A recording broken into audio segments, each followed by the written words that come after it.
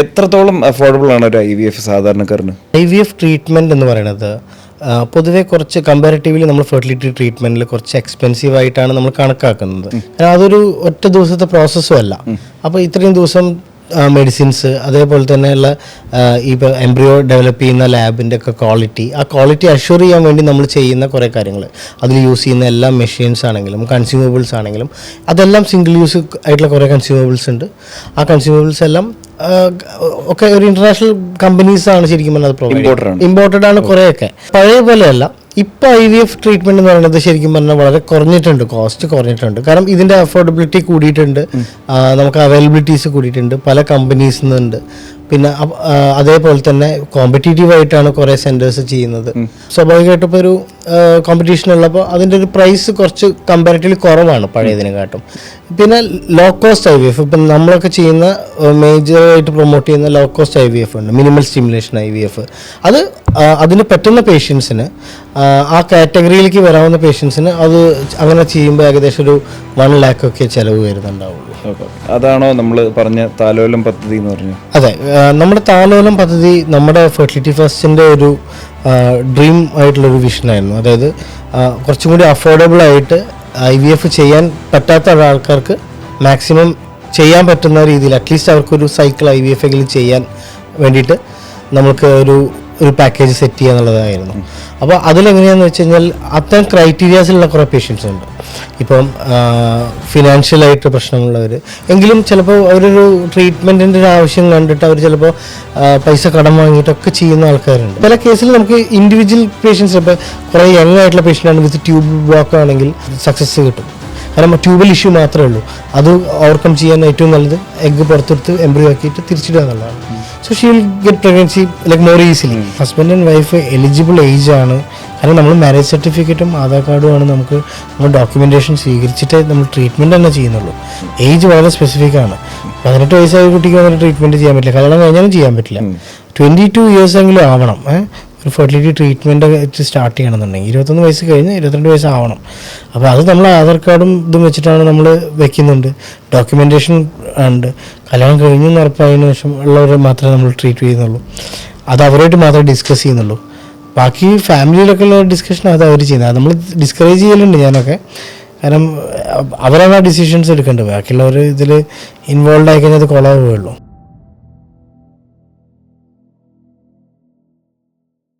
എത്രത്തോളം അഫോർഡബിൾ ആണ് ഒരു IVF സാധാരണക്കാരന്? IVF ട്രീറ്റ്മെൻറ്റ് എന്ന് പറയുന്നത് പൊതുവെ കുറച്ച് കമ്പാരിറ്റീവ്ലി നമ്മൾ ഫെർട്ടിലിറ്റി ട്രീറ്റ്മെൻറ്റിൽ കുറച്ച് എക്സ്പെൻസീവ് ആയിട്ടാണ് നമ്മൾ കണക്കാക്കുന്നത്. അതിൻ്റെ ആക്ച്വലി ആ കോസ്റ്റ് എന്ന് പറയുന്നത് ആ മെഡിസിൻസിൻ്റെ കോസ്റ്റ്, അതായത് അതിന് യൂസ് ചെയ്യുന്ന മെഡിസിൻസ് എല്ലാം അത് അത്യാവശ്യം നല്ല ഹോർമോൺസും നല്ല മെഡിക്കേഷൻസും ആയിരിക്കണം. അപ്പോൾ അതിൻ്റെ കോസ്റ്റ്, പിന്നെ അത് കൂടാതെ തന്നെ IVF ചെയ്യുന്ന സെൻറ്റർ അല്ലെങ്കിൽ IVF ചെയ്യുന്ന സ്ഥലത്തിൻ്റെ ഒരു ഇൻഫ്രാസ്ട്രക്ചർ ഉണ്ട്, ഒരു ബേസിക് ഇൻഫ്രാസ്ട്രക്ചർ ഉണ്ട്, ഒരു നല്ല ഫെർട്ടിലിറ്റി ലാബ്, അത് മെയിൻറ്റെയിൻ ചെയ്യുന്ന പ്രൊഫഷണൽസ്, ഇതൊക്കെ എടുത്തിട്ടാണ് നമ്മൾ ശരിക്കും പറഞ്ഞാൽ ഒരു IVF കുറച്ച് കോസ്റ്റ്ലി ആണെന്ന് പറയാം.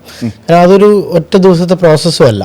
അപ്പോൾ ഇത്രയും ദിവസം മെഡിസിൻസ്, അതേപോലെ തന്നെയുള്ള ഇപ്പോൾ എംബ്രിയോ ഡെവലപ്പ് ചെയ്യുന്ന ലാബിൻ്റെ ഒക്കെ ആ ക്വാളിറ്റി അഷ്യൂർ ചെയ്യാൻ വേണ്ടി നമ്മൾ ചെയ്യുന്ന കുറേ കാര്യങ്ങൾ, അതിൽ യൂസ് ചെയ്യുന്ന എല്ലാ മെഷീൻസ് ആണെങ്കിലും കൺസ്യൂമബിൾസ് ആണെങ്കിലും അതെല്ലാം സിംഗിൾ യൂസ് ആയിട്ടുള്ള കുറേ കൺസ്യൂമബിൾസ് ഉണ്ട്. ആ കൺസ്യൂമബിൾസ് എല്ലാം ഒക്കെ ഒരു ഇന്റർനാഷണൽ കമ്പനീസാണ് ശരിക്കും പറഞ്ഞാൽ അത് പ്രൊവൈഡ് ഇമ്പോർട്ടഡ് ആണ് കുറേയൊക്കെ. അപ്പോൾ ഇന്ത്യൻ മെയ്ഡും ഉണ്ട് ഇപ്പോൾ, പക്ഷെ എന്നാലും കൂടുതൽ അത് ഇമ്പോർട്ടഡ് ആയിട്ടുള്ളതാണ്. അപ്പോൾ ഇതിൻ്റെ എല്ലാം ഒരു കോസ്റ്റ്, ഓവറോൾ കോസ്റ്റ് ശരിക്കും പറഞ്ഞു കഴിഞ്ഞാൽ അത് IVF വരാം. ഇപ്പോൾ പക്ഷേ പഴയ പോലെയല്ല. ഇപ്പോൾ IVF ട്രീറ്റ്മെൻറ്റ് എന്ന് പറയുന്നത് ശരിക്കും പറഞ്ഞാൽ വളരെ കുറഞ്ഞിട്ടുണ്ട്, കോസ്റ്റ് കുറഞ്ഞിട്ടുണ്ട്. കാരണം ഇതിൻ്റെ അഫോർഡബിലിറ്റി കൂടിയിട്ടുണ്ട്, നമുക്ക് അവൈലബിലിറ്റീസ് കൂടിയിട്ടുണ്ട്, പല കമ്പനീസിൽ നിന്നുണ്ട്. പിന്നെ അതേപോലെ തന്നെ കോമ്പറ്റീറ്റീവ് ആയിട്ടാണ് കുറേ സെൻറ്റേഴ്സ് ചെയ്യുന്നത്. അപ്പോൾ സ്വാഭാവികമായിട്ടും ഇപ്പോൾ ഒരു കോമ്പറ്റീഷൻ ഉള്ളപ്പോൾ അതിൻ്റെ ഒരു പ്രൈസ് കുറച്ച് കമ്പാരിറ്റീവ്ലി കുറവാണ് പഴയതിനെക്കാട്ടും.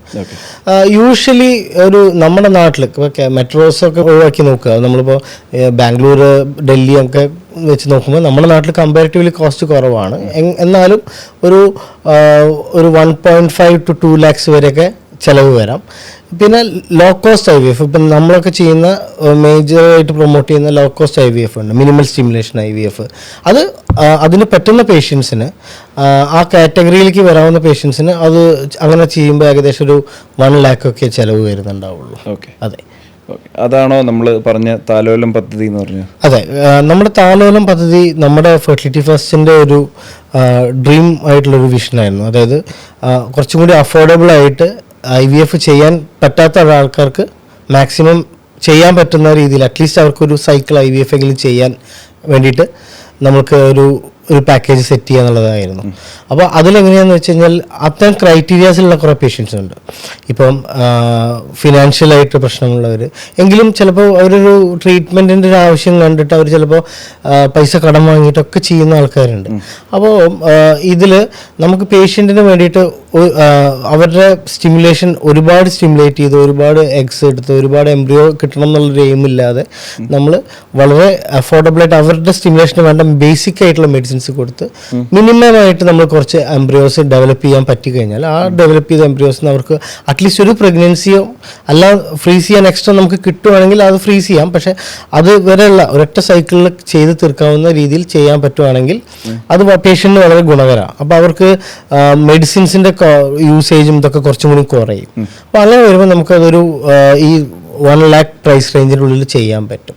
അപ്പോൾ യൂഷ്വലി എല്ലാം കൂടിയിട്ട് ഇപ്പോൾ നമ്മളവിടെ താലോലം എന്ന് പറഞ്ഞ പദ്ധതിയിൽ നമ്മൾ അതൊരു പാക്കേജ് പോലെയാണ്. അതിൽ IVFൻ്റെ സ്റ്റിമുലേഷൻ തൊട്ടിട്ട് അവരുടെ എഗ് പിക്കപ്പ്, അതേപോലെ തന്നെ എംബ്രിയോ ഡെവലപ്പ് ചെയ്ത് ട്രാൻസ്ഫർ ചെയ്ത് ഒരു 2 weeks വരെയുള്ള മെഡിക്കേഷൻ അടക്കമുള്ള അവർ പോസിറ്റീവ് ആവോ നെഗറ്റീവ് ആവോ എന്ന് അറിയുന്ന ടൈം വരെയുള്ള ഒരു ട്രീറ്റ്മെൻറ്റാണ് നമ്മൾ ഈ പാക്കേജിൽ ഇൻക്ലൂഡ് ചെയ്യുന്നത്. അതിന് പറ്റുന്ന പേഷ്യൻസിൻ്റെ ക്രൈറ്റീരിയാസ് ഉണ്ട്. അപ്പോൾ ആ ക്രൈറ്റീരിയ നോക്കിയിട്ട് അത് ഫുൾഫിൽ ആവുകയാണെന്നുണ്ടെങ്കിൽ നമ്മൾ ആ ഒരു പ്രൈസേ ആവുന്നുള്ളൂ പേഷ്യൻ്റ് ആണല്ലേ.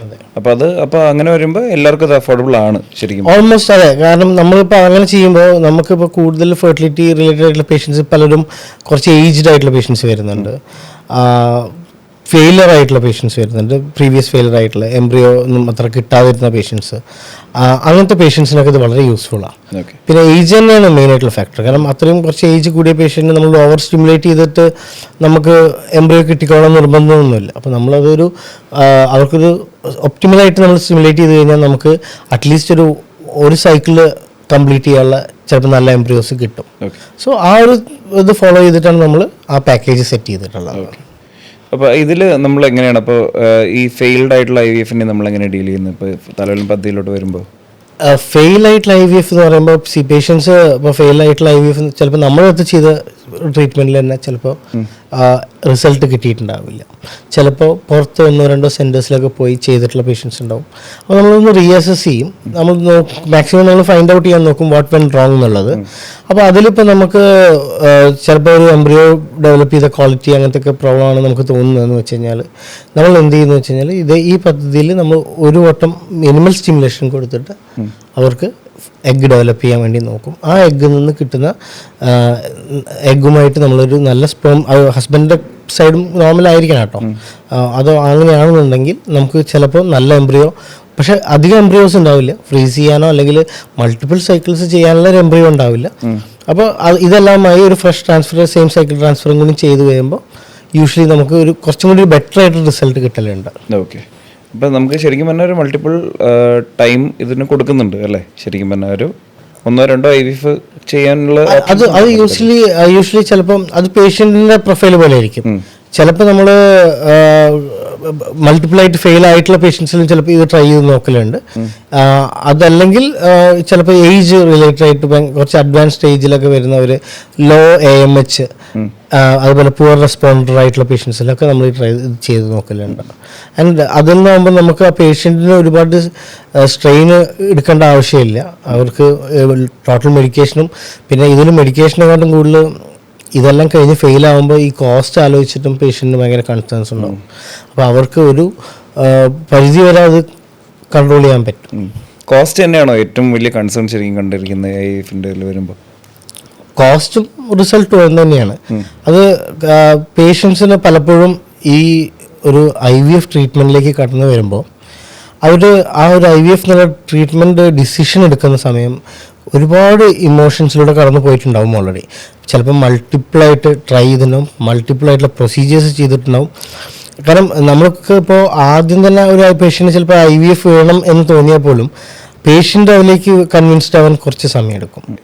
ഡോക്ടർ, നമ്മുടെ ഫെർട്ടിലിറ്റി ഫസ്റ്റ് IVF സെൻറ്ററിനെ പറ്റിയിട്ട് ഒന്ന് ഡീറ്റെയിൽ ആയിട്ട് പറയാമോ? കാരണം നമ്മൾ എങ്ങനെയാണ് തുടങ്ങിയത്, എന്തായിരുന്നു ഇൻസ്പിറേഷൻ, എങ്ങനെയാണ് ഈ ഫീൽഡിലേക്ക് വന്നത്, എന്താ ഒരു ജനറൽ ഇൻട്രൊഡക്ഷൻ ആൾക്കാർക്ക് വേണ്ടിയിട്ട്, ആരാണ് ശരത് ഡോക്ടർ എന്നും എന്താണ് ഫെർട്ടിലിറ്റി ഫസ്റ്റ് എന്ന് ആൾക്കാർക്ക് അറിയാൻ വേണ്ടിയിട്ട്. ഫെർട്ടിലിറ്റി ഫസ്റ്റ് IVF സെൻറ്റർ നമ്മൾ തുടങ്ങുന്നത് 2019 2018 ലാസ്റ്റ് ഒരു ഒക്ടോബറിലാണ് നമ്മൾ അതിനെ ബ്രാൻഡ് എല്ലാം ചെയ്ത്, അത് നമ്മുടെ മെട്രോമാൻ ശ്രീധരൻ സാറാണ് അതിൻ്റെ ലോഗോ എനിക്ക് അൺവീൽ ചെയ്ത് തന്നതും അതിൻ്റെ സാറിൻ്റെ ബ്ലെസ്സിങ്ങോട് കൂടിയിട്ടാണ് നമ്മളത് തുടങ്ങുന്നത്. ഞാൻ ഫസ്റ്റ് സെൻറ്ററായിട്ട് സ്റ്റാർട്ട് ചെയ്തത് നമ്മുടെ കോട്ടയ്ക്കൽ, മലപ്പുറം കോട്ടയ്ക്കലുള്ള HMS എന്ന് പറഞ്ഞ ഹോസ്പിറ്റലുണ്ട്, ഹാർട്ട്സ് മലബാർ എന്ന് പറഞ്ഞ ഹോസ്പിറ്റൽ. അവരുടെ ഒരു ഫ്ലോറിൽ നമ്മൾ നമ്മുടെ സെൻറ്ററായിട്ട് സ്റ്റാർട്ട് ചെയ്യുക, ഷോപ്പ് പോലെ സ്റ്റാർട്ട് ചെയ്താൽ. അത് 2019 വി സ്റ്റാർട്ടഡ് അവർ സെൻറ്റർ. നമ്മളെ സെൻറ്റർ നമ്മൾ അപ് ടു ആൻഡ്രോളജി IUI ഒരു ലെവൽ 1 പോലെ, ഇപ്പോഴത്തെ കാലത്ത് പറയുകയാണെങ്കിൽ അത് ലെവൽ 1 ആയിട്ട് പറയാൻ പറ്റും. ലെവൽ 1 പോലെ തുടങ്ങി നെക്സ്റ്റ് ഇയർ നമ്മൾ ലെവൽ 2, അതായത് ഒരു കംപ്ലീറ്റ് ഫെർട്ടിലിറ്റി സെൻ്ററായിട്ട് IVF സ്റ്റാർട്ട് ചെയ്യുന്ന രീതിയിൽ നമ്മൾ സ്റ്റാർട്ട് ചെയ്ത് നമ്മളൊരു 2023 നമ്മൾ താലോലം എന്ന് പറഞ്ഞിട്ടൊരു പ്രോഗ്രാം ഉണ്ടായിരുന്നു. That was for 3 years and 325+ pregnancies എന്ന് പറഞ്ഞിട്ട് ഞങ്ങൾക്ക് നല്ലൊരു അച്ചീവ്മെൻ്റ് ആയിരുന്നു. ആ സമയത്ത് നമുക്ക് ഒരു കുറച്ച് നല്ല പേഷ്യൻസ് എല്ലാം വന്ന് നമ്മൾ ആക്റ്റീവായിട്ട് നമ്മുടെ പഴയ പേഷ്യൻസിൽ ഒരു ഭൂരിഭാഗം പേഷ്യൻസും വന്ന് പങ്കെടുത്തൊരു പരിപാടിയായിരുന്നു. അതിനുശേഷം പിന്നെ നമ്മൾ ഇത് കണ്ടിന്യൂ ചെയ്യുന്നു. ഇപ്പോൾ ലാസ്റ്റ് ഇയർ 2023 ART ഗവൺമെൻറ്റിൻ്റെ ART അഫിലിയേഷൻ വേണം ഇപ്പോൾ സെൻറ്റേഴ്സിനെല്ലാം according to the new law. അപ്പോൾ അത് 2023 നമുക്ക് നമ്മുടെ സെൻറ്ററിന് 2023 അവരുടെ ഫസ്റ്റ് ഇതിൽ തന്നെ നമുക്ക് കിട്ടി. ഇപ്പോൾ ഒരു ഗവൺമെൻറ് അക്രഡിറ്റേഷനോട് കൂടി വർക്ക് ചെയ്യുന്ന ലെവൽ 2 ഫെർട്ടിലിറ്റി സെൻ്ററാണ് നമ്മുടെ. പിന്നെ ഇപ്പോൾ ചെറുതായി ഞങ്ങൾ ബ്രാഞ്ച് ഔട്ട് ചെയ്യാൻ തുടങ്ങിയിട്ടുണ്ട്. So this is fertility first.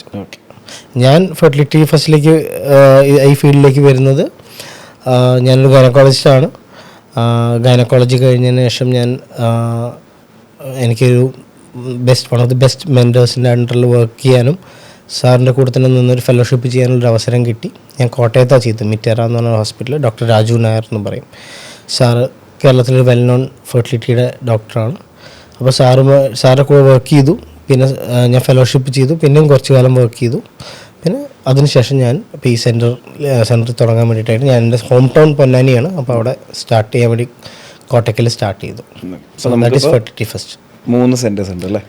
ഇപ്പോൾ നമ്മുടെ മെയിൻ സെൻറ്ററും പിന്നെ ഒരു ലെവൽ 1 ക്ലിനിക്കും ഉണ്ട്. പിന്നെ നമ്മളൊരു സെൻറ്ററും ഇതിൻ്റെ കൂടെ തന്നെ മാനേജ് ചെയ്യുന്നുണ്ട്. വേറെയും ചില പ്ലാൻസ് ഉണ്ട്, ഡിസ്കഷൻ നടക്കുന്നുണ്ട്. ഓക്കെ. അപ്പോൾ ഈ ലെവൽ 1, ലെവൽ 2, ലെവൽ 3 എന്നൊക്കെയുള്ള വാക്ക് പറഞ്ഞല്ലോ ART സെൻറ്റേഴ്സിൻ്റെ, അതിനെപ്പറ്റി ഒന്ന് എക്സ്പ്ലെയിൻ ചെയ്യാമോ? 2022 നമ്മുടെ കുറേ കാലമായിട്ട് നമ്മൾ ഇന്ത്യൻ ഗവൺമെൻറ് പ്ലാൻ ചെയ്തിരുന്നതാണ് ഒരു ART bill, ART and surrogacy law. അപ്പോൾ അത് പ്രോസസ്സ് ചെയ്ത് അത് അമെൻഡ് ചെയ്തത് 2023 അപ്പോൾ അതിൽ ഒരു ART and surrogacy bill, reproductive bill എന്ന് പറയും.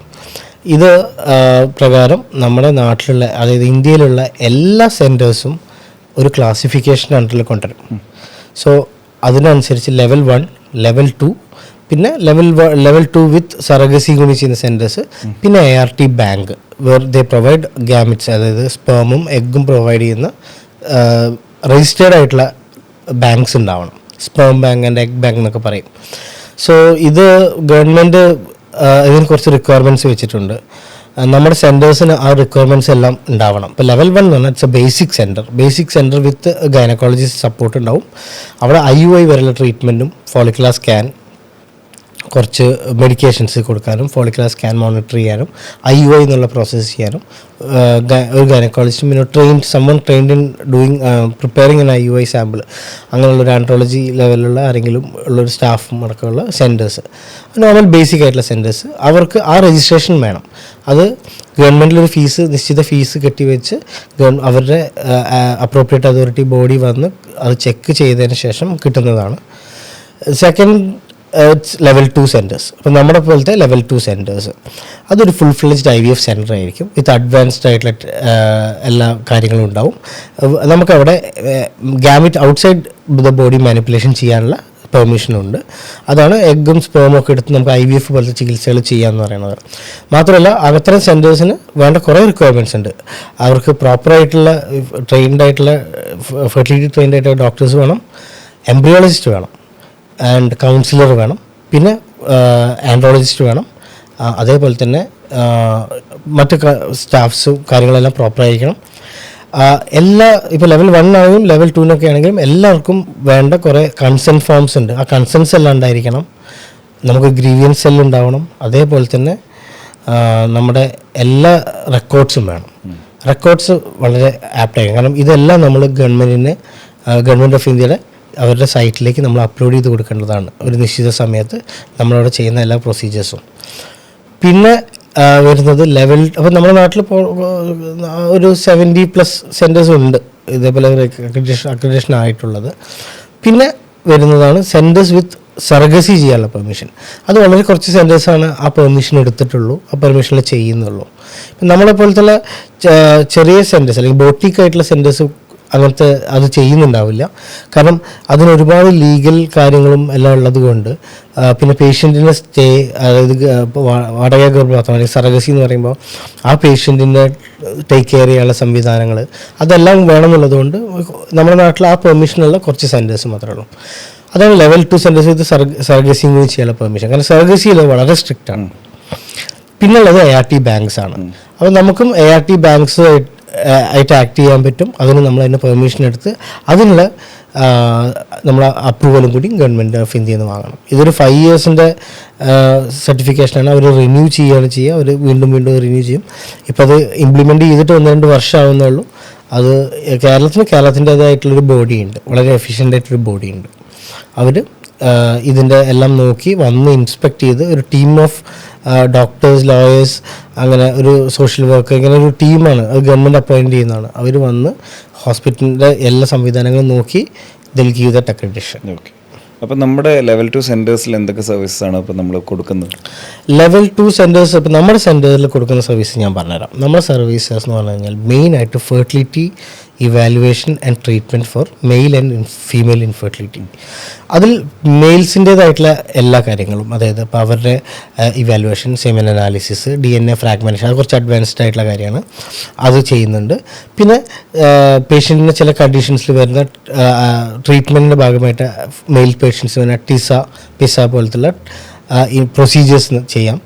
പിന്നെ അത് കഴിഞ്ഞ് കഴിഞ്ഞാൽ ഫീമെയിൽ ഇവാലുവേഷൻസ് എല്ലാം, ഫീമെയിൽസിൻ്റെ ഫെർട്ടിലിറ്റി ഇവാലുവേഷൻസ്, ഫീമെയിൽസിൻ്റെ ഫെർട്ടിലിറ്റി എൻഹാൻസിങ് സർജറീസ്, അതായത് ഫെർട്ടിലിറ്റി റിലേറ്റഡ് ആയിട്ട് നമ്മൾ ചെയ്യുന്ന കുറച്ച് സർജറീസ് ഉണ്ട്. ലാബ്രോസ്കോപ്പിക്കലി ചെയ്യുന്ന കുറേ കാര്യങ്ങൾ, ലാബ്രോസ്കോപ്പി, ഹിസ്റ്റോസ്കോപ്പി എന്നൊക്കെ പറഞ്ഞിട്ട്. പിന്നെ ട്യൂബൽ ഇവാലുവേഷൻ, അതേപോലെ തന്നെ ഫോളിക്കുലർ മോണിറ്ററിങ്. പിന്നെ നോർമലായിട്ട് ബാക്കി കാര്യങ്ങൾ ചെയ്യുന്ന ഡയറ്റീഷ്യൻ്റെ സർവീസസ്, പിന്നെ PCOD ക്ലിനിക്ക്, എൻഡോമെട്രിയോസിസ് ക്ലിനിക്ക്, ഇങ്ങനത്തെ അവരുടെ കുറേ പ്രശ്നങ്ങൾ, ഫെർട്ടിലിറ്റി റിലേറ്റഡ് ആയിട്ടുള്ള പ്രശ്നങ്ങൾക്കുള്ള അതിൻ്റെ എല്ലാം ചികിത്സ, ഡയഗ്നോസിസും ട്രീറ്റ്മെൻറ്റും. പിന്നെ IVF-ഉം IUI എന്ന് പറഞ്ഞു കഴിഞ്ഞാൽ ഇൻട്രായൂട്ടറൈൻ ഇൻസെമിനേഷൻ. അത് നമ്മൾ ഹസ്ബൻഡ് സ്പേം വെച്ചിട്ടുള്ള ട്രീറ്റ്മെൻറ്റും ഉണ്ട്, ഡോണർ സ്പേം ഉപയോഗിച്ചിട്ടുള്ള ട്രീറ്റ്മെൻറ്റ് ഉണ്ട്. ഡോണർ പേഷ്യൻസ്, അങ്ങനത്തെ ആ കാറ്റഗറിയിൽ വരുന്ന പേഷ്യൻസിന്. IVF ട്രീറ്റ്മെൻറ്റ് എന്ന് പറഞ്ഞിട്ട് നമുക്ക് IVF ICSI, അതേപോലെ തന്നെ കുറച്ചും കൂടി അഡ്വാൻസ്ഡ് ആയിട്ടുള്ള ടെക്നിക്സ് യൂസ് ചെയ്തിട്ടുള്ള ട്രീറ്റ്മെൻ്റ് ഉണ്ട്. ഇതെല്ലാം IVF-ൻ്റെ അഡ്വാൻസ്ഡ് ആയിട്ടുള്ള കുറച്ച് വെറൈറ്റി ഓഫ് ട്രീറ്റ്മെൻറ്റ് പ്രൊസീജിയേഴ്സ് ഉണ്ട്. അതെല്ലാം നമ്മൾ ചെയ്യുന്നുണ്ട്. പിന്നെ സെക്ഷൽ കൗൺസിലിംഗ്, പേഷ്യൻസിന് ഈ മാരേജൊക്കെ കഴിഞ്ഞുള്ള പേഷ്യൻസിന് പലപ്പോഴും സെക്ഷൽ പ്രോബ്ലംസ് ഉണ്ടാവാം. അവരുടെ സെക്ഷൽ കൗൺസിലിംഗ്, അതേപോലെ തന്നെ സെക്ഷൽ വെൽനെസ് ആയിട്ടൊരു ക്ലിനിക്കായിട്ട് തന്നെ നമ്മൾ റൺ ചെയ്യുന്നുണ്ട്. പിന്നെ മാരിറ്റൽ കൗൺസിലിങ്സും അതുമെല്ലാം ചെയ്യുന്നുണ്ട്. അതൊക്കെ ബേസിക്കായിട്ടൊരു ഗൈനക് സെൻറ്ററിൽ നടക്കുന്ന അത്തരം കാര്യങ്ങൾ കൂടി ഇതിൻ്റെ ഭാഗമായിട്ട് ചെയ്യുന്നുണ്ട്. ഓക്കെ. ഈ IVF-ൻ്റെ ജേർണി ഒന്ന് എക്സ്പ്ലെയിൻ ചെയ്യാം. ഫ്രം ദ ബിഗിനിങ് വന്ന് കൺസൾട്ടേഷൻ തുടങ്ങുന്നത് തൊട്ട് കൺസീവ് ചെയ്യുന്ന വരെയുള്ള പ്രോസസ്സ് എന്ന് പറയാമോ? IVF ജേർണി ശരിക്കും പറഞ്ഞു കഴിഞ്ഞാൽ നമ്മൾ തുടങ്ങുന്നത് ജസ്റ്റ് കൺസൾട്ടേഷൻ, ഈ IVF കൺസൾട്ടേഷനിലല്ല ശരിക്കും പറഞ്ഞാൽ. അതിന് മുന്നേ തന്നെ നമ്മൾ പേഷ്യൻസ് ചിലപ്പോൾ ഒരു ഇനീഷ്യൽ കൺസൾട്ടേഷൻസിനൊക്കെ ആയിരിക്കും വരുന്നുണ്ടാവുക, ഒരു ഫെർട്ടിലിറ്റി റിലേറ്റഡ് പ്രോബ്ലം, അല്ലെങ്കിൽ ആരെങ്കിലുമൊക്കെ പറഞ്ഞ റെഫറൻസിൽ അവരിങ്ങനെ അറിഞ്ഞ് കേട്ടിട്ടൊക്കെ വരുന്ന പേഷ്യൻസ്. ഇവർ വന്ന് നമ്മൾ സാധാരണ രീതിയിൽ ഒരു ഇവാലുവേഷൻ ചെയ്യും. ഒരു ഹസ്ബൻഡിൻ്റെയും വൈഫിൻ്റെയും ഒരു ഫെർട്ടിലിറ്റി പൊട്ടൻഷ്യൽ എന്താണെന്ന് അറിയാൻ വേണ്ടിയിട്ട് നല്ലൊരു ഹിസ്റ്ററി അവരെ രണ്ടുപേരും ഇരുത്തി നമ്മളവർ സംസാരിച്ച് അതിനകത്ത് നമുക്ക് കുറേ കാര്യങ്ങൾ അതിൽ നിന്ന് കിട്ടും. ചില കറക്ഷൻസ് ചിലപ്പോൾ പേഷ്യൻസിനും ആവശ്യം വരുന്നുണ്ടാവുള്ളൂ. ഇപ്പോൾ ഇൻഫെർട്ടിലിറ്റി എന്ന് പറയുമ്പോൾ നമ്മൾ എന്താണെന്ന് വെച്ച് കഴിഞ്ഞാൽ നമ്മൾ പറയുക ഒരു 1 year ഒരു ഹസ്ബൻഡ് ആൻഡ് വൈഫ് ഒരുമിച്ച് നിന്ന് അവർക്ക് കുട്ടികളായിട്ടില്ലെങ്കിൽ, ഒരുമിച്ച് നിന്ന് അവർ ട്രൈ ചെയ്ത് കുട്ടികളായിട്ടില്ലെങ്കിൽ അവർ മറ്റൊരു ഗർഭനിരോധന മാർഗ്ഗങ്ങളൊന്നും ഉപയോഗിക്കാൻ പാടില്ല. അറ്റ്ലീസ്റ്റ് 1 year എങ്കിലും അവർ ഒരുമിച്ച് നിന്ന് ട്രൈ ചെയ്തിട്ടായിട്ടില്ലെങ്കിൽ ഡെഫിനറ്റ്ലി നമ്മൾ നെക്സ്റ്റ് സ്റ്റെപ്പ് എന്ന് പറയുന്നത് ഒരു ഇവാലുവേഷൻ. അത് ബേസിക്കായിട്ട് ചെയ്താൽ മതി, അല്ലാതെ അപ്പോൾ തന്നെ IVF സെൻറ്ററിൽ വന്ന ഒരു IVF ചെയ്യേണ്ട ആവശ്യമൊന്നുമില്ല. ഒരു ബേസിക് ആയിട്ടുള്ള ഫെർട്ടിലിറ്റി ഇവാലുവേഷനൊക്കെ ചെയ്ത് അതിലെന്തെങ്കിലും പ്രോബ്ലംസ് ഉണ്ടെങ്കിൽ അതിനനുസരിച്ച് ട്രീറ്റ്മെൻറ്റ് എടുക്കുക. ഇല്ലെങ്കിൽ നോർമലായിട്ട് അവർക്ക് ചിലപ്പോൾ കുറച്ച് അഡ്വൈസസേ വേണ്ടു, ചിലപ്പോൾ ഒരു സെക്ഷൽ അഡ്വൈസേ വേണ്ടി വരുള്ളൂ. സെക്ഷലി എങ്ങനെ അവർക്ക് ചിലപ്പോൾ അതിലായിരിക്കും ചിലപ്പോൾ പ്രശ്നങ്ങൾ. അവർ നോർമലി ട്രൈ ചെയ്യുക എന്നൊക്കെ പറഞ്ഞ പ്രശ്നം അധിക സമയത്ത് അവർ ഭയങ്കര സ്ട്രെസ്ഡ് ആയിരിക്കും. വളരെ കുറച്ച് സമയമായിട്ടുണ്ടാവുള്ളൂ, പക്ഷേ സ്ട്രെസ്ഡ് ആയിരിക്കും. ചിലപ്പോൾ അവർ കാൽക്കുലേറ്റ് ചെയ്യുന്നുണ്ടാവും ഞങ്ങളെ കല്യാണം കഴിഞ്ഞ് 2-3 വർഷമായി, 4 വർഷമായി. പക്ഷേ ഇൻ റിയാലിറ്റി ഹസ്ബൻഡ് ചിലപ്പോൾ പുറത്ത് വർക്ക് ചെയ്യായിരിക്കും. അവർ ഹസ്ബൻഡും വൈഫും ചിലപ്പോൾ ടോട്ടലി ഒരു 3 months 4 months എന്നുണ്ടാവും. അതായത് ഇയറിലൊരു 1 month ലീവിന് വരുമ്പോഴാണ് നിന്നിട്ടുണ്ടാവും. അപ്പോൾ ആ സമയം ശരിക്കും പറഞ്ഞു കഴിഞ്ഞാൽ അവർക്ക് വളരെ കുറവ് സമയമേ ഒരു കുട്ടി ഉണ്ടാകുന്നതിന് വേണ്ടി ട്രൈ ചെയ്യാൻ പറ്റുള്ളൂ. കുട്ടി ഉണ്ടാകുന്നതിന് വേണ്ടിയിട്ട് അവർ ട്രൈ ചെയ്യേണ്ട സമയമുണ്ട്. അതായത് സ്ത്രീ ഓവുലേറ്റ് ചെയ്യുന്ന സമയത്ത് ഇദ്ദേഹത്തിൻ്റെ ഫാക്ടേഴ്സും എല്ലാം നോർമലാണെങ്കിൽ അവർ ട്രൈ ചെയ്ത് കഴിഞ്ഞാൽ there is A chance of pregnancy. And ആ ചാൻസ് എന്ന് പറഞ്ഞാൽ ഭയങ്കര ഹൈ ചാൻസ് ഒന്നുമല്ല. ഒരു നോർമൽ കപ്പിൾ എല്ലാം നോർമലായിട്ട് ട്രൈ ചെയ്താൽ ദേ ഹാവ് 10% ചാൻസ്. അല്ലാതെ നമ്മൾ വിചാരിക്കുന്ന പോലെ 100% ഒന്നും ഉണ്ടാവില്ല. എല്ലാം ഹെൽത്തി ആയിട്ടുള്ള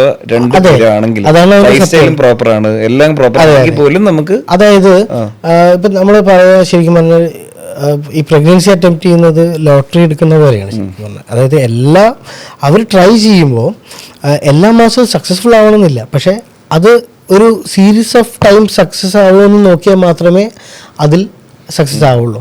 അപ്പോൾ നമ്മൾ പറയുമ്പോൾ ഈ മാരീഡ് ആയിട്ടുള്ള ഫസ്റ്റ് 2 years കുറേ പേര് അങ്ങനെ തന്നെ പ്രഗ്നൻ്റ് ആയി വരും. കാരണം അവർ ട്രൈ ചെയ്യുന്ന സമയം, പിന്നെ മാരീഡ് ആവുന്ന ഏജൊക്കെ കണക്കെടുക്കുമ്പോൾ അവർക്കൊരു സൈക്കിൾ ഫിക്കൻഡിറ്റി എന്നൊക്കെ പറയും. അത് അവർക്ക് ഒരു സൈക്കിളിൽ പ്രഗ്നൻ്റ് ആവാനുള്ള ചാൻസ് അല്ലെങ്കിൽ ഫെർട്ടൈൽ ആവാനുള്ള ചാൻസ് വളരെ കൂടുതലായിരിക്കും. അത് ആദ്യത്തെ 1-2 വർഷം ആണ് മാക്സിമം. പിന്നെ അത് കുറച്ച് കുറഞ്ഞു വരിക ചെയ്യുക. കാരണം നമ്മുടെ ഏജ് ഇൻക്രീസ് ചെയ്യുന്നുണ്ട്, അല്ലാതെ പല ഫാക്ടേഴ്സും ഉണ്ട്. അപ്പോൾ അത് ആ ഒരു ചാൻസ് ഓഫ് പ്രഗ്നൻസി കുറച്ച് കുറഞ്ഞു വരും. അപ്പോൾ നമ്മൾ പറയുന്ന പോലെ ഈ 10% ചാൻസ് ഉണ്ടെന്ന് പറയുന്നത് അവർ മാക്സിമം ട്രൈ ചെയ്ത് കഴിഞ്ഞാൽ എത്ര നേരത്തെയാണോ അത്രയും പെട്ടെന്ന് പ്രഗ്നൻ്റ് ആവും. പിന്നെ ആ ചാൻസ് കുറച്ച് കുറഞ്ഞു വരിക ചെയ്യുക. അപ്പോൾ നമുക്ക് യൂഷ്വലി ഒരു നോർമലി നമ്മൾ പേഷ്യൻസിനോട് പറയാം എവറി മന്ത് ഇപ്പം നമ്മൾ മരുന്ന് കൊടുത്ത് വിട്ടാലും നമുക്ക് ഒരിക്കലും പറയാൻ പറ്റില്ല മരുന്ന് കഴിച്ചോ ഇത് മാസം തന്നെ ഗർഭിണിയാവുന്നു, അങ്ങനെ നമുക്ക് ഉറപ്പ് പറയാൻ പറ്റില്ല. അപ്പോൾ അവർ ചോദിക്കുക ഇത് എത്ര സാധ്യത ഉണ്ടെന്ന് വെച്ച് കഴിഞ്ഞാൽ നമ്മൾ വെറുതെ 100% ഒരു 80% പറഞ്ഞിട്ട് കാര്യമില്ല. That is actually 8 to 10%.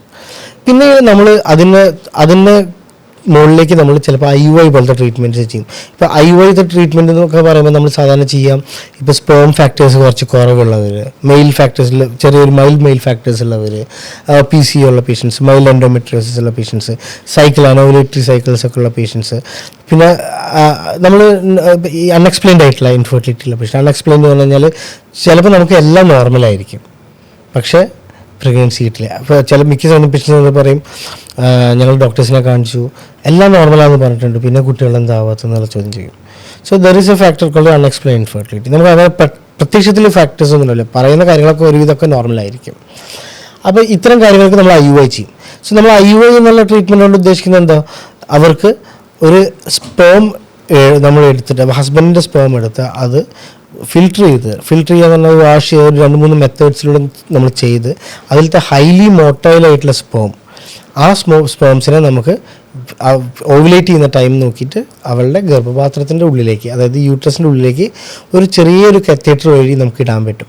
അത് ഇട്ട് കൊടുക്കുമ്പോൾ നോർമലി ആ സൈക്കിൾ ആ സ്ത്രീ കൺസീവ് ചെയ്യാനുള്ള ഒരു ചാൻസ് ഉണ്ടല്ലോ, ഞാൻ പറഞ്ഞ 8 to 10%, അതിന് നമുക്ക് എൻഹാൻസ് ചെയ്യാൻ പറ്റും. കാരണം നല്ല മൊട്ടൈലായിട്ടുള്ള സ്പേംസിനെ നമ്മൾ നല്ല രീതിയിൽ ഗർഭപാത്രത്തിൻ്റെ ഉള്ളിൽ കൊണ്ടുവന്നിടുക ചെയ്യുന്നത്.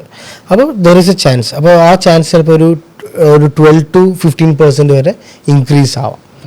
നോർമലിൽ നിന്ന് കുറച്ചും കൂടി ഇൻക്രീസ് ആവും. സോ നമ്മൾ ശരിക്കും പറഞ്ഞാൽ ചാൻസസ് വെച്ചിട്ടാണ് കളിക്കുന്നത്. നമ്മൾ ചാൻസ് ഇൻക്രീസ് അതെ, ഫെർട്ടിലിറ്റി ട്രീറ്റ്മെന്റ് ഒരിക്കലും മാജിക്കൊന്നുമില്ല. അതായത് ഇപ്പോൾ നമുക്ക് ഒരു ആൾക്ക് പ്രശ്നമുണ്ട്, ആ പ്രശ്നം നോക്കിക്കഴിഞ്ഞാൽ ചിലപ്പോൾ അതിനുള്ള ട്രീറ്റ്മെന്റ് നമ്മൾ വലിയ ട്രീറ്റ്മെന്റ് ചെയ്താൽ ചിലപ്പോൾ സക്സസ് ആയി വരില്ല. പിറ്റേ മാസം ചിലപ്പോൾ നമ്മൾ വെറുതെ ഇരിക്കുന്നു വീട്ടിൽ നോക്കാൻ പറഞ്ഞാൽ ചിലപ്പോൾ പ്രഗ്നൻ്റ് ആവും. അപ്പോൾ അതിൻ്റെ അർത്ഥം നമ്മൾ അൺവാണ്ടഡ് ആയിട്ട് ട്രീറ്റ്മെൻറ്റ് ചെയ്യുന്നതല്ല. നമ്മൾ ഒരു പേഷ്യൻറ്റിന് അവരുടെ പല ഫാക്ടേഴ്സ് വെച്ചിട്ടാണ് അവർക്ക് കുട്ടികളാവാനുള്ള അവരുടെ എന്താ പറയുക, അവർക്ക് ആ സ്ട്രെസ് കൂടി വരിക. ചിലവർ പ്ലാൻഡ് ആയിരിക്കും, ഇത്ര കൊല്ലം കഴിഞ്ഞിട്ട് മതി. ചിലവരെന്താവും, അവർക്ക് ഇപ്പോൾ തന്നെ കുട്ടികൾ അവരുടെ വീട്ടിൽ ചോദിച്ചു തുടങ്ങി, നാട്ടിൽ ചോദിച്ചു തുടങ്ങി എന്നൊക്കെ പറഞ്ഞ പ്രശ്നം വരും. അപ്പോൾ അങ്ങനെയുള്ളവരെന്ത് ചെയ്യും, ഡോക്ടേഴ്സിനെ കാണാൻ തുടങ്ങും. ആൻഡ് അവരെന്താ ചെയ്യുക വെച്ചാൽ കുറച്ച് ദിവസം ഡോക്ടറിനെ കാണും, പിന്നെ അപ്പോഴേക്കും അവർക്ക് ടെൻഷനാവും. അപ്പോൾ അവരെന്ത് ചെയ്യുക വെച്ചാൽ അപ്പോൾ വേറെ ആരുടെയെങ്കിലും ഒരു അഭിപ്രായം ചോദിക്കും. അപ്പോൾ വേറൊരു സ്ഥലത്ത് പോയി നോക്കാൻ പറയും. അങ്ങനെ അവർ മാക്സിമം അവർക്ക് കൺവിൻസ്ഡ് ആവുന്ന വരെ കുറേ സ്ഥലങ്ങളിൽ പോവും. അപ്പോൾ അതിനുള്ളിൽ കുറേ ടെസ്റ്റുകളും ട്രീറ്റ്മെൻറ്റുകളും കഴിയും, വീണ്ടും ഒരു സ്ട്രെസ്ഡ് ആവും. അപ്പോൾ ഇത് ശരിക്കും പറഞ്ഞാൽ പ്ലാൻഡ് ആയിട്ടാണ് നമ്മൾ ചെയ്യേണ്ടത്. അപ്പോൾ പ്രഗ്നൻസി പ്ലാൻ ചെയ്യുമ്പോൾ ഒരിക്കലും ഇന്ന് ട്രീറ്റ്മെൻറ്റ് തുടങ്ങിയ നാളെ തന്നെ പ്രഗ്നൻ്റ് ആവണം എന്നൊന്നും നമുക്ക് പറയാൻ പറ്റില്ല. ചാൻസ് ഓഫ് പ്രഗ്നൻസി ഓരോ മാസവും അത് കൂടിക്കൊണ്ടിരിക്കും. കാരണം ഡോക്ടേഴ്സ് ചെയ്യുന്ന ഇൻ്റർവെൻഷൻസ് അതുപോലെ ആയിരിക്കും. ഇപ്പം നമ്മൾ IUI പറഞ്ഞു ഇത്ര ശതമാനം കൂടും. ഇനി അതിലും നിൽക്കാത്ത കുറേ കാര്യങ്ങളുണ്ട്. ഇപ്പോൾ കംപ്ലീറ്റ് ട്യൂബൽ ബ്ലോക്ക്, റിപ്പീറ്റഡ് ആയിട്ട് അബോർഷൻസ് ഉണ്ടാവുക, അല്ലെങ്കിൽ പല ട്രീറ്റ്മെൻറ്റും ചെയ്ത് ഫെയിൽ ആവുക, ഇത്തരം കാര്യങ്ങളൊക്കെ വരുമ്പോൾ, അല്ലെങ്കിൽ കൗണ്ട് വളരെ കുറവ്, അപ്പം നമുക്ക് വളരെ കുറച്ച് സ്പേംസേ കിട്ടുന്നുള്ളൂ, എഗ്ഗിൻ്റെ ക്വാളിറ്റി കുറവ്, അല്ലെങ്കിൽ എഗ്സ് കുറവ്, ഏജ് അഡ്വാൻസ്ഡ് ആവുന്നു, ഇത്തരം കാര്യങ്ങളിലേക്ക് വരുമ്പോൾ പിന്നെ the treatment is IVF treatment. അപ്പോൾ IVF ആക്ച്വലി ഈ പറഞ്ഞ ആദ്യത്തെ രണ്ട് പോലെയല്ല. IVF എൻ്റയർലി ഡിഫറെൻ്റ് ആണ്. അത് നമ്മുടെ ഭാഗത്ത് ഒരുപാട് എഫേർട്ടും എടുക്കാനുണ്ട്. സോ അതിൻ്റെ സക്സസ് ആണ് എപ്പോഴും കൂടുതൽ. അത് IVF ട്രീറ്റ്മെൻറ്റിൻ്റെ സക്സസ് കൂടുന്നു, മറ്റേത് കുറവെന്ന് പറയുന്നത് എന്തുകൊണ്ടെന്ന് വെച്ചാൽ മറ്റേത് നാച്ചുറൽ പ്രോസസ്സിനെ നമ്മൾ എൻഹാൻസ് ചെയ്ത് കൊണ്ടുവരുന്നത് മാത്രമേ ഉള്ളൂ. IVF എന്ന് പറയുമ്പോൾ അത് ഇൻ്റർവെൻഷൻ ചെയ്ത് നമ്മൾ റിസൾട്ട് ഉണ്ടാക്കുന്നതാണ്. Definitely we'll pick the best egg ആയിരിക്കും, ബെസ്റ്റ് സ്പേം ആയിരിക്കും, and we'll try to make best embryos. And ആ എംബ്രിയോ ഉണ്ടായി കഴിഞ്ഞാൽ ഒരു ബെസ്റ്റ് ടൈമിലായിരിക്കും നമ്മുടെ ഗർഭപാത്രത്തിൽ നിക്ഷേപിക്കുന്നത്. അപ്പോൾ അതിന് ചാൻസസ് കൂടും. സോ ഗ്ലോബലി നമ്മൾ പറയുക 40 to 55%, 60% എന്നൊക്കെ പറയും. അത് ചില കേസിൽ നമുക്ക് ഇൻഡിവിജ്വൽ പേഷ്യൻസ്, ഇപ്പോൾ കുറേ യങ് ആയിട്ടുള്ള പേഷ്യൻ്റാണ് വിത്ത് ട്യൂബ് ബ്ലോക്ക് ആണെങ്കിൽ നമുക്ക് നല്ല സക്സസ് കിട്ടും. കാരണം ട്യൂബൽ ഇഷ്യൂ മാത്രമേ ഉള്ളൂ. അത് ഓവർകം ചെയ്യാൻ ഏറ്റവും നല്ലത് എഗ്ഗ് പുറത്തെടുത്ത് എംബ്രിയോ ആക്കിയിട്ട് തിരിച്ചിടുക എന്നുള്ളതാണ്. So she will get pregnancy like more easily. ചിലപ്പോൾ ഏജ് ഒക്കെ അഡ്വാൻസ് ചെയ്യുമ്പോൾ അതിൻ്റെ സക്സസ് കുറയും. ഇപ്പോൾ ഏജ് വളരെ കൂടുന്ന പേഷ്യൻ്റ് നമുക്ക് 20% താഴെ നമുക്ക് സക്സസ് കിട്ടുള്ളൂ. നമ്മളൊരു 40s 40s വരുമ്പോൾ നമ്മൾ അവരുടെ എഗ്ഗ് വെച്ച് ചെയ്യുമ്പോൾ തന്നെ അവരുടെ എഗ്ഗിൻ്റെ ക്വാളിറ്റി ഒക്കെ കുറവാണെങ്കിൽ നമുക്ക് 10% ഒക്കെ ചാൻസ് ഉള്ളൂ. But there is A chance. മനസ്സിലായില്ലേ? അപ്പോൾ ഈ ചാൻസ് ആണ് നമ്മൾ യൂട്ടിലൈസ് ചെയ്യാൻ ശ്രമിക്കുന്നത് ഈ ഫെർട്ടിലിറ്റി ട്രീറ്റ്മെൻറ്റിൽ, ഒരു പ്രഗ്നൻസി എന്ന് പറയുന്നത്.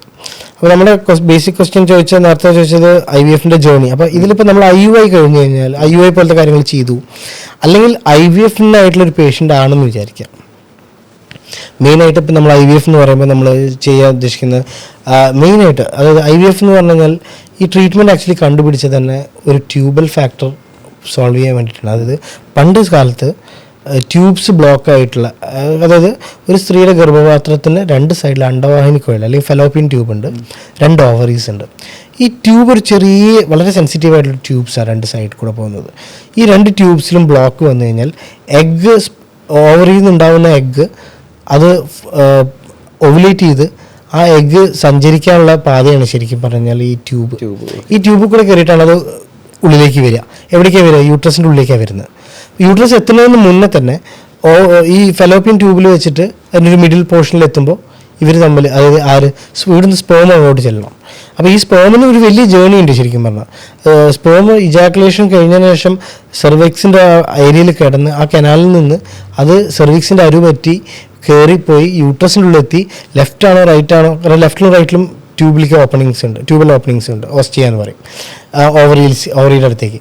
ഏതിൽ കൂടെയാണ് എഗ്ഗ് വരുന്നത് ഇവരെ അറിയുന്നില്ല. പക്ഷേ ഇവരെന്ത് ചെയ്യും, അതിൽ കുറച്ച് പേര് ഇങ്ങോട്ടും കുറച്ച് പേര് അങ്ങോട്ടൊക്കെ കൂടി പോയി ഒരു ജേർണിയാണ്. അപ്പോൾ സ്പേം എന്ന് പറഞ്ഞാൽ ഒറ്റയ്ക്കൊരു സ്പേമിന് ഇത്രയും ദൂരം സഞ്ചരിക്കാൻ പറ്റില്ല, ആ സിനാറിയോയിൽ പറ്റില്ല. അപ്പോൾ അതുകൊണ്ടാണ് ഒരു ലോഡ് അല്ലെങ്കിൽ ഒരു കൂട്ടം സ്പേംസ് ഉണ്ട്. അതായത് നമ്മളിപ്പോൾ കൗണ്ടൊക്കെ ചെക്ക് ചെയ്യുമ്പോൾ പറയും നമുക്കൊരു 20 മില്യൺ 30 മില്യൺ 40 മില്യൺ മില്യൺസിലാണ് കണക്ക്. അപ്പോൾ മില്യൺ സ്പേംസ് എന്ന് പറഞ്ഞു കഴിഞ്ഞാൽ അത് ആക്ച്വലി ഒരു കൂട്ടമാണ്. പക്ഷേ ഈ മില്യൺ സ്പേംസ് ഒന്നും ഈ റിസൾട്ട് അച്ചീവ് ചെയ്യില്ല.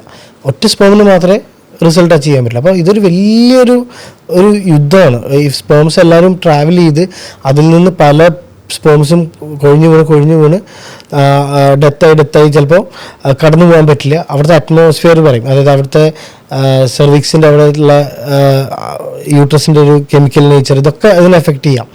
ഇതെല്ലാം കടന്നു പോയി അത് ട്യൂബിൽ കയറി ട്യൂബ് വഴി എഗ്ഗിൻ്റെ അടുത്തേക്ക് വരും. അപ്പോൾ എഗ്ഗ് അവിടെ നിന്ന് ഇങ്ങനെ ഓവുലേറ്റ് ചെയ്ത് ഇങ്ങനെ വരുമായിരിക്കും. And egg has got very limited time. Ovulate ചെയ്ത് കഴിഞ്ഞാൽ എഗ്ഗ് വളരെ എഗ്ഗ് ഈസ് വെരി പ്രഷ്യസ്. കാരണം നമ്മൾ സ്പേം എന്ന് പറയുമ്പോൾ കുറേ സ്പേംസിൻ്റെ കാര്യമാണ് പറയുന്നത്. എഗ്ഗ് ഒരൊറ്റ എഗ്ഗാണ് ഇത് ഡിസൈഡ് ചെയ്യുന്നത്, മനസ്സിലായില്ലേ? അപ്പോൾ എഗ്ഗിൻ്റെ ഒരു ഇമ്പോർട്ടൻസ് അവിടെ ഉണ്ട്. കാരണം ഒരു സ്ത്രീയുടെ ഒരു എഗ്ഗ് വിൽ ഡിസൈഡ് ദാറ്റ് എന്താ പറയുക എങ്ങനെ നടക്കില്ലെന്ന്. അപ്പോൾ ഈ എഗ്ഗ് കടന്നു വരണം, ഈ എഗ്ഗിനെ സ്പേം മീറ്റ് ചെയ്യണം. സ്പേം മീറ്റ് ചെയ്യുമ്പോൾ ഇവിടുന്ന് പുറപ്പെട്ടപ്പോൾ കുറേ പേരുണ്ടായിരുന്നു, പക്ഷെ അവിടെ എത്തുമ്പോൾ ചിലപ്പോൾ ഹാർഡ്ലി ഒരു 10-20 അല്ലെങ്കിൽ ഒരു 100 പേരൊക്കെ ഉണ്ടാവുള്ളൂ. അവർ തന്നെ ഈ എഗ്ഗിനെ ചുറ്റും ഉള്ളിലേക്ക് പെനിട്രേറ്റ് ചെയ്യാൻ ട്രൈ ചെയ്യും. ആൻഡ് അതിൽ നിന്ന് ഒരു സ്പേമിനെ മാത്രമേ എഗ്ഗ് ഈ സെല്ലിൻ്റെ ഉള്ളിലേക്ക് കടത്തി വിട്ടുള്ളൂ. ആൻഡ് അത് കടത്തി വിട്ട ഉടനെ എഗ്ഗ് എന്ത് ചെയ്യും, ഫുൾ ഷീൽഡഡ് ആവും. പിന്നെ വേറെ ഒന്നും നടക്കില്ല. പിന്നെ അവിടെ നിന്നാണ് അതിൻ്റെ ഫെർട്ടിലൈസേഷൻ. അപ്പോൾ ഈ എഗ്ഗിൻ്റെ ജേർണി എഗ്ഗ് സ്റ്റോപ്പ് ചെയ്യില്ല. എഗ്ഗ് യൂട്രസിനെ ലക്ഷ്യമാക്കിയിട്ട് തന്നെ അങ്ങനെ പോയിക്കൊണ്ടിരിക്കും. ആ യൂട്രസിൻ്റെ ഉള്ളിലേക്ക് വന്നുകൊണ്ടിരിക്കുന്ന എഗ്ഗ് അവിടെ വെച്ചിട്ട് അത് ചേഞ്ചസ് വരാൻ തുടങ്ങും. അതിനുള്ളിൽ വെച്ചിട്ട് എഗ്ഗിൻ്റെ ഉള്ളിലത്തെ മെറ്റീരിയലും സ്പേമിൻ്റെ ഉള്ളിലെ മെറ്റീരിയലും നമ്മുടെ ജനറ്റിക് മെറ്റീരിയൽസ് എന്ന് പറഞ്ഞാൽ അത് നമ്മൾ എക്സ്ചേഞ്ച് ആവും, അതങ്ങനെ മൾട്ടിപ്ലൈ ആവും. പിന്നെ സെൽസ് മൾട്ടിപ്ലൈ ചെയ്യാൻ തുടങ്ങി. അങ്ങനെയാണ് നമ്മൾ ഭ്രൂണം അല്ലെങ്കിൽ ഒരു എംബ്രിയോ എന്നൊക്കെ പറയാം. അത് ഒരു 3 days സഞ്ചരിച്ച് യൂട്രസിൻ്റെ ഉള്ളിൽ വരും. യൂട്രസിൻ്റെ ഉള്ളിൽ വരുമ്പോഴേക്കും ഒരു സ്ത്രീയുടെ മെൻസ്ട്രൽ സൈക്കിൾ നോക്കുകയാണെങ്കിൽ പീരിയഡ്സ് ആയിട്ട് ഇതൊക്കെ നടക്കുന്ന ഒരു 15ാമത്തെ ദിവസമൊക്കെയാണ് നടക്കുക, 15-16ാമത്തെ ദിവസം. അപ്പോഴേക്കും അവളുടെ ഗർഭപാത്രത്തിൻ്റെ ഉള്ളിലുള്ള എൻഡോമെട്രിയം എന്ന് പറയുന്ന ഒരു ആവരണമുണ്ട്, അല്ലെങ്കിൽ ഉൾക്കാമ്പ്. അത് ഒരു ബെഡ് പോലെ ഗ്രോ ചെയ്തിട്ടുണ്ടാവും. ആ ബെഡിൽ പോയിട്ട് ഈ എഗ്ഗ് പോയിട്ട് എഗ്ഗ് അല്ല, അപ്പോഴേക്കും അത് എംബ്രിയോ ആയി. ഈ എംബ്രിയോ ചെന്നിട്ട് ഇംപ്ലാന്റ് ആവും.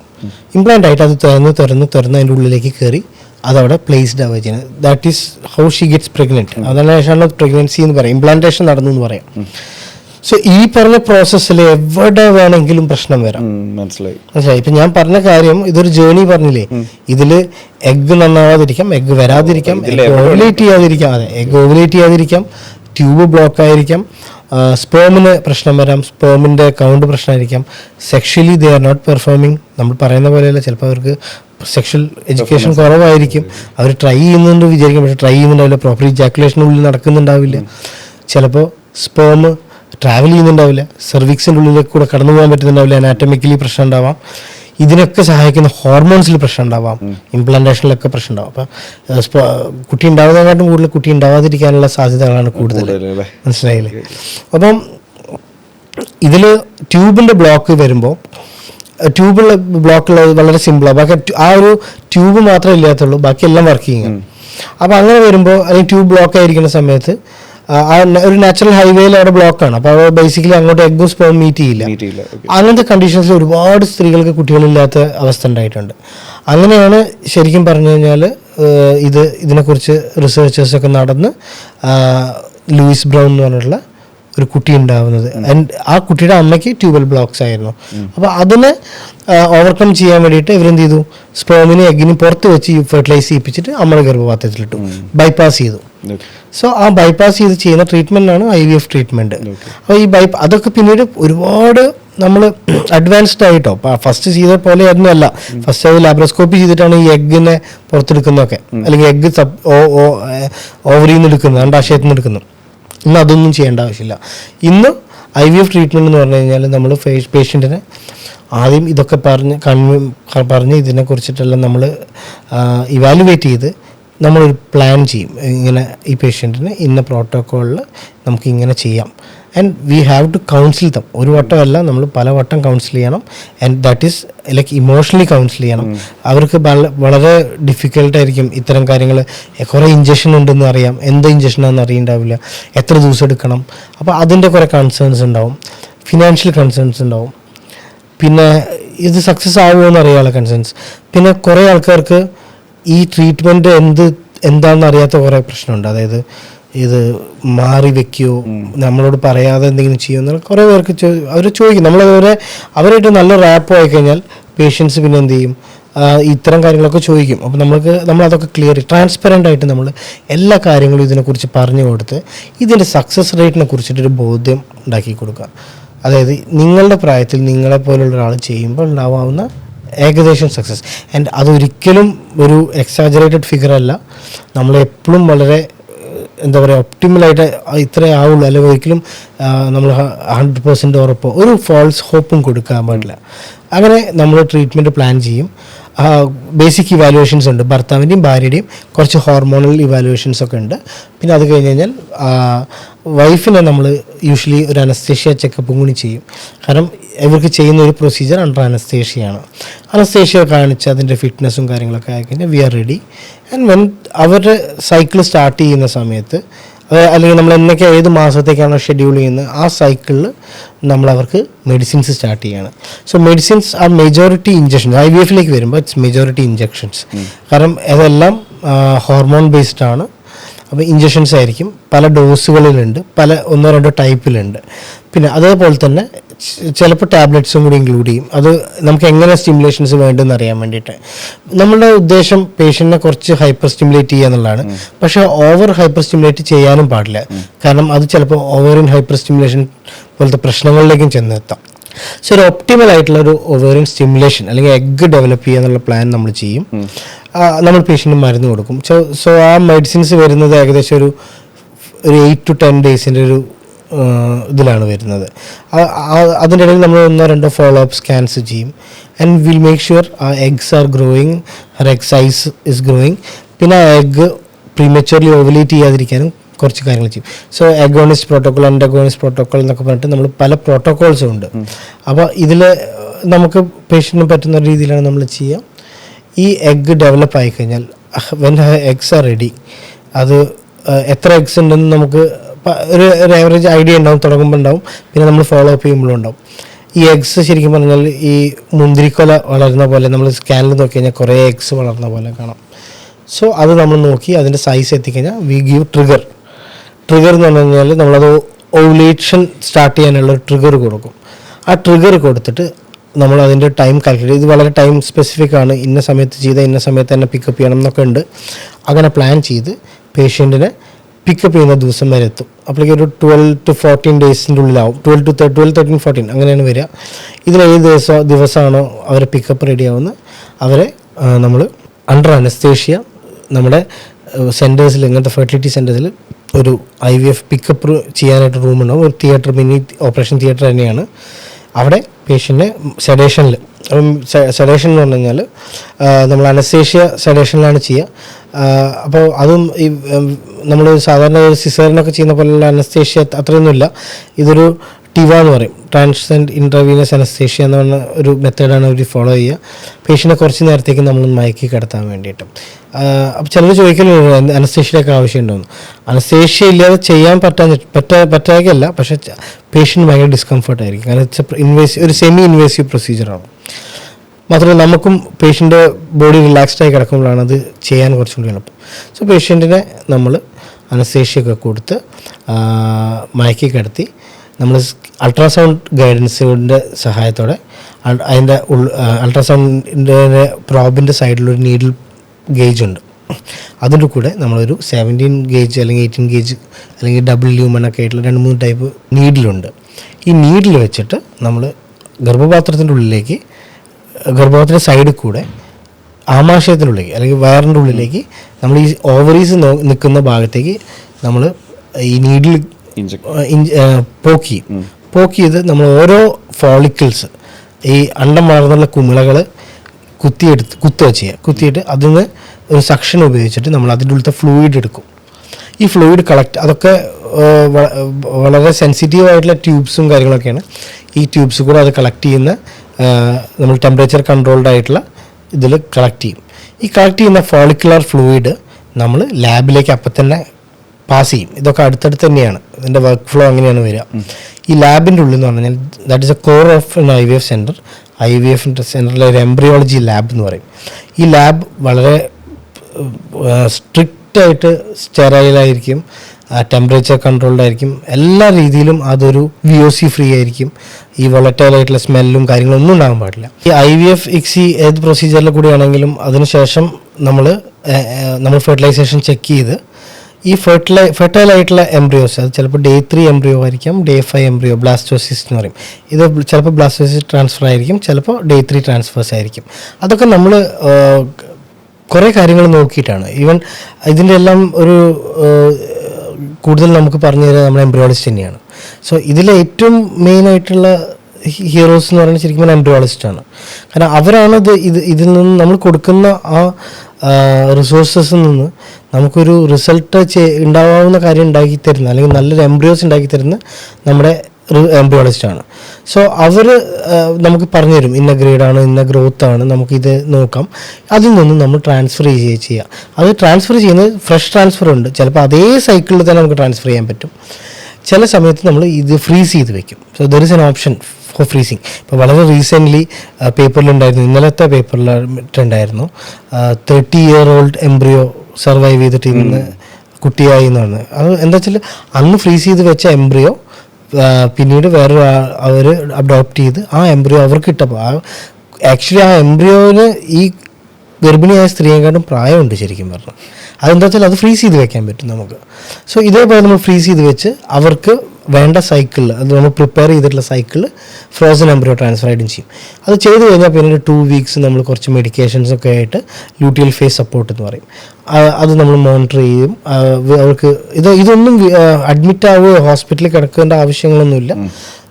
നമ്മുടെ അവിടെ എല്ലാം അവർ വീട്ടിൽ തന്നെ നിന്നിട്ടാണ് ചെയ്യുക. ഇഞ്ചക്ഷൻസ് ആയാലും നമ്മൾ ഇവിടുന്ന് ട്രെയിൻ ചെയ്ത് വിടും.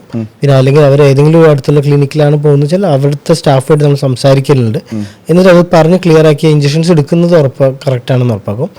പിന്നീടുള്ള എല്ലാം അവർ വീട്ടിൽ നിന്ന് 2 weeks നിന്ന് മരുന്നൊക്കെ കഴിച്ച് പ്രഗ്നൻസി നമ്മൾ ടെസ്റ്റ് ചെയ്യുമ്പോൾ പോസിറ്റീവ് ആണെന്നുണ്ടെങ്കിൽ then will continue with that പ്രഗ്നൻസിയുടെ കാര്യങ്ങളൊക്കെ ആയിട്ട്. And suppose it is negative, അതൊരു കുറച്ച് നേരത്തേക്ക് അതൊരു കാര്യമായ ഷോക്ക് തന്നെയാണ്. കാരണം പേഷ്യൻ്റ് നമ്മൾ എത്ര പറഞ്ഞാലും അവർ കുറച്ച് ഹോപ്പ് ഉണ്ടാവും അവർക്ക്. കാരണം ഇത്രയൊക്കെ നന്നായി ഡോക്ടർ പറഞ്ഞതല്ലേ എന്ന് വിചാരിച്ചിട്ടെങ്കിലും. സോ അത് നെഗറ്റീവ് ആയി കഴിഞ്ഞിട്ടുള്ള കുറച്ച് സമയം, അതാണ് നമ്മൾ ഏറ്റവും കൂടുതൽ അവർക്ക് സപ്പോർട്ട് കൊടുക്കേണ്ട സമയം. സോ നെഗറ്റീവ് ആണെന്നുണ്ടെങ്കിൽ നമ്മൾ ആ പേഷ്യൻസിനോട് കുറച്ച് സംസാരിക്കും.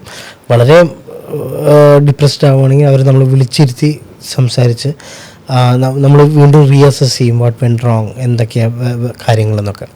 എന്നിട്ട് നമ്മൾ അതിനടുത്ത് അനുസരിച്ചിട്ടുള്ള ഇതിനായിട്ട് മുന്നോട്ട് പോയി ചെയ്യാം. സോ IVF എന്ന് പറയുന്നത് കംപ്ലീറ്റ് ആയിട്ടുള്ള സംഭവം ഈ തുടക്കം മുതൽ ഈ IVF ചെയ്ത് എംബ്രിയോ ആയി പ്രഗ്നൻസി ആവുക.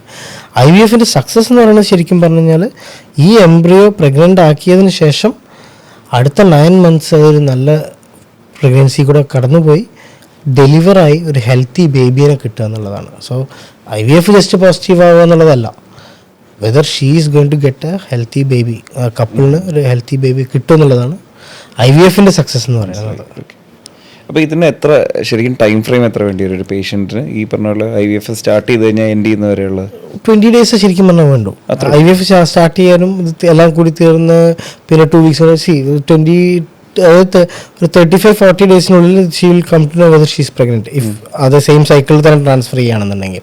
പിന്നെ ട്രാൻസ്ഫറൊക്കെ ചിലപ്പോൾ മാറ്റി വയ്ക്കും, പല റീസൺസും ഉണ്ട്. ചിലപ്പോൾ ഇപ്പോൾ ഒരു വട്ടം ചെയ്തു, അത് പോസിറ്റീവ് ആണെങ്കിൽ അത് കണ്ടിന്യൂ ചെയ്യും, ബാക്കിയുള്ള എംബ്രിയോസ് അവർ ഫ്രീസ് ചെയ്ത് വെക്കും. നെഗറ്റീവ് ആണെങ്കിൽ നമ്മൾ 2-3 ചിലപ്പോൾ 1-2 സൈക്കിൾ കഴിഞ്ഞാൽ ചിലപ്പോൾ വീണ്ടും ട്രാൻസ്ഫർ ചെയ്യും. അതും പേഷ്യൻറ്റിൻ്റെ കൺവീനിയൻസ് ഒക്കെ നോക്കിയിട്ട് അവർക്ക് എംബ്രിയോ ഉണ്ടെന്നുണ്ടെങ്കിൽ ഫ്രീസ് ചെയ്ത് വെച്ചിട്ടുണ്ടെങ്കിൽ. അപ്പോൾ ട്രീറ്റ്മെൻറ്റ് ഈ IVF എന്ന് പറഞ്ഞ ട്രീറ്റ്മെൻറ്റ് ശരിക്കും പറഞ്ഞാൽ 15 ദിവസം കൊണ്ട് നമുക്ക് തീർക്കാം. 15 ദിവസം ഹോസ്പിറ്റലൊന്നും വേണ്ട, ഒരു 4 visits ഉണ്ടാവുള്ളൂ. ബാക്കിയുള്ളതെല്ലാം അവർക്ക് നമ്മൾ അഡ്വൈസ് ചെയ്ത് ചെയ്യിപ്പിക്കുന്നു എന്ന് മാത്രമേ ഉള്ളൂ. എല്ലാം മോണിറ്റർഡ് ആയിരിക്കും. അതായത് അവർ ഓരോ IVF കേസിനും പേഷ്യൻറ്റിനെ ക്ലോസ് ആയിട്ട് പേഷ്യൻറ്റ് ഡിസ്കസ് ചെയ്യാൻ വേണ്ടിയിട്ട് കോർഡിനേറ്റേഴ്സ് ഉണ്ട്, അവർ വിളിച്ച് സംസാരിക്കും. എന്ത് കൺസേൺസ് ഉണ്ടെങ്കിലും അവർ നമ്മളായിട്ടും ഡയറക്റ്റ്ലി സംസാരിക്കും. അപ്പോൾ എങ്ങനെയാണ് നമ്മൾ ഇവരെ ഇമോഷണലി സപ്പോർട്ട് ചെയ്യുന്നത്? പേഷ്യൻസ് ഇത്തരം ഈ ഫെർട്ടിലിറ്റി റിലേറ്റഡ് എന്ത് ട്രീറ്റ്മെൻറ്റിലേക്ക് വന്നാലും അത് ഭയങ്കര ഇമോഷണലായിട്ടുള്ളൊരു റോളർ കോസ്റ്റർ റൈഡാണ് ശരിക്കും പറഞ്ഞത്. കാരണം കുറേ പേര് വന്നിരിക്കുമ്പോൾ അവർക്കും അവരെ പോലെ തന്നെയുള്ള കുറേ പേഷ്യൻസിനെ കാണാനുള്ള സാധ്യത. പക്ഷെ പലരുടെയും ജേണി ചിലപ്പോൾ ചിലർ വളരെ ഈസി ആയിരിക്കും, ചിലർ വളരെ ഡിഫിക്കൽട്ടായിരിക്കും. പലപ്പോഴും ഇവർക്ക് ആദ്യം നമ്മൾ പേഷ്യൻസിന് ആദ്യം വേണ്ടത് പ്രോപ്പറായിട്ടൊരു അഡ്രസ്സൽ, അതായത് അവരെ നമ്മൾ നന്നായിട്ട് അഡ്രസ്സ് ചെയ്ത് അവരായിട്ട് കുറച്ച് സമയം സ്പെൻഡ് ചെയ്താൽ തന്നെ പേഷ്യൻസിൻ്റെ ഒരുപാട് ടെൻഷൻ കുറഞ്ഞു കിട്ടും. അപ്പോൾ നമ്മൾ ജസ്റ്റ് അവിടെ പേഷ്യൻ്റ് എവിടെയെങ്കിലും വന്നു, അപ്പോയിൻമെൻ്റ് എടുത്തു, ഒരു ഡോക്ടറെ കണ്ടു, ഇന്ന് ട്രീറ്റ്മെൻറ്റ് ചെയ്ത് അവർക്ക് ചിലപ്പോൾ അറിയുണ്ടാവില്ല എന്തിനു വേണ്ടിയിട്ടാണ് കഴിക്കുന്നത്. മെഡിസിൻ തന്നിട്ടുണ്ടാവും, ഇഞ്ചക്ഷൻ കൊടുത്തിട്ടുണ്ടാവും. ഇഞ്ചക്ഷൻ ആക്ച്വലി പേഷ്യൻ്റ് പിന്നീട് പറയും ഭയങ്കര പെയിനായിരുന്നു. പക്ഷേ നമ്മളത് പറഞ്ഞു കൊടുക്കുമ്പോൾ, അതായത് ഈ ഇഞ്ചക്ഷൻ എടുത്തു കഴിഞ്ഞാൽ ഇന്നതാണ് എഫക്റ്റ്, അല്ലെങ്കിൽ ഇതാണ് നമ്മൾ ആൻറ്റിസിപ്പേറ്റ് ചെയ്യുന്നതെന്നൊക്കെ പറഞ്ഞ് മനസ്സിലാക്കി ട്രീറ്റ്മെൻറ്റ് ചെയ്യുമ്പോഴാണ് അതിപ്പോൾ ഏത് സിസ്റ്റം ഓഫ് മെഡിസിൻ ആണെങ്കിലും ഏത് ബ്രാഞ്ചിലാണെങ്കിലും എല്ലാവരും ഡോക്ടേഴ്സ് എല്ലാം പേഷ്യൻസിനോട് കൂടുതൽ സംസാരിക്കുന്നതിന് വേണ്ടിയിട്ടാണ്. അപ്പോൾ ഇപ്പം നമ്മുടെ ഫെർട്ടിലിറ്റി പേഷ്യൻ്റ് നമ്മൾ സെൻട്രലിൽ നമ്മൾ ഫെർട്ടിലിറ്റിയാണ് മെയിനായിട്ട് നോക്കുന്നത് ആൻഡ് സെക്ഷൽ വെൽനെസ്. അപ്പോൾ ഫെർട്ടിലിറ്റിയിൽ തന്നെ നമ്മൾ ഫോക്കസ് ചെയ്യാനുള്ള കാര്യം എന്താ വെച്ചാൽ നമ്മുടെ ഫെർട്ടിലിറ്റി പേഷ്യൻസും മറ്റു തരം പേഷ്യൻസും കൂടി മിക്സപ്പ് ആവാതിരിക്കാൻ വേണ്ടിയിട്ടാണ്. അപ്പോൾ ഫെർട്ടിലിറ്റി പേഷ്യൻസിന് സെപ്പറേറ്റ് ആയിട്ടൊരു കെയർ വേണം. കാരണം അവരൊരു അസുഖം ചികിത്സിക്കാനല്ല സത്യം പറഞ്ഞ ഹോസ്പിറ്റലിൽ വരുന്നത്. ഫെർട്ടിലിറ്റി ഉണ്ടാകാവുന്ന കാരണങ്ങൾ പല അസുഖങ്ങളാണെങ്കിലും ഈ ഫെർട്ടിലിറ്റി എന്ന് പറയുന്ന ഒരു കാര്യം, ഇൻഫെർട്ടിലിറ്റി എന്ന് പറയുന്നത് നമുക്കൊരു അസുഖം എന്ന് മാത്രം പറയാൻ പറ്റില്ല. അത് ഇപ്പോൾ സമൂഹത്തിൽ കുട്ടി വേണം എന്നുള്ളത് നിർബന്ധമാണെന്ന് തോന്നുമ്പോഴാണ് ഈ പ്രഷർ വരുന്നത്.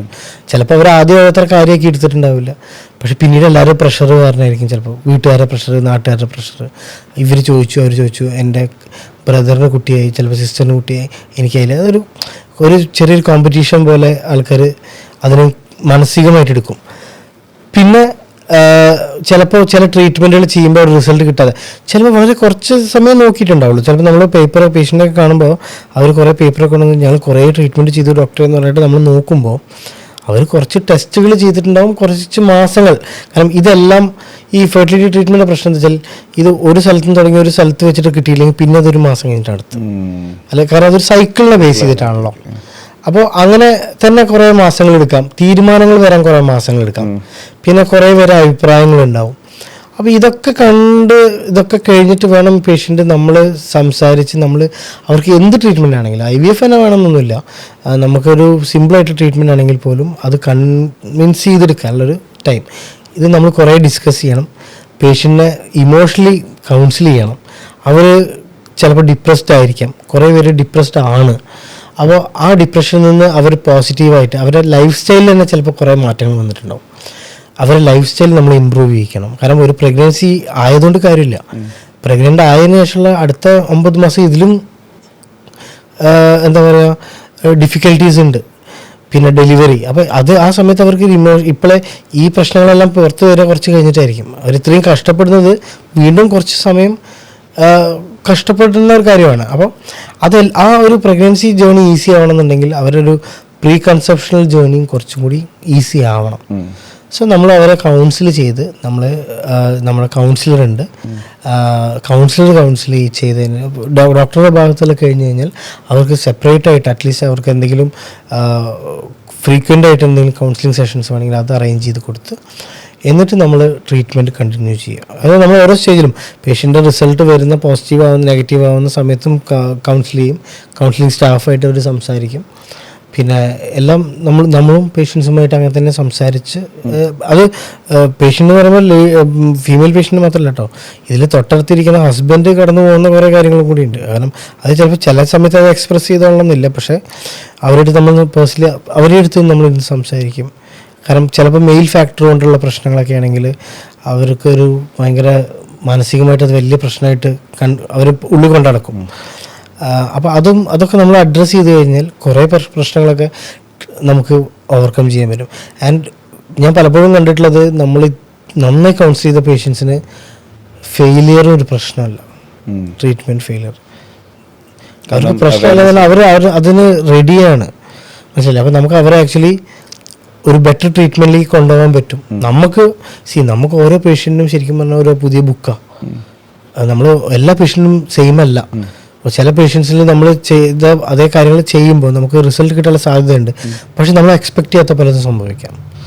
അപ്പോൾ നമ്മൾ ഓരോ പേഷ്യൻറ്റിനെയും പുതുതായിട്ട് തന്നെ കണ്ട് അവരെ മാക്സിമം നമ്മൾ ടേക്ക് കെയർ ചെയ്ത് കൊണ്ടു കഴിഞ്ഞാൽ നമുക്ക് ആ ഫെർട്ടിലിറ്റി ജേർണി അറ്റ്ലീസ്റ്റ് നന്നായിട്ട് കൊണ്ടുപോകാൻ പറ്റും. ആൻഡ് പേഷ്യൻ്റ് ഭയങ്കരമായിട്ട് ഇമോഷണലി എന്താ പറയുക വീക്കാവില്ല ഇത് കഴിഞ്ഞാലും. ചിലപ്പോൾ IVF ചെയ്ത് ഫെയിലായി, ചിലപ്പോൾ അവർ കുറച്ച് മാസം വീണ്ടും പ്ലാൻഡായിട്ട് നോർമലി ട്രൈ ചെയ്യാൻ റെഡിയാവും. And most of the time അതിൽ ചിലപ്പോൾ നമുക്ക് റിസൾട്ടും കിട്ടും. ഈ സ്ട്രെസ് എന്നുള്ളൊരു ഫാക്ടർ ഇതിൽ വലിയൊരു പ്രശ്നമാണ്. ചിലപ്പോൾ മേജർ ഇഷ്യൂസ് ഭയങ്കര സ്ട്രെസ്ഡ് ആയ കാരണം ഫാമിലി ലൈഫ് വളരെ മോശമാവും. ഇവർ തമ്മിലുള്ള ഫ്രീക്വൻസി ഓഫ് ഇവർ ഈ കുട്ടിക്ക് വേണ്ടി മാത്രം ട്രൈ ചെയ്യുന്ന ഒരു അവസ്ഥയിലേക്ക് വരും. അവരുടെ സെക്ഷൽ ലൈഫ് വളരെ മോശമായിരിക്കും. And they will start having problems with them, ഫാമിലിയുടെ പ്രഷർ കാരണമുള്ള പ്രോബ്ലംസ്. അപ്പോൾ ഇവരുടെ ഈ പ്രോബ്ലംസിൽ നമ്മൾ അറ്റ്ലീസ്റ്റ് അവരൊരു കമ്പാനിയനായിട്ട് ഇത് ഈ ജേർണിയിൽ കൂടെ പോകുമ്പോൾ അവർക്കത് ഭയങ്കര റിലീഫ് തന്നെയാണ്. And that will give you result. മനസ്സിലായി? ചെറിയ ചെറിയ കാര്യം ഈ ഫെർട്ടിലിറ്റി ട്രീറ്റ്മെൻറ്റിൽ ഇറ്റ്സ് ഓൾ അബൌട്ട് പെർസെൻറ്റേജസ്. അപ്പോൾ നമ്മൾ ഇപ്പോൾ ഞാൻ നാളെ പറയാം, ഇപ്പോൾ ഒരു പുതിയ അഡ്വാൻസ് മെഷീനിൻ്റെ അവിടെ വന്നു പറഞ്ഞാൽ ആ മെഷീനിൽ 100% റിസൾട്ട് തരാൻ പോകുന്നില്ല. എൻ്റെ അവിടെ കിട്ടുന്ന റിസൾട്ടിനെ ഒന്നും കൂടി ഫൈൻ ട്യൂൺ ചെയ്യാൻ എനിക്ക് പറ്റും. It will give you like ഒരു ഇപ്പോൾ ഓൾറെഡി 50% ഉണ്ടെങ്കിൽ അത് 50.5 അല്ലെങ്കിൽ 51% ആവും.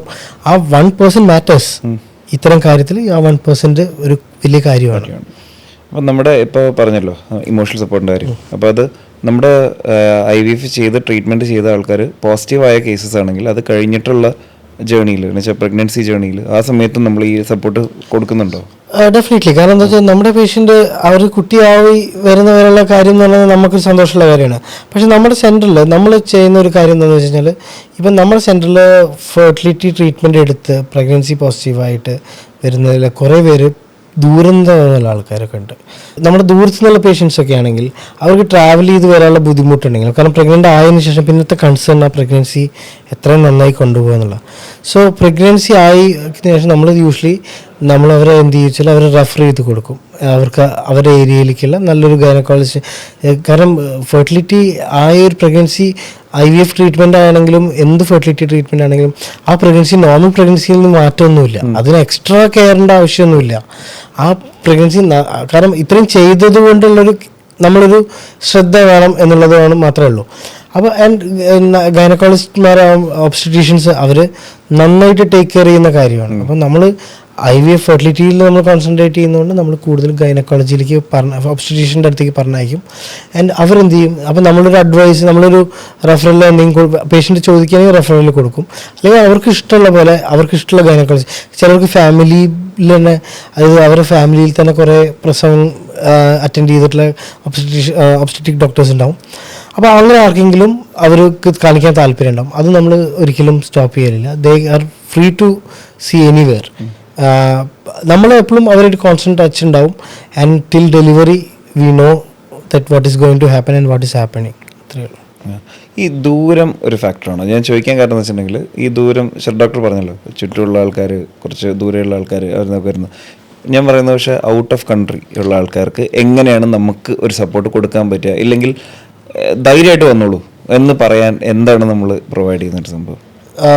അതായത് ഇപ്പോൾ ഔട്ട് ഓഫ് കൺട്രി ശരിക്കും പറഞ്ഞു കഴിഞ്ഞാൽ പുറത്തുനിന്നുള്ള ഫോറിനേഴ്സ് ആണെങ്കിലും ചിലപ്പോൾ വന്ന് ട്രീറ്റ്മെൻറ്റ് ചെയ്യുന്നുണ്ട്. അതേപോലെ നമ്മുടെ ആൾക്കാർ തന്നെ പലരും UK-യിലും അയർലൻഡിലും മിഡിൽ ഈസ്റ്റിലുള്ള പേഷ്യൻസിന് കുറച്ചും കൂടി ഈസിയാണ്. അവർക്ക് പ്ലാൻ ചെയ്ത് വന്ന് പെട്ടെന്ന് നമുക്ക് ട്രീറ്റ്മെൻറ്റൊക്കെ പ്ലാൻ ചെയ്ത് ചെയ്യാൻ പറ്റും. പിന്നെ ഈവൻ ട്രീറ്റ്മെൻറ്റ് ഇടയിലും വേണമെങ്കിൽ ട്രാവൽ ചെയ്ത് വരാൻ പറ്റുന്ന കണ്ടീഷൻസും ഉണ്ട്. പക്ഷേ കുറച്ചും കൂടി അപ്പുറത്തേക്ക് നമ്മൾ UK അല്ലെങ്കിൽ ഓസ്ട്രേലിയയിൽ നിന്നൊക്കെയുള്ള പേഷ്യൻ്റൊക്കെ ആണെങ്കിൽ നമ്മൾ പ്രോപ്പർലി പ്ലാൻ ചെയ്യണം. നമ്മൾ അതെന്താ വെച്ചാൽ അവരായിട്ട് നമുക്ക് വീഡിയോ കൺസൾട്ടേഷൻസ് ഉണ്ട്.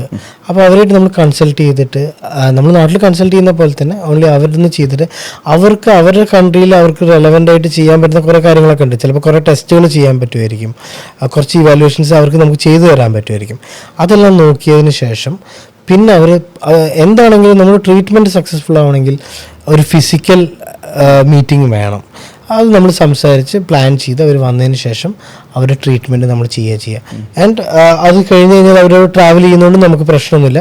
അവർക്ക് വേണ്ട സമയം അത് നമ്മൾ പ്ലാൻ ചെയ്യും. അപ്പോൾ പേഷ്യൻറ്റിൻ്റെ കൺസേൺ തന്നെ അഗൈൻ, ഇപ്പോൾ എൻ്റെ അനുഭവത്തിൽ പേഷ്യൻ്റ് ട്രാൻസ്ഫർ കഴിഞ്ഞ് അന്ന് രാത്രി ഫ്ലൈറ്റിന് പുറത്തേക്ക് അയർലൻഡിലേക്ക് പോയി, അവർക്ക് ട്വിൻസ് ഉണ്ടായിട്ടുണ്ട്. അങ്ങനെ കുറേ പേഷ്യൻസ് ട്രാവൽ ചെയ്തിട്ടും പ്രഗ്നൻസീസ് ആയിട്ടുണ്ട്. അങ്ങനെ ആവാതിരിക്കുന്നില്ല. പക്ഷേ പേഷ്യൻ്റ് ചിലപ്പോൾ ഭയങ്കര കൺസേൺഡ് ആയിരിക്കും, അല്ലെങ്കിൽ അവരുടെ കൂടെ ഉള്ളവർ കൺസേൺഡ് ആയിരിക്കും, ഇതെന്താണ് ചെയ്തിടുന്നത് പിന്നെ ട്രാവൽ ചെയ്യുക. അപ്പോൾ അത് നമ്മൾ നോക്കിയിട്ട് ചിലപ്പോൾ കുറച്ച് വേണമെന്നുണ്ടെങ്കിൽ കുറച്ച് ദിവസം എക്സ്റ്റെൻഡ് ചെയ്ത് അവരൊന്ന് റെസ്റ്റ് എടുത്ത്, ഞാൻ പറഞ്ഞില്ലേ നമ്മൾ ആ പ്രൊസീജിയർ ചെയ്യുന്നു എന്നുള്ളൂ. പ്രഗ്നൻ്റ് ആയിക്കഴിഞ്ഞാൽ ആ പ്രഗ്നൻസിയും സാധാരണ ഒരു പ്രഗ്നൻസിയും തമ്മിൽ യാതൊരു വ്യത്യാസവും ഇല്ല. അല്ലെങ്കിൽ പിന്നെ പേഷ്യൻറ്റിന് വല്ല റിക്കറൻ്റ് ആയിട്ടുള്ള അബോർഷൻസ് ഉണ്ടാകുന്ന പേഷ്യൻ്റ്, ഇംപ്ലാന്റേഷൻ നടക്കാത്ത പേഷ്യൻ്റ്, അവരെ നമ്മൾ കുറച്ചും കൂടി കെയർഫുൾ ആക്കും. അപ്പോൾ അവർക്ക് കുറച്ചും കൂടി ടൈം റെസ്റ്റും കാര്യങ്ങളൊക്കെ വേണം. അല്ലെങ്കിൽ it's like any other pregnancy. Okay. നമ്മുടെ ഈ സ്പൗസ് പുറത്തായിട്ടുള്ള ആൾക്കാരില്ലേ, കൂടുതൽ ഹസ്ബൻഡ്സ് ഇപ്പോൾ ഗൾഫിലൊക്കെയാണ്, ഇപ്പോൾ വൈഫായിരിക്കും ചിലപ്പോൾ ഇതിനു വേണ്ടി കോൺടാക്ട് ചെയ്യുന്നത്. അപ്പം അങ്ങനത്തെ വരുമ്പോൾ എങ്ങനെയാണ് ഇവരെ ഈ അങ്ങനത്തെ ഒരാൾക്ക് ഇപ്പോൾ ഫോർ എക്സാമ്പിൾ അവർ പുറത്തായതുകൊണ്ട് തന്നെ ട്രസ്റ്റ് ഒന്ന് ബിൽഡ് ചെയ്യാനൊക്കെ ഉള്ള ഒരു ടൈം ഉണ്ടല്ലോ, അതെങ്ങനെയാണ് നമ്മൾ ഇവ എലിമിനേറ്റ് ചെയ്ത് കളയുന്നത്? ഇല്ല, നമ്മൾ അങ്ങനെ ഇപ്പം നമ്മുടെ അടുത്ത് അങ്ങനെ പേഷ്യൻസ് വരും. കാരണം നമ്മുടെ നാട്ടിൽ ഇപ്പം എൻ്റെ ഞാൻ വർക്ക് ചെയ്യുന്ന ഒരു ഏരിയയിലൊക്കെ നോക്കിയാൽ കുറേ പേര് ഒരുവിധ ആൾക്കാരൊക്കെ ഗൾഫുകാരാണ്. ഡെഫിനറ്റ്ലി വൈഫുമാർ തന്നെയാണ്, അല്ലെങ്കിൽ ആരെങ്കിലും പറഞ്ഞിട്ടാണ് ഇവർ വരുന്നത്. അപ്പോൾ വൈഫൊക്കെ വന്ന് നമ്മൾ കാണുമ്പോൾ ഞാൻ എപ്പോഴും ലേഡീസിന് കുറച്ചും കൂടി ഇവാലുവേഷൻസ് കൂടുതലാണ്. കാരണം she is the one who's going to like have the pregnancy continue ചെയ്യാന്നൊക്കെ അവരാണല്ലോ. മെയിൽസിന് സത്യം പറഞ്ഞാൽ സ്പേം പ്രൊവൈഡ് ചെയ്യുക എന്നുള്ളത് മാത്രം. അപ്പോൾ അങ്ങനെയല്ല. അപ്പോൾ ആ സ്പേം ഫാക്ടേഴ്സ് ആണ് നമുക്ക് മെയിനായിട്ട് നോക്കാനുള്ള കാര്യം, ഫസ്റ്റ് മെയിൻ തിങ്. പിന്നെ അവരുടെ എന്തെങ്കിലും ലൈഫ് സ്റ്റൈൽ മോഡിഫിക്കേഷൻസും കാര്യങ്ങളും. അപ്പോൾ അത് ഫീമെയിൽ ഇവാലുവേഷൻ നമുക്ക് ചെയ്യാൻ, അപ്പോൾ പേഷ്യൻറ്റിനെ സംസാരിച്ച് അവർക്ക് പറഞ്ഞു കൊടുത്തതിന് ശേഷം ആൻഡ് അവരുടെ ഹസ്ബൻഡ് സംടൈം അവരുടെ ഹസ്ബൻഡ്സ് എന്ത് ചോദിച്ചാൽ അവരുള്ള സമയത്ത് തന്നെ ചിലപ്പോൾ ഓൺ കോളിൽ വരും. അല്ലെങ്കിൽ ചിലപ്പോൾ നമ്മൾ അവരുടെ കൺവീനിയൻറ്റ് വർക്ക് ചെയ്യുന്നവരൊക്കെ ആണെങ്കിൽ അവർക്കൊരു വീഡിയോ കൺസൾട്ടേഷൻ ഇതിൻ്റെ ഭാഗമായിട്ട് തന്നെ കൊടുക്കും. And they will discuss with me. ഞാൻ അപ്പോൾ പേഷ്യൻ്റെ പ്രൊഫൈൽ വെച്ചിട്ട് ഞാൻ പറഞ്ഞു കൊടുക്കും, ഇതൊക്കെയാണ് പ്ലാൻ ചെയ്യാവുന്ന കാര്യങ്ങളെന്ന് പറഞ്ഞു കൊടുത്താൽ പിന്നെ അവരുടെ സൗകര്യം പോലെ. അപ്പോൾ ചില സമയത്ത് നമുക്ക് ഹസ്ബൻഡ് നാട്ടിൽ വരുന്നതിന് മുന്നേ വൈഫിനെ നമുക്ക് പ്രിപ്പയർ ചെയ്യുന്ന സമയം കിട്ടും. ചില സമയത്ത് അത് നമുക്ക് അഡ്വാൻറ്റേജാണ്. കാരണം ഒരു കപ്പിളിലിപ്പോൾ ഹസ്ബൻഡ് നാട്ടിൽ വരുന്നത് വളരെ ഷോർട്ട് ടൈമിലായിരിക്കും. ആ ടൈമിൽ നമ്മൾ ഓവുലേറ്റ് ചെയ്തോളം നിർബന്ധമൊന്നുമില്ല. അപ്പം നമുക്ക് അവരുടെ ഹസ്ബൻഡ് ഇന്ന മാസം ഈ ദിവസമൊക്കെ വരുന്നത് പറഞ്ഞാൽ നമുക്ക് ഏകദേശം ആ ഓവുലേഷനിലേക്ക് കൊണ്ടുവരാൻ പറ്റിയാൽ അവർ ട്രൈ ചെയ്യുന്നതിന് രണ്ടർത്ഥം ഉണ്ടാവും അല്ലേ, കുട്ടി ഉണ്ടാവുക എന്നുള്ള കാര്യം കൂടി പ്ലാൻ ചെയ്യുകയാണെങ്കിൽ.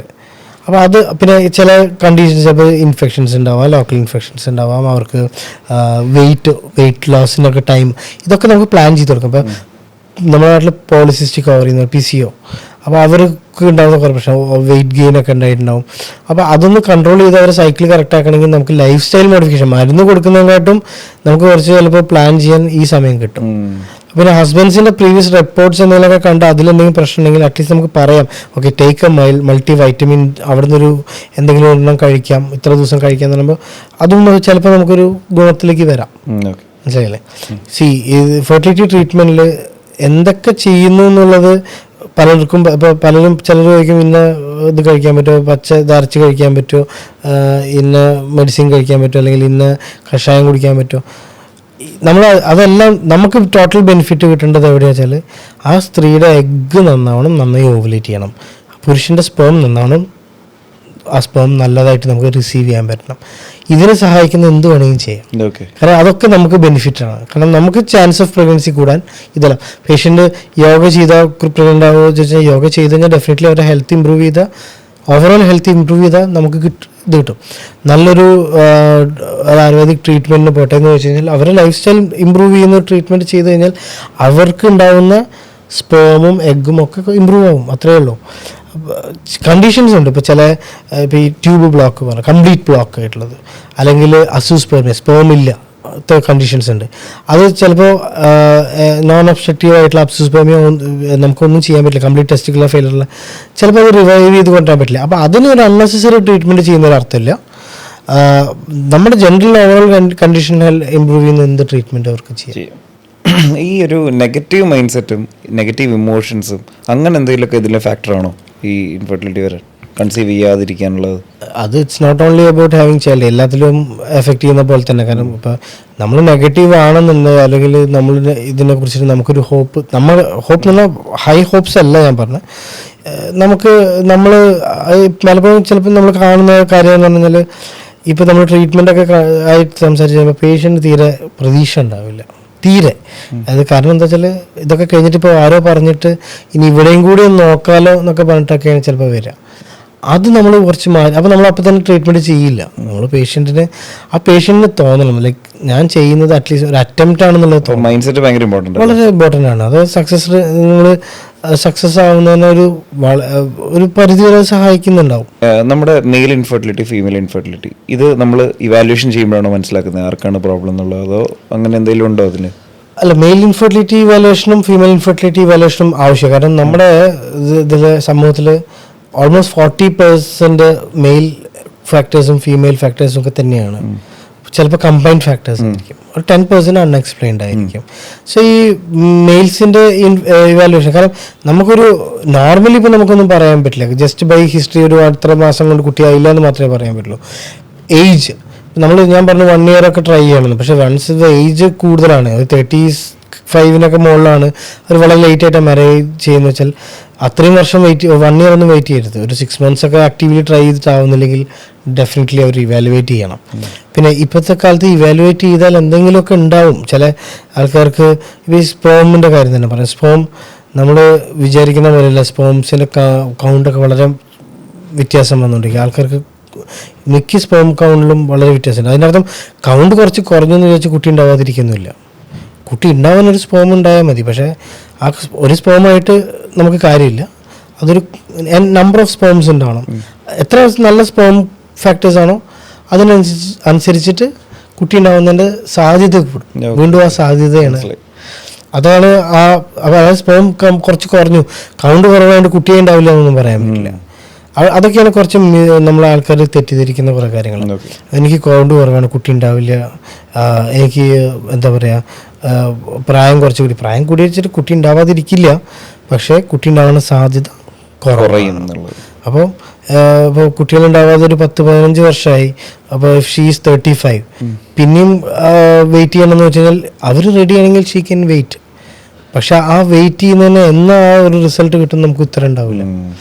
അപ്പം ചിലപ്പോൾ നമ്മളത് ഫാസ്റ്റ് ആകാൻ വേണ്ടിയിട്ടായിരിക്കും ചിലപ്പോൾ ട്രീറ്റ്മെൻറ്റ് പറയും, ചിലപ്പോൾ IVF ആയിരിക്കും പറയുന്നുണ്ടാവും. അപ്പോൾ ആ ട്രീറ്റ്മെൻറ്റ് IVF ചെയ്യുന്നത് ആ സമയത്ത് എന്തിനാണ് ചെയ്യുന്നത് വെച്ചാൽ അവൾക്ക് അല്ലെങ്കിൽ ആ കപ്പിളിന് ആ മാസം നമ്മൾ IVF ചെയ്താലുള്ള ചാൻസ് വളരെ കൂടുതലാണ് കുട്ടി ഉണ്ടാകാൻ വേണ്ടിയിട്ട്. So if they are ready to take that chance, ഇതാണ് ഏറ്റവും ബെസ്റ്റ് ട്രീറ്റ്മെൻറ്റ്. അതാണ് ഫെർട്ടിലിറ്റി ട്രീറ്റ്മെൻറ്റ് എല്ലാം. ഓക്കെ. ഈ IVF ട്രീറ്റ്മെൻറ്റ് ബാക്കിയുള്ള ട്രീറ്റ്മെൻറ്റിനേക്കാളും ഒരു മേളിൽ ചൂസ് ചെയ്യാനുള്ള റീസൺ എന്തായിരിക്കും? അപ്പോൾ റിസൾട്ട് തന്നെയാണ്. റിസൾട്ട് ഏറ്റവും കൂടുതൽ IVF-നാണ്.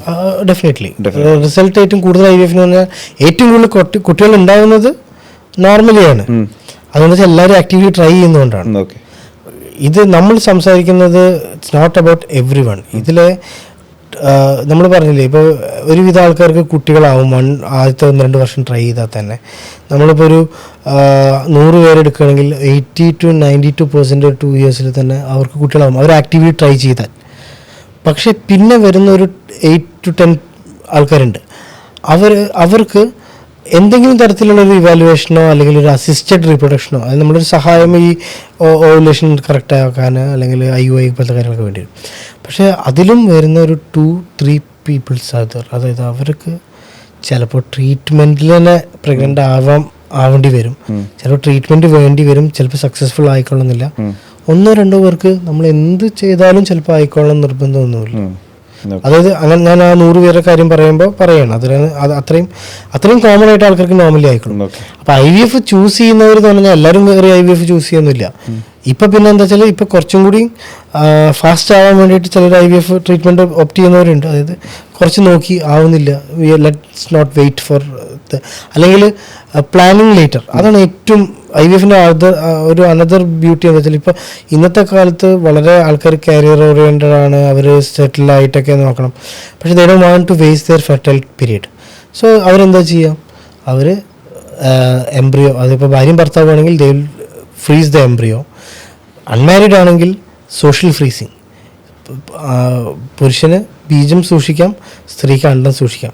സോ അവളുടെ യങ് ആയിട്ടുള്ള എഗ്ഗ് അല്ലെങ്കിൽ അവൻ്റെ യങ് ആയിട്ടുള്ള നല്ല ടൈമിലുള്ള സ്പേംസ് ഇത് നമ്മൾ സൂക്ഷിച്ച് വെച്ചിട്ട് പിന്നീട് when they are like actively അവർക്കൊരു കുട്ടി പ്ലാനൊക്കെ വരുമ്പോൾ നമുക്കിത് യൂസ് ചെയ്ത് IVF ട്രീറ്റ്മെൻറ്റിലൂടെ എംബ്രിയോ ഉണ്ടായി.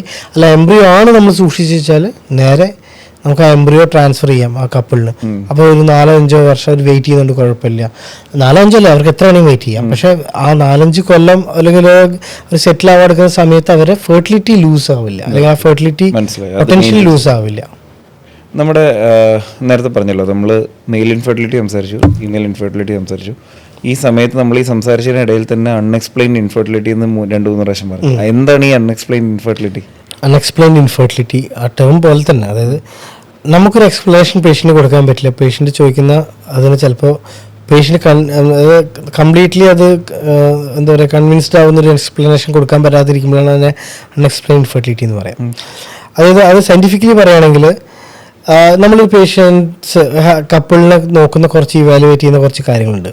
നോർമൽ ഓവുലേഷൻ, എഗ്ഗ് ഡെവലപ്പ് ചെയ്യുന്നുണ്ട്, എല്ലാ ഹോർമോൺസൊക്കെ നോർമലാണ്, എഗ് ക്വാളിറ്റിയൊക്കെ നോർമലാണ്, ഏജും എല്ലാം കൊണ്ടും ഓക്കെയാണ്. ഹസ്ബൻഡിൻ്റെ സൈഡിലും നമ്മൾ നോക്കുമ്പോൾ ഒന്നും നെഗറ്റീവ് പറയാൻ മാത്രമൊന്നുമില്ല, എവറിത്തിങ് ഈസ് ഓക്കെ. പിന്നെ അതിൻ്റെ കൂടെ നമ്മൾ എക്സ്ട്രാ അവർക്ക് ട്യൂബൽ ബ്ലോക്ക്, അത് മാത്രമല്ല അതിലത്തൊരു ഇൻവേസീവ് ആയിട്ടുള്ള ഒരു സെമി ഇൻവേസീവ് ആയിട്ടുള്ള അവർ ടെസ്റ്റ് ചെയ്ത് നോക്കി അവർ ട്യൂബ്സ് പോലും ഒക്കെ നോർമലാണ്. ഇതൊക്കെ നോർമലാണെങ്കിൽ അവർ നോർമലി കൺസീവ് ആവണം. Still they are not conceiving. അതെ, അതായത് ഇത്രയും കാര്യങ്ങൾ നോർമലാണ്. അപ്പോൾ അതിനാണ് നമ്മൾ നോർമലി അൺഎക്സ്പ്ലെയിൻഡ് ആയിട്ട് പറയാം.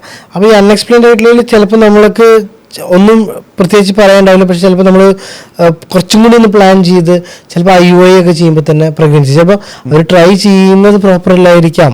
അത് നമ്മൾ എക്സ്പ്ലെയിൻ പറഞ്ഞ എല്ലാ കാര്യങ്ങളിലും ചിലപ്പോൾ വിട്ടുപോയ കുറച്ച് കാര്യങ്ങൾ ഉണ്ടാവാം. അപ്പോൾ അതിനാണ് അൺഎക്സ്പ്ലെയിൻഡ് എന്ന് പറയാം. ഈ അൺഎക്സ്പ്ലെയിൻഡ് ആയിട്ടുള്ളതിൽ ചില സമയത്ത് നമ്മളെല്ലാം നോക്കി നോർമലാണ്, എല്ലാം കഴിഞ്ഞതിന് ശേഷം ചിലപ്പോൾ IVF ട്രീറ്റ്മെൻറ്റിലേക്ക് പോകുമ്പോൾ ഈ IVF ട്രീറ്റ്മെൻറ്റിന് 2 കാര്യങ്ങളുണ്ട്. ശരിക്കും പറഞ്ഞാൽ ഒന്ന് കുട്ടി ഉണ്ടാവാൻ സഹായിക്കുന്ന ഒരു ട്രീറ്റ്മെൻറ്റാണ്. രണ്ടാമത്തെ കാര്യം കുട്ടി എന്തുകൊണ്ട് ഉണ്ടാവുന്നില്ല എന്ന് കണ്ടുപിടിക്കാനും IVF ട്രീറ്റ്മെൻറ്റ് ഒരു പരിധിവരെ സഹായിക്കും. മനസ്സിലായില്ലേ? ആക്ച്വലി IVF ഒരു കുട്ടി ഉണ്ടായി കഴിഞ്ഞാൽ പിന്നെ നമുക്ക് കഥയൊന്നും വേറെ ഒന്നും പറയാനില്ല. പക്ഷേ അത് ഉണ്ടാവുന്നില്ലെങ്കിൽ, അപ്പോൾ അത് എക്സാമ്പിൾ പറയുകയാണെങ്കിൽ ഇപ്പോൾ നമ്മൾ ചില എഗ്ഗും സ്പേമും തമ്മിൽ ചേർന്ന് കഴിഞ്ഞാൽ അതായത് ആ സ്പേമിന് ചിലപ്പോൾ എഗ്ഗിനെ ഫ്യൂസ് ചെയ്യാൻ ഇതുണ്ടാവില്ല. കാരണം നല്ല എഗ് സ്പേമൊക്കെ ആയിരിക്കും കൗണ്ടൊക്കെ, പക്ഷേ അതിൽ നിന്ന് സ്പേമിനെ സെലക്ട് ചെയ്തിട്ട് എംബ്രിയോ ഉണ്ടാക്കാൻ നോക്കുമ്പോൾ എംബ്രിയോസ് ഒന്നും ഉണ്ടാവുന്നില്ല. ചിലപ്പോൾ നമ്മൾ ഓവുലേഷനൊക്കെ നോക്കുമ്പോൾ നല്ലതായിരിക്കും, പക്ഷേ എഗ്സ് എടുത്ത് നോക്കുമ്പോൾ എഗ്സ് വളരെ മോശമായിരിക്കും. ചിലപ്പോൾ എഗ്സ് ഇല്ലാത്ത കണ്ടീഷൻ, അതായത് ഫോളിക്കിളൊക്കെ ഉണ്ടാവും. എല്ലാ മാസവും ഒരു ചിലപ്പോൾ 5-10 ചിലപ്പോൾ ഒരു കൊല്ലമൊക്കെ ഫോളിക്കുലർ മോണിറ്ററിംഗ് ഒക്കെ ചെയ്തിട്ട് മാസം നോക്കിയിട്ട് അവർ കുട്ടിക്ക് വേണ്ടി ട്രൈ ഒക്കെ ചെയ്തിട്ടുണ്ടാവും. പക്ഷേ എഗ്ഗ് എടുക്കുന്ന സമയത്ത് ചിലപ്പോൾ ഈ അൺറപ്ചർഡ് ഫോളിക്കുലർ സിൻഡ്രോം LUF എന്നൊക്കെ പറയും, അതൊന്നും അതിൽ എഗ്ഗ് ഉണ്ടാവില്ല. അപ്പോൾ ആ സ്ത്രീക്ക് ചിലപ്പോൾ ഫോളിക്കുലുണ്ട്, അതിൻ്റെ ഉള്ളിൽ എഗ്ഗില്ല. അത് ഉണ്ടാവില്ല എന്നുള്ളത് നമുക്ക് എടുത്തു നോക്കിയാൽ അത് അറിയാനും പറ്റില്ല, വേറെ വഴിയൊന്നുമില്ല. പിന്നെ അതേപോലെ തന്നെ അവർക്ക് ചിലപ്പോൾ ഇംപ്ലാന്റേഷൻ ഫെയിലിയർ, നല്ല എംബ്രിയോ ഒക്കെ ഉണ്ടാവും, പക്ഷേ കുട്ടി ഉണ്ടാകാത്തതിന് മെയിൻ കാരണം നല്ല ഭ്രൂണം ഗർഭപാത്രത്തിൽ ഇട്ടാലും പിടിക്കാത്തൊരു ഗർഭപാത്രമാണെന്ന് വിചാരിക്കുക, റിക്കറൻ്റ് ആയിട്ട് ഇംപ്ലാന്റേഷൻ ഫെയിലിയർ. സോ അത് ഐഡൻറ്റിഫൈ ചെയ്യണമെങ്കിൽ നല്ല എംബ്രിയോ നമ്മൾ ഗർഭപാത്രത്തിൽ ഇട്ട് നോക്കണം. പിന്നെ ജെനറ്റിക്കലായിട്ടുള്ള പ്രോബ്ലംസ്, അതായത് കുട്ടി ഉണ്ടാകുന്ന ഭ്രൂണത്തിലെല്ലാം ജെനറ്റിക്കൽ പ്രോബ്ലം, അച്ഛനോ അമ്മ എന്തെങ്കിലും ക്യാരി ചെയ്യുന്ന എന്തെങ്കിലും ജെനറ്റിക്കൽ പ്രോബ്ലം, ഇതൊക്കെ ഐഡൻറ്റിഫൈ ചെയ്യണമെന്നുണ്ടെങ്കിൽ നമ്മൾ ട്രീറ്റ്മെൻറ്റിലേക്ക് പോകും. അതുവരെ അതെല്ലാം അൺഎക്സ്പ്ലെയിൻഡ് ആണ്. അപ്പോൾ അൺഎക്സ്പ്ലെയിൻഡിൽ ബേസിക് എല്ലാം നോർമലായിരിക്കും, ബേസിക് ഇവാലുവേഷൻസ് ഒക്കെ നോർമലായിരിക്കും, still they are not getting the baby. അതാണ് എൻ്റെ. ഇനി ഒരു മിത്ത് ഞാൻ ബ്രേക്ക് ചെയ്യാൻ വേണ്ടി ചോദിക്കാം. എന്ന് വെച്ചിട്ടുണ്ടെങ്കിൽ ഈ പ്രായം കൂടുന്തോറും ഫെർട്ടിലിറ്റി നമുക്ക് കുറയും എന്ന് പറയുന്നത് യാഥാർത്ഥ്യമായ കാര്യമാണ്. പക്ഷെ നമ്മൾ ഇപ്പോൾ പുറത്തുള്ള രാജ്യങ്ങളിൽ നോക്കുകയാണെങ്കിൽ ഓസ്ട്രേലിയ അല്ലെങ്കിൽ അങ്ങനത്തെ അവിടെയൊക്കെ നോക്കുമ്പോൾ അവർ മിക്കവരും ലേറ്റ് മാരേജ് അല്ലേ, ഒരു 35+ ഒക്കെ ആയിട്ട് അവർ കല്യാണം കഴിക്കുന്നത്, ചിലപ്പോൾ 40-ലേക്ക് കല്യാണം കഴിക്കുന്നത്. അവർക്ക് ഈ പ്രശ്നങ്ങൾ ഉണ്ടാവാത്ത എന്തുകൊണ്ടാണ്? അത് ഇവിടെ മാത്രമാണ് ഈ 35+? അല്ല, അത് നല്ല ചോദ്യമാണ്. കാരണം നമ്മൾ പലപ്പോഴും ഈ ആൾക്കാർ സംസാരിക്കുമ്പോൾ പറഞ്ഞു കേട്ടിട്ടുണ്ട്, അതായത് ഇങ്ങനെ അവിടെയൊക്കെ വളരെ ലേറ്റായിട്ട് പ്രഗ്നൻസി. നമ്മുടെ നാട്ടിലും ആൾക്കാർക്ക് ലേറ്റായിട്ടും പ്രഗ്നൻസി ആവലുണ്ട്. ഈ ഫസ്റ്റ് പ്രഗ്നൻസി കുറച്ച് വളരെ ലേറ്റ് ആകുമ്പോഴാണ് പിന്നെ പ്രഗ്നൻസി കിട്ടാനൊരു ബുദ്ധിമുട്ട്. അതായത് ഫസ്റ്റ് പ്രഗ്നൻ്റ് ആവാതെ കുറേ ലേറ്റായിട്ട് പ്രഗ്നൻസി വന്നു. ഇപ്പോൾ 1-2 കുട്ടികൾ അവർ ചിലപ്പോൾ നമ്മളെ അമ്മമാരിലൊക്കെ തന്നെ 30s കഴിഞ്ഞിട്ട് 40s പ്രഗ്നൻ്റ് ആവുന്നവരുണ്ട്. അപ്പം ഇപ്പോൾ അവരൊക്കെ ആയിട്ട് കമ്പയർ ചെയ്യണമെങ്കിൽ, പുറത്തുള്ളവരായിട്ട് കമ്പയർ ചെയ്യണമെങ്കിൽ നമ്മുടെ കോണ്ടിനെൻറ്റിലൊക്കെ അല്ലെങ്കിൽ ഈ സബ് കോണ്ടിനെൻറ്റിൽ കുറച്ച് ലേറ്റ് ആയി കഴിഞ്ഞാൽ പ്രഗ്നൻസി ആവുന്നത് കുറച്ച് കുറവാണ്. അതൊക്കെ സ്റ്റഡീസൊക്കെ ഉണ്ട് അതിനെക്കുറിച്ചിട്ട്. കാരണം അവർക്ക് കുറച്ചും കൂടി ലേറ്റായിട്ടും ഈ ഫെർട്ടിലിറ്റി പൊട്ടൻഷ്യൽ അല്ലെങ്കിൽ സൈക്കിൾ ഫീക്കൻഡിറ്റി ഒക്കെ കുറച്ച് കൂടുതലാണ്, നമുക്ക് കുറച്ച് കുറവാണ്. പല ഫാക്ടേഴ്സും ഉണ്ടാവാം. പിന്നെ വേറൊരു മെയിനായിട്ടുള്ള കാര്യം എന്താണെന്ന് പറഞ്ഞു കഴിഞ്ഞാൽ അവർക്ക് ലേറ്റായിട്ട് പ്രഗ്നൻ്റ് ആയ അവരുടെ മൈൻഡ് സെറ്റ് കുറച്ച് വ്യത്യാസമുണ്ട്. നമ്മുടെ നാട്ടിൽ ഈ കുട്ടി ഉണ്ടാവുന്നതിൻ്റെ ഒരു ആവശ്യം ഫാമിലിയിലും കൂടി ഇൻവോൾവ് ആണ്. അവിടെ പുറത്തേക്കൊക്കെ പോകുമ്പോൾ ദേ വിൽ ഡിസൈഡ്. അവർ ചിലപ്പോൾ പ്ലാൻ ചെയ്യും, ഇത്ര കാലം എന്താ പറയുക ഡേറ്റ് ചെയ്ത് അല്ലെങ്കിൽ ഇത്ര കാലം ലീവ് ഇൻ റിലേഷനൊക്കെ കഴിഞ്ഞ് അവർ ചിലപ്പോൾ പാർട്ട്ണറെ ഡിസൈഡ് ചെയ്യുന്നത് പോലും കുറച്ച് ലേറ്റ് ആയിട്ടായിരിക്കും, ചിലപ്പോൾ പ്രഗ്നൻസി ആയതിനു ശേഷമായിരിക്കും. അങ്ങനെ ഓരോ സ്ഥലങ്ങളിലും അങ്ങനത്തെ ഓരോ കാര്യങ്ങളുണ്ട്. സോ ബേസിക്കലി ഇവരെല്ലാം കുറച്ചും കൂടി ഇപ്പോൾ കുട്ടി ആയിട്ടില്ലെങ്കിൽ and they are willing to adopt. അവർ കുട്ടി ആയാലും ഇല്ലെങ്കിലും കുട്ടികളെ അഡോപ്റ്റ് ചെയ്യുന്നുണ്ട്. അവർ പുറത്തും രാജ്യങ്ങളിൽ നിന്നൊക്കെ അഡോപ്റ്റ് ചെയ്തിട്ട് വളർത്തുന്നുണ്ട്.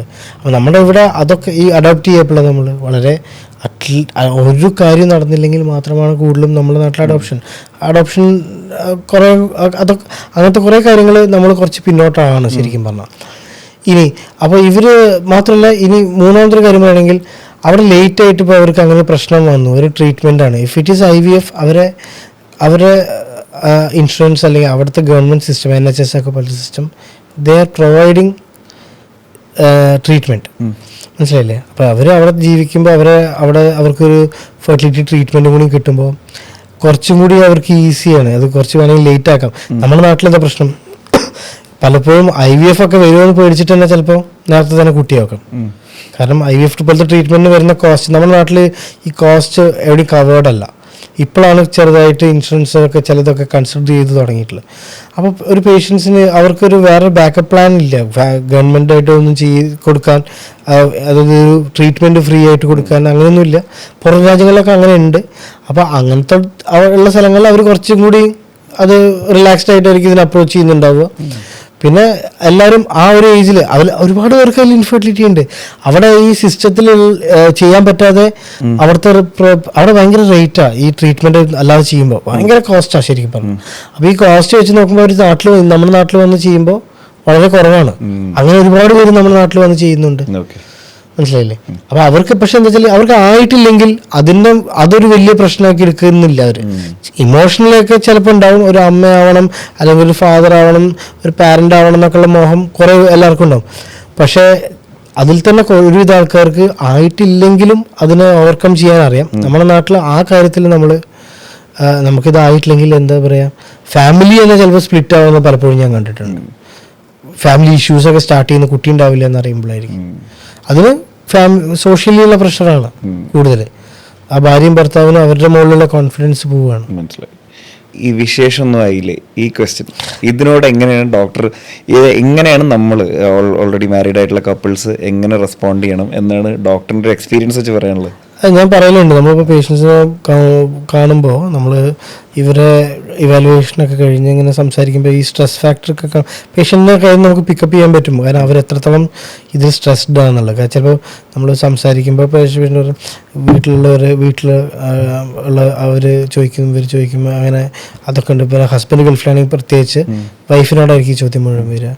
അപ്പോൾ ഇവരെല്ലാം രണ്ടുപേരും കേട്ടുകൊണ്ടിരിക്കുന്ന സാധനം ഈ വിശേഷമായില്ല എന്നുള്ള ക്വസ്റ്റ്യൻ തന്നെയാണ് അത്. അപ്പോൾ ഞാനെപ്പോഴും ഇവരോട് എന്താ പറയുക വെച്ചാൽ, നിങ്ങൾ ആദ്യം പ്ലാൻ ചെയ്യും, നിങ്ങളാദ്യം ഒരുമിച്ച് നിന്ന് കുട്ടി ഉണ്ടാവാൻ ആക്റ്റീവായിട്ട് നോക്കുക. അത് ഇല്ലാത്തടത്തോളം കാലം ബാക്കിയുള്ളവർ പറയണം നോക്കണ്ട. കാരണം ബാക്കിയുള്ളവർ കമ്പയർ ചെയ്യുന്നത് അവരുടെ ഇയേഴ്സ് ഓഫ് മാരേജ് വെച്ച് മാത്രമാണ്. നിങ്ങൾ ആക്റ്റീവായിട്ട് നിങ്ങളോട് തന്നെ ചോദിക്കുക, എത്ര കാലം നിങ്ങൾ ട്രൈ ചെയ്തിട്ടുണ്ട്. രണ്ടാമത്തെ കാര്യം, ആരെങ്കിലും ചോദിക്കുകയാണെന്നുണ്ടെങ്കിൽ നിങ്ങൾ ധൈര്യമായിട്ട് പറയും നിങ്ങൾ ഫാമിലി പ്ലാനിങ്ങിലാണ്, കുറച്ച് കഴിയട്ടെ. ഞാൻ കൊറോണ സമയത്തൊക്കെ പേഷ്യൻ്റ് പറയുന്നത് കൊറോണ കാലമാണ്, അത് കഴിയട്ടെ എന്ന് പറയും. അത് കഴിഞ്ഞിട്ട് കാരണം അവർ ആക്സിഡൻ്റലി പ്രഗ്നൻ്റ് ആയി എന്ന് വിചാരിച്ചിട്ട് ആരും ചോദിക്കാനൊന്നും പോകുന്നില്ല, നിങ്ങളത് അന്ന് പറഞ്ഞ് ആവണ്ട അങ്ങനെ ആരും ചോദിക്കാനൊന്നും പോകുന്നില്ല. ആയാലായി. പക്ഷെ ആവാതിരിക്കുമ്പോൾ ആൾക്കാർക്ക് ഒരാളെ പെട്ടെന്ന് ഹേർട്ട് ചെയ്യാൻ പറ്റുന്നൊരു ചോദ്യമാണ്. ചിലപ്പോൾ മനസ്സറിഞ്ഞ് അങ്ങനെ ചോദിക്കുന്നതായിരിക്കില്ല, പക്ഷെ നമ്മൾ ആൾക്കാർ എപ്പോഴും ഈ എന്തെങ്കിലും നെഗറ്റീവായിട്ട് ചോദിക്കുമല്ലോ, അതിൽ ആദ്യം ചോദിക്കുന്നൊരു ചോദ്യമാണ് കുട്ടികളുടെ കാര്യം, മനസ്സിലായില്ലേ? ആൻഡ് ഈ കുട്ടികളാവാത്ത അങ്ങോട്ടും അപ്പുറത്തെ പ്രശ്നങ്ങൾ അവരുടെ വീട്ടിലുണ്ടാവും. ഞാൻ ചില സമയത്ത് പേഷ്യനോട് പറയും, അതിലും കൂടുതൽ എല്ലാവരും ചൊറിയാണ് അല്ലെങ്കിൽ ഇങ്ങനെ വന്ന് ചോദിക്കുകയാണെങ്കിൽ നിങ്ങൾ അവരെ തിരിച്ച് ചൊറിയും. അവർ ചോദിക്കും നിങ്ങൾക്ക് വേറെ നിങ്ങൾക്ക് പ്രായമായില്ലേ, മരിക്കാറായില്ലേ, നിങ്ങൾ കുട്ടിയുടെ കാര്യം ചോദിക്കണം. പിന്നെ ആ ഫാമിലി ബന്ധമായിട്ട് പോയി കിട്ടും. പക്ഷെ എന്നാലും നമ്മൾ സ്ട്രോങ് ആയിരിക്കണം ഈ കാര്യത്തിൽ. കുട്ടി ഉണ്ടാകുന്നത് ഞാൻ പറഞ്ഞില്ല, ഇതൊരു കോമ്പറ്റീഷൻ ഒന്നുമല്ല. നിങ്ങൾ 100% ഇതിൽ ഇൻവോൾവ് ആയിട്ട് പലതും ചെയ്താലും ചിലപ്പോൾ കുട്ടി ഉണ്ടാവില്ല. അങ്ങനെ സംഭവിക്കാം. ഇനി കുട്ടി ഉണ്ടായി മുന്നോട്ട് പോകുമ്പോഴും പലതും സംഭവിക്കാം. ഗർഭിണി പ്രൂവ് ചെയ്യല്ല, ആ കുട്ടി ഉണ്ടാവണമല്ലോ. ജനിക്കുന്ന വരെയുള്ള പ്രസവ സമയത്ത് നമുക്ക് എന്ത് വേണമെങ്കിൽ സംഭവിക്കാം, കുട്ടിക്കും സംഭവിക്കാം. ഇതൊന്നും നമ്മളുടെ കൺട്രോളിലല്ല സത്യം പറഞ്ഞു കഴിഞ്ഞാൽ. ഫെർട്ടിലിറ്റി അല്ലെങ്കിൽ പ്രഗ്നൻസി ഒരു മിറാക്കിളാണ്. അത് എല്ലാവർക്കും ആവാം. ഇറ്റ്സ് എ നാച്ചുറൽ പ്രോസസ്സ്, അത്രയേ ഉള്ളൂ. ആ നാച്ചുറൽ പ്രോസസ്സ് എപ്പോഴും എല്ലാവർക്കും ഉണ്ടാവില്ല. വളരെ ചെറിയ ശതമാനം ആൾക്കാർക്ക് അതുണ്ടാവാതിരിക്കുകയും ചെയ്യാം. പക്ഷെ അതിനെക്കുറിച്ച് ആദ്യമേ നമ്മൾ ഇതൊക്കെ വിഷമിപ്പിച്ചിരിക്കുക. ഇത്രയധികം ട്രീറ്റ്മെൻറ്റ്സ്, ഇത്രയധികം fertility friendly doctors and hospitals ഉണ്ട്. അവരത് അഡ്വൈസ് എടുത്ത് പ്ലാൻ ചെയ്ത് കൊണ്ടുപോയി കഴിഞ്ഞാൽ, നേരത്തെ പ്ലാൻ ചെയ്യുക എന്നുള്ളതാണ് ഏറ്റവും ബെസ്റ്റ്. കല്യാണം കഴിഞ്ഞ് കഴിഞ്ഞാൽ നിങ്ങൾ ആദ്യം സംസാരിക്കുക എപ്പോൾ വേണം. സോ വല്ലാതെ ലേറ്റായിട്ടാണ് വേണ്ടത് വെച്ചാൽ see a doctor and ask. അവർ ഇവാലുവേറ്റ് ചെയ്തിട്ട് ഓക്കെ നിങ്ങൾക്ക് വെയിറ്റ് ചെയ്യാം, അല്ലെങ്കിൽ അതിൻ്റെ അടുത്ത ഓപ്ഷൻസ് നോക്കുക.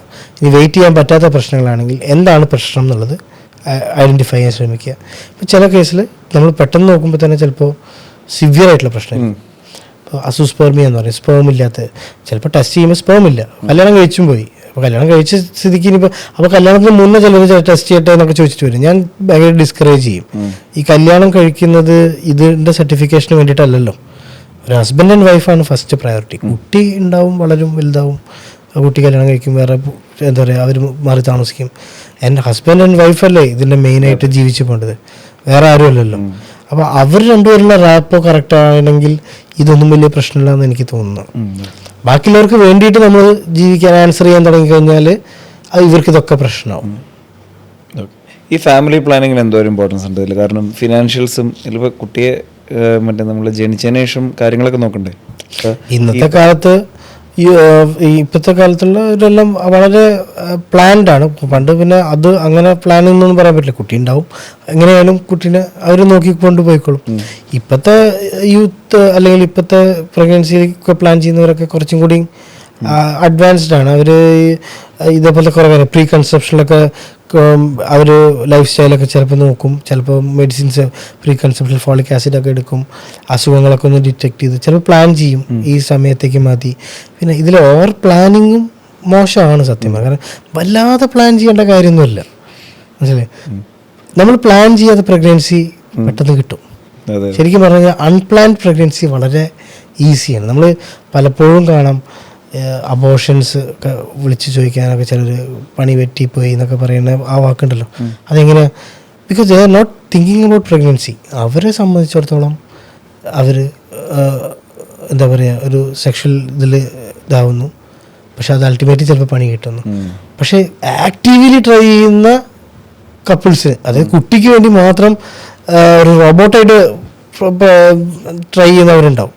ടൈം നോക്കി, ഡേറ്റ് നോക്കി, ഡോക്ടർ പറയുന്ന നോക്കി, അവർക്ക് കുട്ടി കിട്ടാൻ ഭയങ്കര ബുദ്ധിമുട്ടാണ്. കാരണം അവരെ സംബന്ധിച്ചിടത്തോളം അവർ ഇതിന് വേണ്ടിയിട്ട് എന്താ പറയുക, സ്ട്രെസ് എടുത്തിട്ട് ഇത് ട്രൈ ചെയ്യാണ്.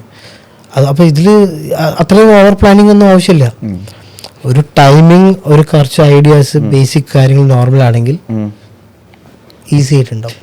പ്ലാനിങ് ഉദ്ദേശിച്ചത് ഇപ്പോൾ ഫോർ എക്സാമ്പിൾ ഇപ്പോൾ ജോലി സ്റ്റേബിൾ അല്ല, രണ്ടുപേരും ഇപ്പോൾ കല്യാണം കഴിച്ചിട്ടുള്ളൂ, ഒരു റാപ്പോ ആയി വരുന്നുള്ളൂ, അങ്ങനത്തെ സിറ്റുവേഷൻ വരുമ്പോൾ അത് ഇപ്പൊ അവർ പറയണേ കുറച്ച് ട്രാവലൊക്കെ ചെയ്ത് കുറച്ച് കാലം അത് സ്ഥിരം വരുന്നൊരു ക്വസ്റ്റ്യൻ ആണ് ട്രാവൽ. അപ്പോൾ ട്രാവൽ ചെയ്യാൻ ഏറ്റവും നല്ലതാണ്. കാരണം കുട്ടിയായി കഴിഞ്ഞാൽ ട്രാവൽ ചെയ്യുമ്പോൾ മാറി, കുട്ടിയാവുന്നതിന് മുന്നേ ട്രാവൽ ചെയ്യുമ്പോഴതും വ്യത്യാസം ഉള്ളതുകൊണ്ട് ട്രാവൽ ചെയ്യാൻ താല്പര്യം ആൾക്കാർക്ക് കൂടുതലുള്ളതുകൊണ്ട് ഈ കാരിയർ സെറ്റ് ചെയ്യാൻ, അല്ലെങ്കിൽ ഒരു എവിടെയെങ്കിലും പുതിയ രാജ്യത്തേക്ക് പോകുക, അങ്ങനെ കുറേ പ്ലാനിങ് ഉണ്ടാവുമല്ലോ ഇപ്പോഴത്തെ ആൾക്കാർക്ക്. സോ അങ്ങനെ ആൾക്കാർ പ്ലാൻ ചെയ്യുമ്പോൾ ഇതൊക്കെ പ്ലാൻ ചെയ്തിട്ട് കുട്ടിയായാൽ മതി. പക്ഷേ അവരുടെ ഏജ് വളരെ യങ് ആയിട്ടുള്ളവരാണെങ്കിൽ ഇത് ലെറ്റ് ദം പ്ലാൻ. ഈ സോഷ്യൽ ഫ്രീസിംഗിലെ എഗ് ഫ്രീസിംഗ് എന്ന് പറയുന്നത് എന്താണ്? സോഷ്യൽ ഫ്രീസിങ് നമ്മൾ രണ്ട് കാര്യങ്ങൾക്കാണ് മെയിനായിട്ട്. എഗ്ഗ്, സ്പേം, എംബ്രിയോ ഒക്കെ നമുക്ക് സൂക്ഷിക്കാൻ പറ്റും. അതെങ്ങനെ സൂക്ഷിക്കുന്നതെന്ന് വെച്ച് കഴിഞ്ഞാൽ ആദ്യം ഇത് ക്രയോ പ്രിസർവ് ചെയ്യുക ചെയ്യുന്നത്. അതായത് ലിക്വിഡ് നൈട്രജനിൽ നമുക്ക് ഈ പറഞ്ഞ മൂന്ന് കാര്യങ്ങളും, എഗ്ഗ്, സ്പേം, എംബ്രിയോ, പിന്നെ ഈ ടിഷ്യൂസും ഇത് ചിലപ്പോൾ ഓവറിൽ നിന്നുള്ള ടിഷ്യൂ ഇത് നമുക്ക് ക്രയോ പ്രിസർവ് ചെയ്ത് സൂക്ഷിക്കാൻ പറ്റും. ഇത് നമ്മൾ ചെയ്യുന്നത് 2 കാര്യങ്ങൾക്കാണ്. ഒന്ന് സോഷ്യൽ ഫ്രീസിങ് എന്ന് പറയുന്നത്, അതായത് ഇപ്പോൾ ഒരാൾ ഇപ്പോൾ യങ് ആയിട്ടുള്ള ഒരു മെയിൽ ഓർ ഫീമെയിൽ, അപ്പോൾ അവർക്കൊരു ഇപ്പോൾ ഒരു പ്രഗ്നൻസി പ്ലാൻ ഇല്ല, ഭാവിയിലേ ഉള്ളൂ. ചിലപ്പോൾ അതൊരു ഇപ്പോൾ ഒരു 22 ഇയർ ഓൾഡ് ആയിട്ടുള്ളൊരു ആൺകുട്ടിയോ പെൺകുട്ടിയോ ചിലപ്പം 30s കഴിഞ്ഞിട്ട് പ്ലാൻ ചെയ്യുന്നുള്ളൂ. അങ്ങനെയൊക്കെ വരുമ്പോൾ അവർക്ക് ആ ഏജ് റിലേറ്റഡ് ആയിട്ടൊരു ഫെർട്ടിലിറ്റി ഡിക്ലൈൻ വരാം. അപ്പോൾ അത് നമ്മൾക്ക് എന്ത് ചെയ്യാം, ഒരു പരിധി വരെ നമുക്ക് എങ്ങനെ പ്രിവെൻറ്റ് ചെയ്യാൻ പറ്റും എന്ന് പറഞ്ഞാൽ നമുക്ക് ഇപ്പോഴേ എഗ്ഗോ സ്പേമോ നമുക്ക് ഫ്രീസ് ചെയ്ത് വെക്കാം. കാരണം യങ് ഏജിലുണ്ടാകുന്ന ഒരു ഗുഡ് ക്വാളിറ്റി സ്പേമോ എഗ്സോ ഒന്നും നമുക്ക് പിന്നീട് ഉണ്ടായിക്കൊള്ളുന്നില്ല. ഇനി കപ്പിൾസിലേക്ക് വരുമ്പോൾ അവർ കല്യാണം കഴിഞ്ഞ് ചിലപ്പോൾ ഒരു കുറച്ച് കാലം കഴിഞ്ഞിട്ട് അവർക്ക് പ്രഗ്നൻസി പ്ലാൻ ഉണ്ടാവുള്ളൂ. അപ്പോൾ അത്തരത്തിലുള്ള അവർക്ക് ആക്ച്വലി ഇപ്പോൾ അവർ രണ്ടുപേരും നല്ല ഏജിൽ നല്ല പ്രായത്തിൽ അവർ എഗ്ഗോ സ്പേമോ എടുത്തിട്ട് ഒരു എംബ്രിയോ ഉണ്ടായി കഴിഞ്ഞാൽ പിന്നീട് പ്രായം കൂടുമ്പോൾ ഉണ്ടാകുന്ന ക്വാളിറ്റിയിൽ ചിലപ്പോൾ പ്രഗ്നൻസി കിട്ടിയില്ലെങ്കിൽ അവർ നോർമലി അറ്റംപ്റ്റ് ചെയ്തിട്ട് കിട്ടിയില്ലെങ്കിൽ അവർക്ക് ഈ സ്പേം അല്ലെങ്കിൽ എഗ്ഗ് അല്ലെങ്കിൽ എംബ്രിയോ യൂസ് ചെയ്ത് പിന്നീട് പ്രഗ്നൻസി ആവാം എന്നുള്ളതാണ്. IVF ട്രീറ്റ്മെൻറ്റ് പോലെ തന്നെയാണ് ചെയ്യുക. അതാണ് സോഷ്യൽ ഫ്രീസിങ്. പിന്നെ ഓങ്കോ ഫ്രീസിങ്ങും കൂടിയുണ്ട്. അതായത് ചില ഡയർ ആയിട്ടുള്ള കണ്ടീഷൻസ് ഉണ്ട്. അതായത് ചില ആൾക്കാർക്ക് പെട്ടെന്ന് ട്രീറ്റ്മെൻറ്റ്സ് വേണ്ടി വരും. ഈ ടെസ്റ്റിക്കുലർ ക്യാൻസർ പോലെ, ഓവേറിയൻ ക്യാൻസർ, അല്ലെങ്കിൽ മറ്റു തരത്തിലുള്ള ക്യാൻസർ, ചിലപ്പോൾ റേഡിയേഷനോ കീമോതെറാപ്പിയോ ഇൻവോൾവ് ആവുന്ന, അല്ലെങ്കിൽ ഒരു അസുഖം പെട്ടെന്ന് നമ്മൾ പ്ലാൻ ചെയ്യാതെ പ്രഗ്നൻസി ഒന്നും ചിലപ്പോൾ കല്യാണം കഴിഞ്ഞിട്ടുണ്ടല്ലോ, വളരെ യങ്ങായിരിക്കും, ചിലപ്പോൾ അപ്പോൾ ടെസ്റ്റിക്കുലർ ക്യാൻസർ വന്നു, അതിനുള്ള ട്രീറ്റ്മെൻറ്റ് നേരത്തെ ഐഡൻറ്റിഫൈ ചെയ്തു, ഓവേറിയൻ ക്യാൻസറിന് സാധ്യതയുണ്ട്, അപ്പോൾ അത് ഐഡൻറ്റിഫൈ ചെയ്തു, they are going for treatment. Young ഏജാണ്. പക്ഷേ എന്താ പ്രോബ്ലം വെച്ചാൽ ഇത് കഴിഞ്ഞ് കഴിഞ്ഞാൽ അവരെ ഫെർട്ടിലിറ്റി ഈ കീമോടോക്സിക് ആയിട്ടുള്ള ഇതെല്ലാം റേഡിയേഷനൊക്കെ ഒരു പരിധി വരെ ഫെർട്ടിലിറ്റീനെ ഭയങ്കരമായിട്ട് ബാധിക്കും. അതായത് എഗ്ഗിൻ്റെയും സ്പേമും നശിച്ചു പോകും. അപ്പോൾ അവർക്ക് പിന്നീട് ചിലപ്പോൾ കുട്ടികളുണ്ടാവില്ല. ചിലപ്പോൾ ടെസ്റ്റിക്കുലർ ക്യാൻസറിന് ട്രീറ്റ് ചെയ്ത ഒരാൾക്ക് പിന്നീട് ചിലപ്പോൾ സ്പേമേ ഉണ്ടാവില്ല. അപ്പോൾ അങ്ങനത്തെ ഒരു സാഹചര്യം മുന്നിൽ കണ്ടിട്ട് അവർക്ക് ട്രീറ്റ്മെൻറ്റ് ചെയ്യാൻ തുടങ്ങുന്ന ക്യാൻസർ പോലത്തെ ഒരു കാര്യം ഡിറ്റക്ട് ചെയ്ത് കഴിഞ്ഞാൽ അവരുടെ സ്റ്റേജും കാര്യങ്ങളും എന്ത് ടൈപ്പ് ഓഫ് ക്യാൻസറാണെന്നൊക്കെ നോക്കിയതിന് ശേഷം അവർ ട്രീറ്റ്മെൻറ്റ് പോകുന്നതിന് മുന്നേ നമുക്കൊരു എമർജൻസി ആയിട്ട് അവരെ ഇപ്പോൾ പുരുഷനെ സംബന്ധിച്ചിടത്തോളം നമുക്ക് മാസ്റ്റുർബേഷനിലൂടെ സ്പേം കളക്ട് ചെയ്ത് വെക്കാം. എഗ്ഗ് കിട്ടാൻ വീണ്ടും നമ്മൾ ഈ IVF-ൻ്റെ സ്റ്റിമുലേഷൻ പ്രൊസീജിയർ ചെയ്യണം. അപ്പോൾ നമുക്ക് കുറച്ച് എഗ്സ് കിട്ടും. അതിൻ്റെ ടൈമിങ് ഭയങ്കര ഇമ്പോർട്ടൻ്റ് ആണ്. അതിൽ നിന്ന് കിട്ടുന്നത് സൂക്ഷിച്ച് വെച്ചാൽ ഭാവിയിൽ അവർക്ക് പിന്നീട് പ്രഗ്നൻസി, അപ്പോൾ യൂട്രസ് അവിടെ തന്നെ ഉണ്ടാവും. മറ്റ് എഗ്സ് കിട്ടാതിരിക്കുന്നുള്ളൂ. യൂട്രസ് നമുക്ക് മെഡിസിൻസ് കൊടുത്തിട്ട് പ്രഗ്നൻസി റെഡി ആക്കാൻ പറ്റും. അപ്പോൾ ആ സമയത്ത് നമുക്ക് ട്രാൻസ്ഫർ ചെയ്യാൻ കിട്ടുന്ന എഗ്സ് കിട്ടി അത് എംബ്രിയോ ആക്കാനൊക്കെ നമുക്ക് പിന്നീട് അതൊരു കല്യാണം കഴിഞ്ഞ ശേഷം കുറേ പേരുണ്ട് അങ്ങനെ. അതായത് കുറേ പേഷ്യൻസ് ഈ ട്രീറ്റ്മെൻറ്റ്സ് എല്ലാം കഴിഞ്ഞ് ഇപ്പോഴത്തെ കാലത്ത് അവർക്ക് വേറെ ചാൻസസ് ഇല്ല, പിന്നെ they will go for donor. അപ്പോൾ അത് പോകുന്നതിന് മുന്നേ ഒരു ചാൻസാണ് ഇവർക്ക് കിട്ടുന്നൊരു ചാൻസ്. സോഷ്യൽ ഫ്രീസിങ് നമുക്ക് നമ്മുടെ എന്താ പറയുക ലൈഫ് സെറ്റായിട്ട് നമുക്കൊരു പ്രഗ്നൻസി വേണമെങ്കിൽ they can go four social freezing. ഇപ്പോൾ വളരെ യങ് ആയിട്ടുള്ള എല്ലാ ആൾക്കാരും അല്ലെങ്കിൽ പ്രൊഫഷണൽ ആയിട്ടുള്ളവരൊക്കെ ചോദിക്കുന്നൊരു ക്വസ്റ്റ്യനാണ്, and they are doing also. So നമ്മൾ എന്ത് ചെയ്യും, ഇത് ഫ്രീസ് ചെയ്ത് വെച്ച് അവർക്ക് ഇയർലി അതിന് റിന്യൂ ചെയ്ത് അവരുടെ ആവശ്യം വരുന്ന ഒരു ഇയറിൽ അത് യൂട്ടിലൈസ് ചെയ്യാം. അത് വളരെ നല്ലൊരു പെർഫെക്റ്റ് പാർട്ട്ണറെ കണ്ടുപിടിക്കുന്നവരെയൊക്കെ അവർക്ക് അവരുടെ ഫെർട്ടിലിറ്റി പ്രിസർവ് ചെയ്യുക എന്നുള്ളതാണ് ഇതിൻ്റെ ഗുണം. നമ്മുടെ നേരത്തെ പറഞ്ഞില്ല ഡോണർ IVF, അതെന്താണ് ഒന്ന് എക്സ്പ്ലെയിൻ ചെയ്യാമോ? ഈ ഡോണർ എന്നുള്ളൊരു വാക്ക് കുറച്ചൊരു ടാബു ആയിട്ടുള്ള ഇതാണ് നമ്മുടെ നാട്ടിൽ. പക്ഷേ ഇപ്പോൾ അങ്ങനെയല്ല, കുറേയൊക്കെ മാറി. എങ്കിലും പലർക്കും ചില മിസ്കൺസെപ്ഷൻസ് ഉണ്ട് ഇതിനെ ബേസ് ചെയ്തിട്ട്. അതായത് ഇത് എന്താ ട്രീറ്റ്മെൻറ്റ് എന്ന് അറിയാത്തത് കൊണ്ടാണ്. ചില കണ്ടീഷൻസിൽ നമുക്ക് ഒരു പേഷ്യൻറ്റിന് ചിലപ്പോൾ എഗ് ഓർ സ്പേം പ്രൊവൈഡ് ചെയ്യാൻ പറ്റാതിരിക്കാം.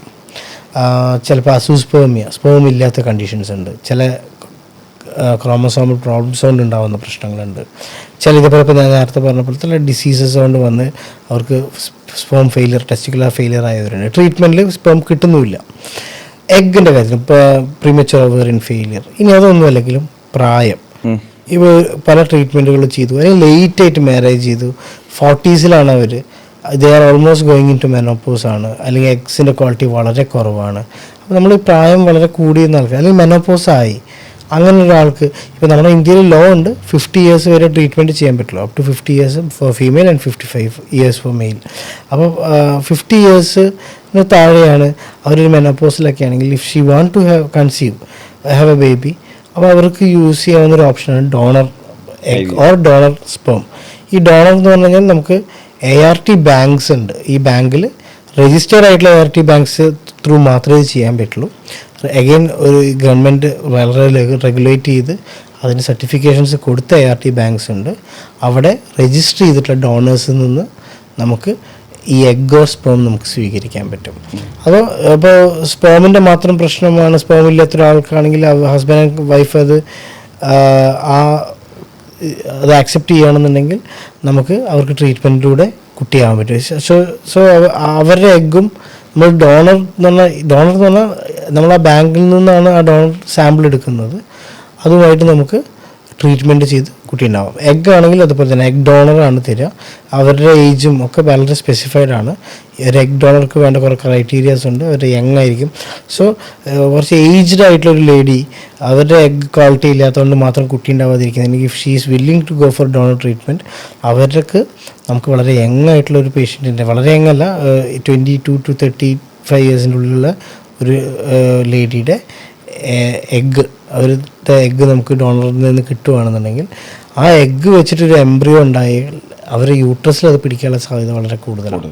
So she'll get pregnancy. അപ്പോൾ മോസ്റ്റ് ഓഫ് ദ ടൈം അങ്ങനെയാണ് നമ്മൾ ഡോണർ ചൂസ് ചെയ്യുക. ഈവൻ സ്പേം ഇല്ലെങ്കിൽ സ്പേം ഡോണറായിരിക്കും നമ്മൾ യൂസ് ചെയ്യുക.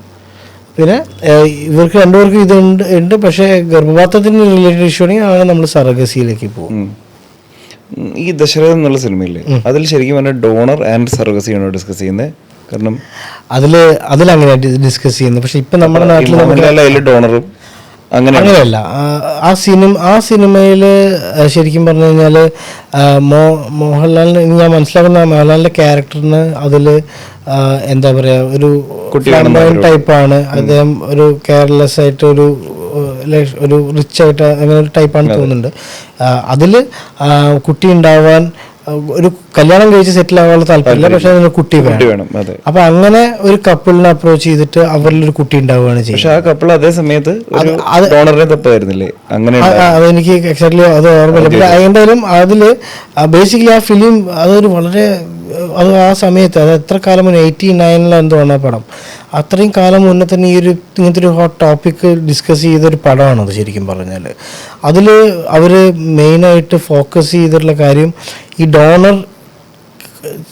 ഡോണറിൻ്റെതല്ലാതെ നമ്മൾ ഈ സർഗസി, ഒരു സ്ത്രീ ഒരു സർഗേറ്റ് ആകുമ്പോൾ അവർക്ക് വരുന്ന ഇമോഷൻസ്, പിന്നെ അവർ ആ കുട്ടിയോടുള്ള അറ്റാച്ച്മെൻറ്റ് എന്നൊക്കെ പറഞ്ഞിട്ടാണ്. ഇപ്പോൾ അതിനൊക്കെ വ്യവസ്ഥയുണ്ട്. സ്റ്റിൽ ഇങ്ങനത്തെ കുറേ പ്രശ്നങ്ങൾ കാരണമാണ് ഈ ലോ വളരെ സ്ട്രിക്റ്റ് ആയത്.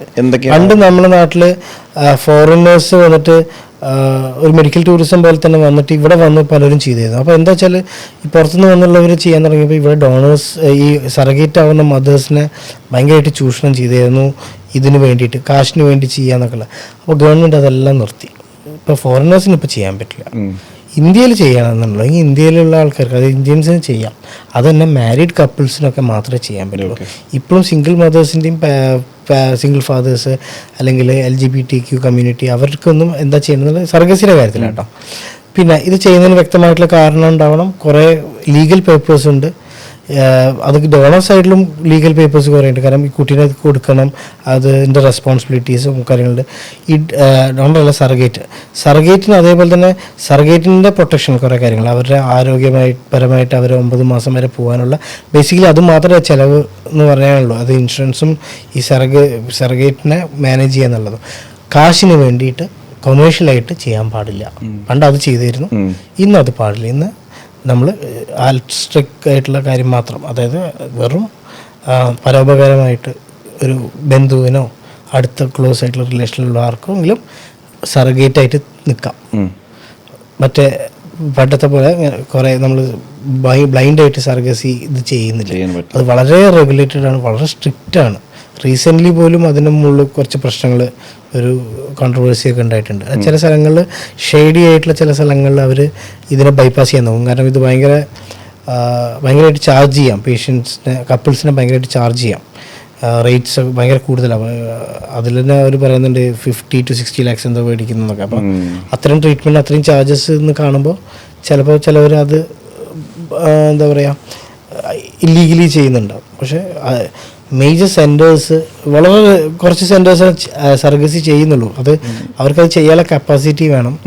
അത്രയും ലീഗൽ അതിൻ്റെ ഫ്രെയിം വർക്ക്സ് എല്ലാം പ്രോപ്പറായിട്ട് ചെയ്യാനുള്ളത് ഉണ്ടാവണം.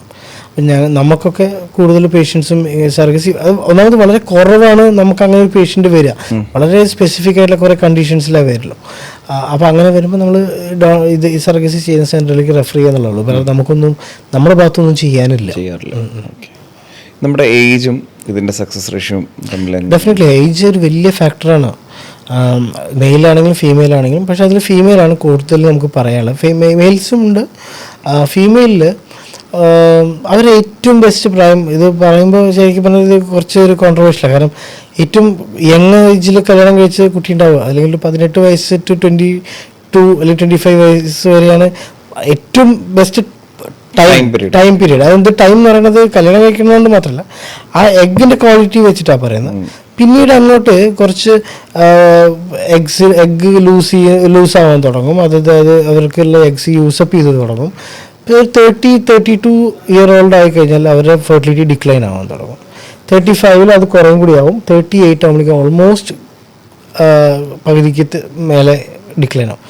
40s എത്തുമ്പോഴേക്കും ഓൾമോസ്റ്റ് ഈ പ്രീമെനോപോസിലാവും. 42 അങ്ങനെ ആകുമ്പോഴേക്കും പിന്നെ എഗ്ഗിൻ്റെ ക്വാളിറ്റി അത്രയും മോശമാവും. അപ്പോൾ ഈ അത് വെച്ചിട്ടാണ് നമ്മൾ ഏജ് പറയുന്നത്. ഇപ്പോൾ യങ്ങർ ഏജിലും എഗ്സിൻ്റെ ക്വാളിറ്റി കുറയുന്ന കണ്ടീഷൻസ് ഉണ്ട്. പക്ഷേ പൊതുവെ ഏജ് പിന്നെ മാത്രമല്ല, അതുപോലെ ലൈഫ് സ്റ്റൈൽ ഡിസീസസ് ഇപ്പോൾ പ്രായം കൂടുന്നതിനനുസരിച്ചിട്ട് പ്രസവിക്കാൻ ബുദ്ധിമുട്ടാണ്. അത് പ്രസവവുമായി ബന്ധപ്പെട്ടുള്ള കാര്യങ്ങൾ, ഷുഗർ, പ്രഷർ, അങ്ങനത്തെ പ്രശ്നങ്ങളെല്ലാം അതുപോലെ വരാം. പിന്നെ ഫൈബ്രോയിഡ് പോലത്തെ ഇങ്ങനത്തെ ഗ്രോത്തൊക്കെ 30s കൂടുതലും. അപ്പോൾ അതൊക്കെ ഉണ്ടാവാനുള്ള സാധ്യത. അപ്പോൾ ഈസി ആയിട്ട് കുറച്ചും കൂടി ഏർലി പ്രഗ്നൻ്റ് ആവുന്നതിന് പകരം കുറച്ചും കൂടി ഡിഫിക്കൽട്ടാണെന്ന് മാത്രം. അപ്പോൾ ഏജ് ഇതിൻ്റെ ക്വാളിറ്റിനെ ഭയങ്കരമായിട്ട് ബാധിക്കും.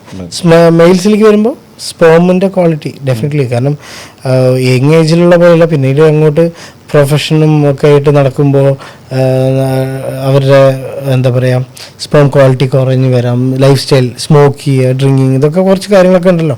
ഇതൊക്കെ കുറച്ച് കാലം അങ്ങനെ അടുപ്പിച്ച് മുന്നോട്ട് പോകുമ്പോൾ സ്വാഭാവികമായിട്ട് എന്തുണ്ടാവാം, സ്പേമിൻ്റെ ക്വാളിറ്റീനെ ബാധിക്കാം. അപ്പോൾ അതുകൊണ്ടാണ് നമ്മൾ ഏജ് പ്രത്യേകമായിട്ട് പറയുന്നത്.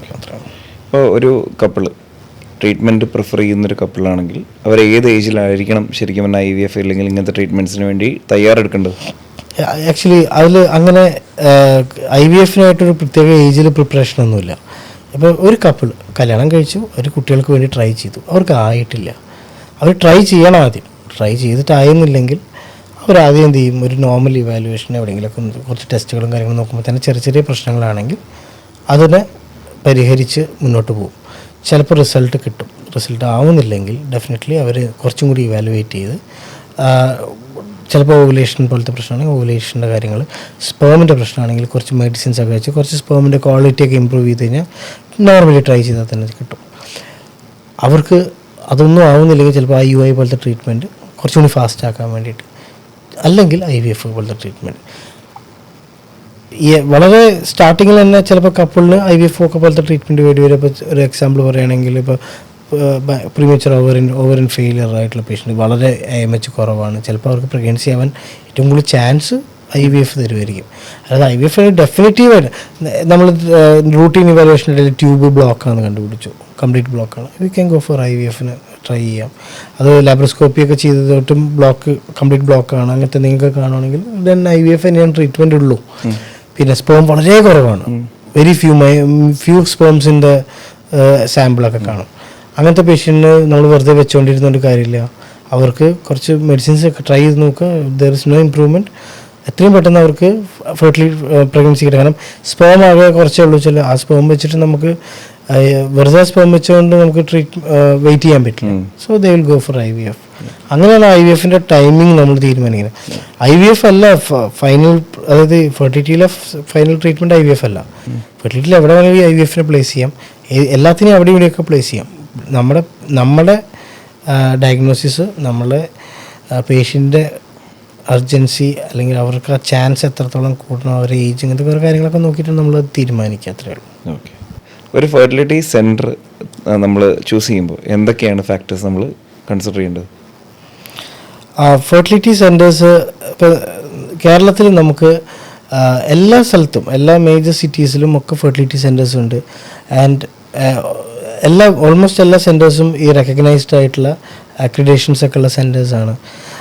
ഈ സെൻറ്റേഴ്സ് ചൂസ് ചെയ്യുമ്പോൾ നമ്മൾ മെയിനായിട്ട് എല്ലാവരും നോക്കുക, ഫസ്റ്റ് തിങ് ഡോക്ടേഴ്സാണ്, അവരുടെ റെപ്യൂട്ടേഷനാണ് നോക്കുക, എക്സ്പീരിയൻസ് നോക്കും.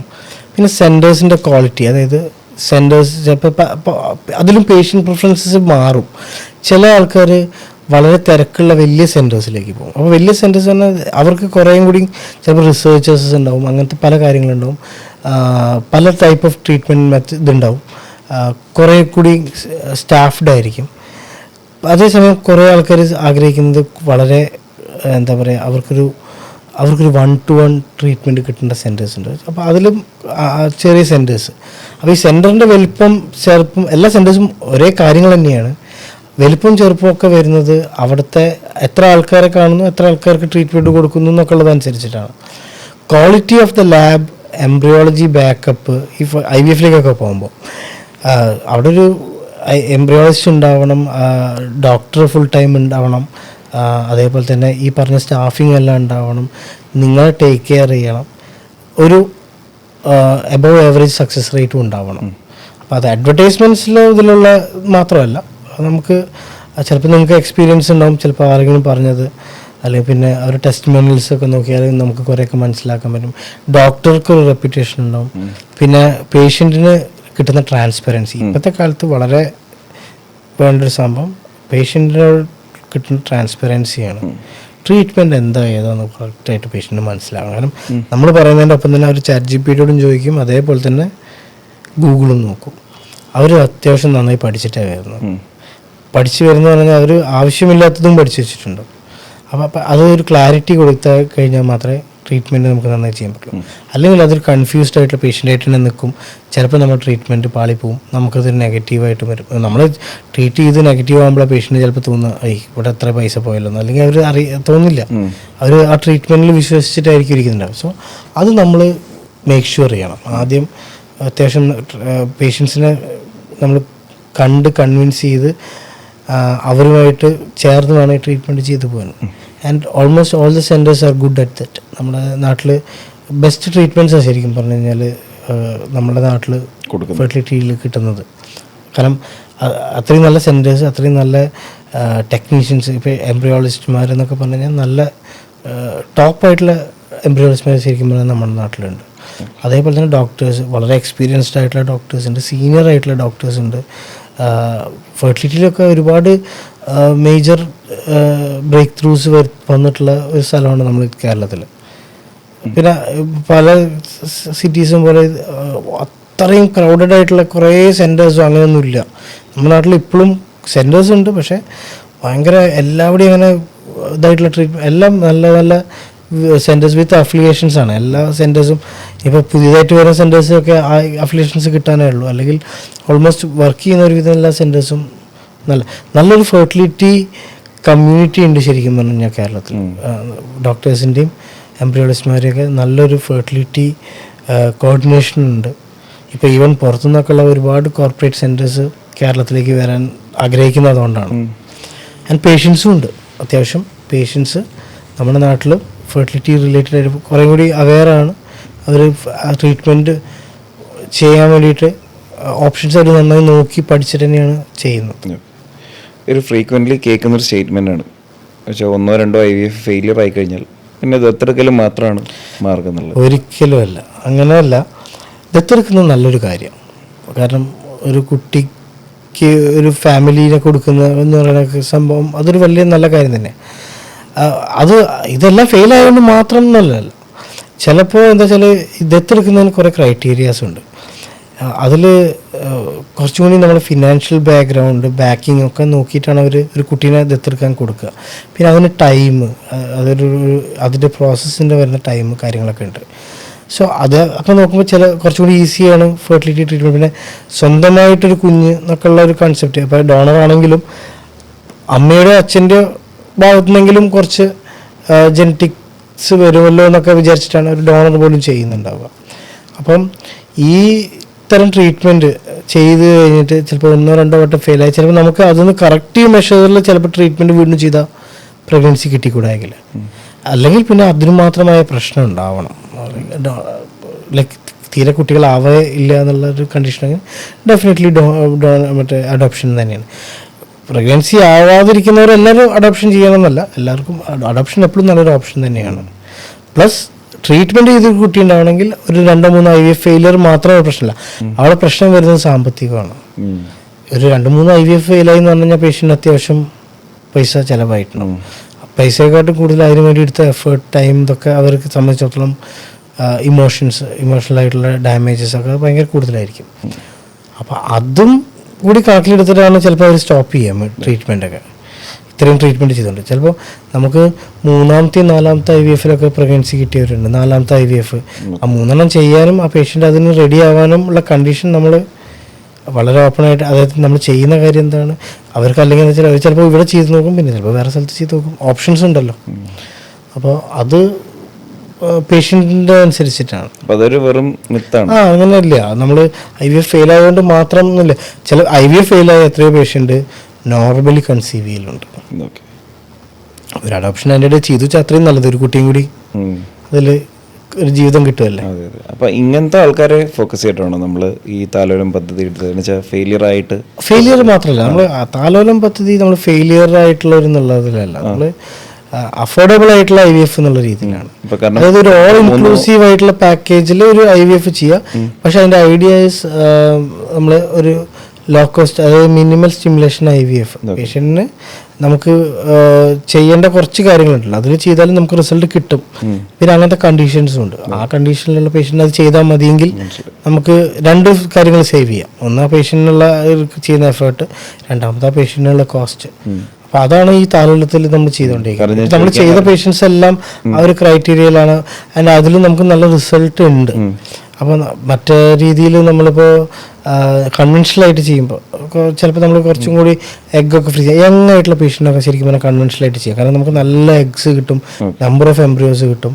അപ്പോൾ അവർക്ക് പിന്നീട് ഇപ്പോൾ ഒരു കുട്ടി ഉണ്ടായാൽ പിന്നീട് രണ്ടാമതൊരു കുട്ടി ഉണ്ടാവാൻ ഫ്രീസ് ചെയ്ത് വെച്ചിട്ടുണ്ടെങ്കിൽ അത് യൂസ് ചെയ്താൽ മതി. മനസ്സിലായി. പക്ഷേ ഇപ്പോൾ ഒരു 40s പേഷ്യൻ്റ് ഒരു കുട്ടി ആണ് അവരുടെ എയിം. അവരുടെ എയിം ഒരു 3-4 കുട്ടിയെന്നല്ല, ഒരു കുട്ടിയെങ്കിലും ഒരു കുട്ടി എന്നുള്ള. അപ്പം അങ്ങനെ വരുമ്പോൾ നമുക്ക് ഈ ഒരു ഇത് നമ്മൾക്ക് കുറച്ചും കൂടി യൂസ്ഫുൾ ആണെന്ന് തോന്നിയിട്ടുണ്ട്. അതാ ഞാൻ ചോദിച്ചത്. കാരണം നേരത്തെ പറഞ്ഞില്ലേ 2 IVF ഒക്കെ ചെയ്ത് ഫെയിൽ ആയി കഴിഞ്ഞാൽ അവർക്ക് കൺസേൺ ബഡ്ജറ്റ് ആയിരിക്കും. അപ്പൊ അങ്ങനത്തെ ആൾക്കാർ അങ്ങനെ നോക്കുകയാണെങ്കിലും അങ്ങനത്തെ ആൾക്കാർ ക്വാളിഫൈഡ് ആണോ? പിന്നെ 2 വട്ടം ചെയ്ത പേഷ്യന്റ് ചിലപ്പോൾ കോസ്റ്റ് പഴയ മുമ്പ് ചെയ്ത IVF കുറച്ച് കോസ്റ്റ് ആയിരുന്നെങ്കിൽ ചിലപ്പോൾ ഇതിൽ ചിലപ്പോൾ അവർക്ക് അതിലും പകുതി കോസ്റ്റ് ആവുള്ളൂ. Result it's completely depend on other factors. പല ഫാക്ടേഴ്സുമാണ്. പക്ഷെ അവർക്ക് ചെയ്യാൻ ഇനി ഒരു വട്ടം കൂടി ചെയ്യുമ്പോൾ അത്രയും പൈസ കൊടുക്കണ്ടല്ലോ എന്ന് ആലോചിക്കുമ്പോൾ ചെയ്യാം. ഇപ്പം കുറേ കോസ്റ്റ് കുറവാണ് ശരിക്കും പറഞ്ഞാൽ, പഴയ പോലെ കോസ്റ്റ് ഒന്നും. അപ്പോൾ കുറേ കാലം മുന്നേ ചിലപ്പോൾ ഒരു IVF ചെയ്ത പേഷ്യൻ്റ് കുറേ കോസ്റ്റായിട്ട് നല്ല കോസ്റ്റായിട്ടുണ്ടാവും, പിന്നെ അവർ നിർത്തി വെച്ചിട്ടുണ്ട്. പക്ഷേ ഇന്നിപ്പോൾ അവർ റീതിങ്ക് ചെയ്യുന്നുണ്ടെങ്കിൽ അവർക്ക് ഇതേപോലെ ഒരു ലോ കോസ്റ്റ് IVF ചെയ്യാൻ ഹെൽപ്ഫുള്ളാണ്. നമുക്ക് കുറേ പേഷ്യൻസ് ഈ ഒരു കാറ്റഗറിയിൽ, പിന്നെ അവർക്ക് അതിൽ തന്നെ കുറേ പേയ്മെൻറ്റ് ഓപ്ഷൻസ് ഇപ്പോൾ EMI ഒക്കെ എല്ലാ സെൻറ്റേഴ്സിലും ചെയ്യുന്നുണ്ട്. ഒരുവിധം പേയ്മെൻറ്റ്സ് ഒക്കെ മൾട്ടിപ്പിൾ പേയ്മെൻറ്റ്സ് ആയിട്ട് ചെയ്യാൻ വേണ്ടിയിട്ട്. അപ്പോൾ അങ്ങനത്തെ കുറേ കാര്യങ്ങൾ ഇപ്പോൾ ചെയ്യുന്നുണ്ട്. പിന്നെ ക്യാമ്പ് ത്രൂ ചെയ്യുന്നുണ്ട്. നമ്മൾ വേറെ എല്ലാ ഇതിൽ നമ്മളൊരു നോർമൽ IVF ചെയ്യുന്ന ഒരു സാധനവും നമ്മൾ കോംപ്രമൈസ് ചെയ്യാനില്ല. കോംപ്രമൈസ് ചെയ്യാതെ ആകെ ചെയ്യുന്നത് നമ്മൾ എന്താ വെച്ചാൽ ടോട്ടൽ ആ പേഷ്യൻറ്റിന് വരുന്ന ഇഞ്ചക്ഷൻസും ഇതൊക്കെ അതിൻ്റെ വോള്യൂമാണ് നമ്മൾ കുറയ്ക്കുന്നത്, വേറെ ഒന്നുമല്ല. താലോലം പദ്ധതിയിൽ കൊടുക്കുന്ന പാക്കേജ് ഓൾ ഇൻക്ലൂസീവ് അല്ലേ? അതെന്ന് പറഞ്ഞാൽ അതിൽ ഇത്ര മരുന്ന്, ഇത്ര കാര്യങ്ങൾ, അതിലൊരു ഡെഫിനിഷൻസ് ഉണ്ട്. അവർക്ക് ചെയ്യുന്ന ഇത്ര കൺസൾട്ടേഷൻസ്, ഇത്ര ഇഞ്ചക്ഷൻസ്, അവർക്ക് IVF പിക്കപ്പ് കഴിഞ്ഞ് ഈ എംബ്രിയോ ട്രാൻസ്ഫർ കഴിഞ്ഞ് 2 ആഴ്ചത്തേക്കുള്ള ഒരു മെഡിസിൻ അടക്കമുള്ളതാണ് പാക്കേജ് വരുന്നത്. അത് അത്ര തന്നെ ഉള്ളൂ, അതില്ല. പിന്നെ കുറെ പേര് ചോദിക്കുന്ന ഒരു കാര്യങ്ങൾ എന്ന് പറഞ്ഞാൽ ഇത് ചെയ്യുമ്പോൾ വേറെ എന്തെങ്കിലുമൊക്കെ ഉണ്ടോ ഇതിൽ. ഇനിയിപ്പോൾ പേഷ്യൻ്റിന് ഒരു എക്സ്ട്രാ കോസ്റ്റ് വരികയാണെങ്കിൽ അവർ ആദ്യം ചെയ്യുന്ന ഇവാലുവേഷൻസ്, കുറച്ച് ബ്ലഡ് ടെസ്റ്റും കാര്യങ്ങളും മാത്രമേ ഉള്ളൂ. അത് കോമൺ ആണ്. അതിപ്പോൾ ചിലപ്പോൾ നമ്മൾ ഓൾറെഡി ഇപ്പോൾ ഒരു പേഷ്യൻ്റ് IVFലേക്കൊക്കെ വരുന്നതിന് മുന്നേ തന്നെ ചെയ്ത് വെച്ചിട്ടുണ്ടാവും. നമ്മൾ റിപ്പീറ്റ് ചെയ്യിക്കുന്ന ആവശ്യം വരില്ല അൺലെസ് നെസസറി. അങ്ങനത്തെ ചെറിയ ചെറിയ ടെസ്റ്റുകൾ എന്തെങ്കിലും ഉണ്ടെങ്കിൽ. പിന്നെ അവർക്ക് വരാവുന്ന ചാർജ് പറഞ്ഞാൽ if there is embryo for freezing, അതായത് അവർക്ക് നാളത്തേക്ക് എടുത്തു വെക്കാൻ ഇനിയും എംബ്രിയോസ് ഉണ്ടെങ്കിൽ അപ്പോൾ ആ ഫ്രീസ് ചെയ്യുന്ന അത് പിന്നെ എല്ലാവർക്കും കോമൺ ആണ്. ഫ്രീസ് ചെയ്യാനുണ്ടെങ്കിൽ മാത്രമേ നമുക്ക് ആ ചാർജ് എടുക്കേണ്ടതുള്ളൂ, അല്ലെങ്കിൽ നമുക്ക് എല്ലാം ഇൻക്ലൂഡഡ് ആണ്. അത്രേ. ഓക്കെ. അങ്ങനെ പിന്നെ വേറൊരു സ്ഥിരം കേൾക്കുന്ന ഒരു സംഭവമാണ് 1-2 പിള്ളേർ ഉണ്ടായി കഴിഞ്ഞാൽ പിന്നെ ഒരിക്കലും ഈ ഇൻഫെർട്ടിലിറ്റി ഉണ്ടാവില്ല എന്നുള്ളത്. ഒരിക്കലുമല്ല. ഈ സെക്കൻഡറി ഇൻഫെർട്ടിലിറ്റി എന്ന് പറഞ്ഞ കാര്യം, ഒരു കുട്ടി ഉണ്ടായി കഴിഞ്ഞാൽ രണ്ടാമത്തെ കുട്ടി ഉണ്ടാകാൻ ചിലപ്പോൾ കഷ്ടപ്പെടും. ചിലപ്പോൾ രണ്ടുപേരുണ്ടാവും, മൂന്നാമത്തെ ഉണ്ടാവാതെ ഇരിക്കുക തന്നെ ചെയ്യാം, ഉണ്ടാവില്ല ചിലപ്പോൾ. പല റീസൺസ് ഉണ്ട്. എഗെയിൻ ഏജ് തന്നെയാണ് ഒരു ഫാക്ടർ. ആദ്യം ഉണ്ടായ ആവേശം ചിലപ്പോൾ രണ്ടാമത്തെ കുട്ടി ഉണ്ടാകുമ്പോഴേക്കും ഉണ്ടാവില്ല. ആ ഗ്യാപ്പും എന്നൊക്കെ വരുമ്പോൾ. പിന്നെ അതേപോലെ തന്നെ ചിലപ്പോൾ ചില ആൾക്കാർക്ക് നമ്മൾ ആദ്യത്തെ കുട്ടി ഉണ്ടായിട്ട് രണ്ടാമത്തെ കുട്ടി ഉണ്ടാവാതെ ഇവാലുവേറ്റ് ചെയ്യുമ്പോൾ ചിലപ്പോൾ കുട്ടികളെ ഉണ്ടാവാതിരിക്കാനുള്ള പ്രശ്നങ്ങൾ കാണാം. ഇപ്പോൾ സ്പേം ഉണ്ടാവാതിരിക്കാം. പക്ഷെ അതെന്താ വെച്ചാൽ അവർക്കൊരു ഗ്രാജുവൽ ഡിക്ലൈൻ ഫേസിലായിരിക്കും ആ കുട്ടി ഉണ്ടായിട്ടുണ്ടാവും. പിന്നീട് ഈ കുറച്ച് സമയം കഴിഞ്ഞപ്പോൾ അവർക്ക് അത് എസ്റ്റാബ്ലിഷ്ഡായി ആ പ്രശ്നം. അതേപോലെ തന്നെ ഇപ്പോൾ ചിലപ്പോൾ സ്ത്രീകൾക്കുള്ള പ്രശ്നങ്ങൾ, അവർക്ക് ഏജ് അഡ്വാൻസ് ചെയ്യുമ്പോൾ ആ ഫൈബ്രോയിഡ് പോലത്തെ പ്രശ്നങ്ങളൊന്നും അതിൻ്റെ തടസ്സം ഉണ്ടാവാം. അതേപോലെ എഗ്ഗിൻ്റെ ക്വാളിറ്റി കുറയാം. അപ്പോൾ ഇതൊക്കെ കുട്ടി ഉണ്ടാകുന്നതിന് ഇതാക്കാം. 2 കുട്ടികളുണ്ടായാൽ 3ാമത്തെ കുട്ടി ഉണ്ടാകാൻ നമുക്കൊരു കോൺഫിഡൻസ് കൊടുക്കാം. പേഷ്യൻ്റ് നിങ്ങൾക്ക് ഉണ്ടായിട്ടുള്ളതാണ്, അതുകൊണ്ട് കുറച്ചും കൂടി ഈസിയാണ്. തീരെ കുട്ടികൾ ഉണ്ടാവാതിരുന്നവർക്ക് നമുക്ക് എവിടെയാണ് ഇത് പ്രശ്നം എന്ന് പറയാൻ പറ്റും. അറ്റ്ലീസ്റ്റ് ഇവർക്ക് കുട്ടി ഉണ്ടായതിൻ്റെ ഒരു എക്സ്പീരിയൻസ്, ബോഡിയിലൊരു എക്സ്പീരിയൻസ് ഉണ്ടല്ലോ, അത് നമുക്കൊരു പ്ലസ് പോസിറ്റീവായിട്ട് കണക്കാക്കാം. നമ്മുടെ ഫെർട്ടിലിറ്റി ഫസ്റ്റിന് തന്നെ പേജിൽ ഏറ്റവും കൂടുതൽ റീച്ച് കിട്ടിയൊരു റെസ്പോൺസ് കിട്ടിയൊരു വീഡിയോ ആണ് 35 വയസ്സിന് ശേഷമുള്ള വന്ധ്യത. അപ്പോൾ എന്തുകൊണ്ട് 35 ഇയേഴ്സ് എന്നുള്ള ഒരു ഏജ് ഇത് കൊടുക്കുന്നു? എന്തുകൊണ്ട് 40+ അല്ല 35+ എന്ന് പറയുന്നത്?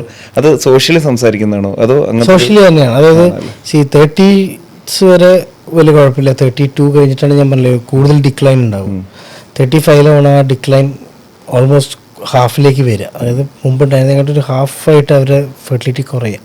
അതുകൊണ്ട് പറയുന്നതാണ് 35. പിന്നെ ഈ സെക്കൻഡറി ഇൻഫെർട്ടിലിറ്റി പറയുമ്പോഴും നമ്മൾ ആദ്യം നോക്കിക്കഴിഞ്ഞാൽ കൂടുതൽ ആൾക്കാർക്കും ആദ്യത്തെ കുട്ടി ഉണ്ടായിട്ട് ഒരു സെക്കൻഡ് കുട്ടി ഉണ്ടാവണം എന്ന് വിചാരിച്ചൊരു ട്രീറ്റ്മെൻറ്റിലേക്ക് വരുമ്പോൾ ആ ഏജ് വരുമ്പോൾ ഏകദേശം 35ലാണ് വരിക. അപ്പോൾ ആ ഏജ് ഗ്രൂപ്പാണ് 35+ ആണ് കൂടുതൽ ആൾക്കാർ ഈ ഇത്തരം കുട്ടികളാവാത്തതിൻ്റെ ഓവറോൾ കൺസേൺസിൽ വരിക. പിന്നെ കൂടുതൽ ട്രീറ്റ്മെൻറ്റ് ഫെർട്ടിലിറ്റി IVF ട്രീറ്റ്മെൻറ്റിലേക്കൊക്കെ വരുന്ന ആൾക്കാരും ഈ ഒരു ഏജ് ഗ്രൂപ്പിലേക്ക്. കാരണം അവർ അതുവരെ മാക്സിമം ട്രൈ ചെയ്യാവുന്ന എല്ലാ മെത്തേഡ്സും ട്രൈ ചെയ്തിട്ടുണ്ട്. ഒരു 35ലേക്കൊക്കെ എത്തുമ്പോൾ പിന്നെ ഫിനാൻഷ്യലി സ്റ്റേബിൾ ആവുകയും ചെയ്യുന്ന ഒരു സമയം അതാണ് അല്ലേ. കുറേ കൂടി ഫിനാൻഷ്യലി സ്റ്റേബിളായി ഇനി നെക്സ്റ്റ് ബാക്കി എല്ലാ കാര്യങ്ങളും കഴിഞ്ഞു, ഇനി ഒരു കുട്ടി എന്തായാലും വേണം, അപ്പോൾ എന്തായാലും ട്രീറ്റ്മെൻറ്റ് ചെയ്യണം എന്നൊക്കെ വിചാരിക്കുന്ന ഒരു ഏജ് അതാണ്. അപ്പോൾ ആ ഏജ് ഗ്രൂപ്പിന് അങ്ങനെ അതല്ലാതെ വേറെ പ്രത്യേകിച്ച് ക്ലാസിഫിക്കേഷനൊന്നുമില്ല. 35 അതിന് അബവ് ആണ്. കുറച്ചും കൂടി ആക്റ്റീവായിട്ട് നമ്മൾ എന്തെങ്കിലുമൊക്കെ ചെയ്യണം ഇതാണെങ്കിൽ പെട്ടെന്ന് ചെയ്യേണ്ട സമയം, അത്രയേ ഉള്ളൂ. ഇപ്പോൾ ഇത്രയും പേഷ്യൻസിനെ ട്രീറ്റ് ചെയ്യുന്നുണ്ടല്ലോ, ഈ ഒരു കോമൺ ആയിട്ട് ഏത് പ്രൊഫഷനിൽ നിന്നാണ് ഏറ്റവും കൂടുതൽ ആൾക്കാർ വന്നിരിക്കുന്നത്?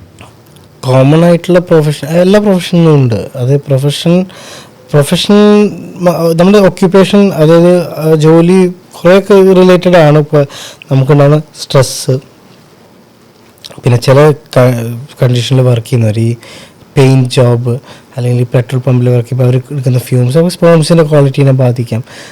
ഐ ടി മേഖലയിലുള്ളവർ അവർ ഭയങ്കര സ്ട്രെസ്ഡ് ആയിട്ടുള്ളവരുണ്ട്. പിന്നെ അതേപോലെ തന്നെ അവർ over usage of computer laptop use ചെയ്യുന്നുണ്ട് എന്നൊക്കെ പറഞ്ഞിട്ട് നമുക്ക് പറയാം. ഫോൺ വയ്ക്കുന്നവർ, പിന്നെ ജോലി തിരക്ക്, അതുകൊണ്ട് കുട്ടികളാവാൻ വൈകുന്നവരുണ്ട്. കാരണം ഹസ്ബൻഡ് ആൻഡ് വൈഫിൻ്റെ വർക്ക് ഷെഡ്യൂൾ തമ്മിൽ മാച്ച് ആവണ്ടേ. അപ്പോൾ എല്ലാ മേഖലകളിൽ നിന്നും ആൾക്കാർക്ക് ഇതുണ്ട്.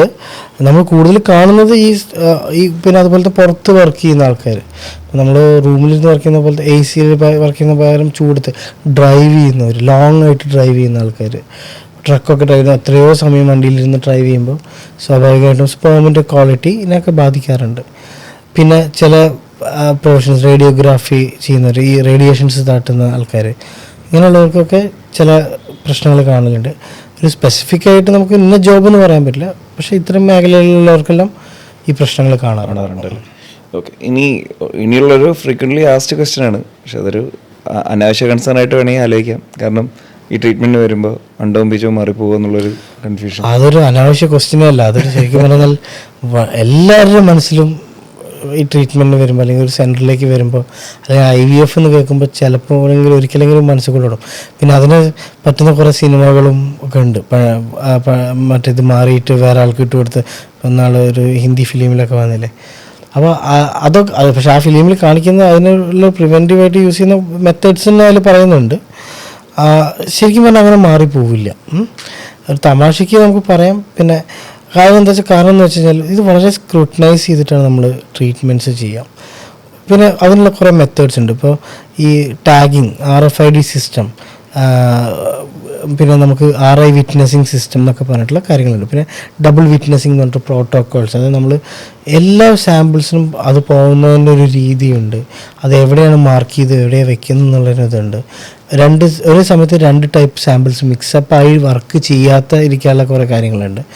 സോ അത് പിന്നെ മാത്രമല്ല ഒരു ഹോസ്പിറ്റലിനെ സെൻറ്ററിനെ സംബന്ധിച്ചോളം അവരുടെ ക്വാളിറ്റി അഷുറൻസ് ഏറ്റവും വേണ്ട കാര്യം. കാരണം അത്രയധികം ലിറ്റിഗേഷൻസ് വരാം, അത്രയും ലീഗൽ പ്രശ്നങ്ങൾ വരാമെന്ന് അറിയാം. അപ്പോൾ അബദ്ധവശാൽ അങ്ങനെ ഒരു സംഭവം വരാതിരിക്കാനുള്ള എല്ലാ മെഷേഴ്സും എടുത്തിട്ടാണ് നമ്മൾ ചെയ്യുക. അപ്പോൾ കുറച്ച് ഇത് പറയുകയാണെങ്കിൽ ഈ വിറ്റ്നസിങ് സിസ്റ്റം യൂസ് ചെയ്യുന്നത് ഇപ്പോൾ നമ്മളുടെ സെൻറ്റേഴ്സിലൊക്കെ എന്ന് പറഞ്ഞാൽ അതുപോലെ തന്നെ നമ്മൾ സാമ്പിൾസ് ഹാൻഡിൽ ചെയ്യുന്നത് മിനിമൈസ്ഡ് ആയിട്ടാണ് ചെയ്യുക. അപ്പോൾ ഒരുപാട് കാര്യങ്ങൾ ഒരുമിച്ച് വരില്ല.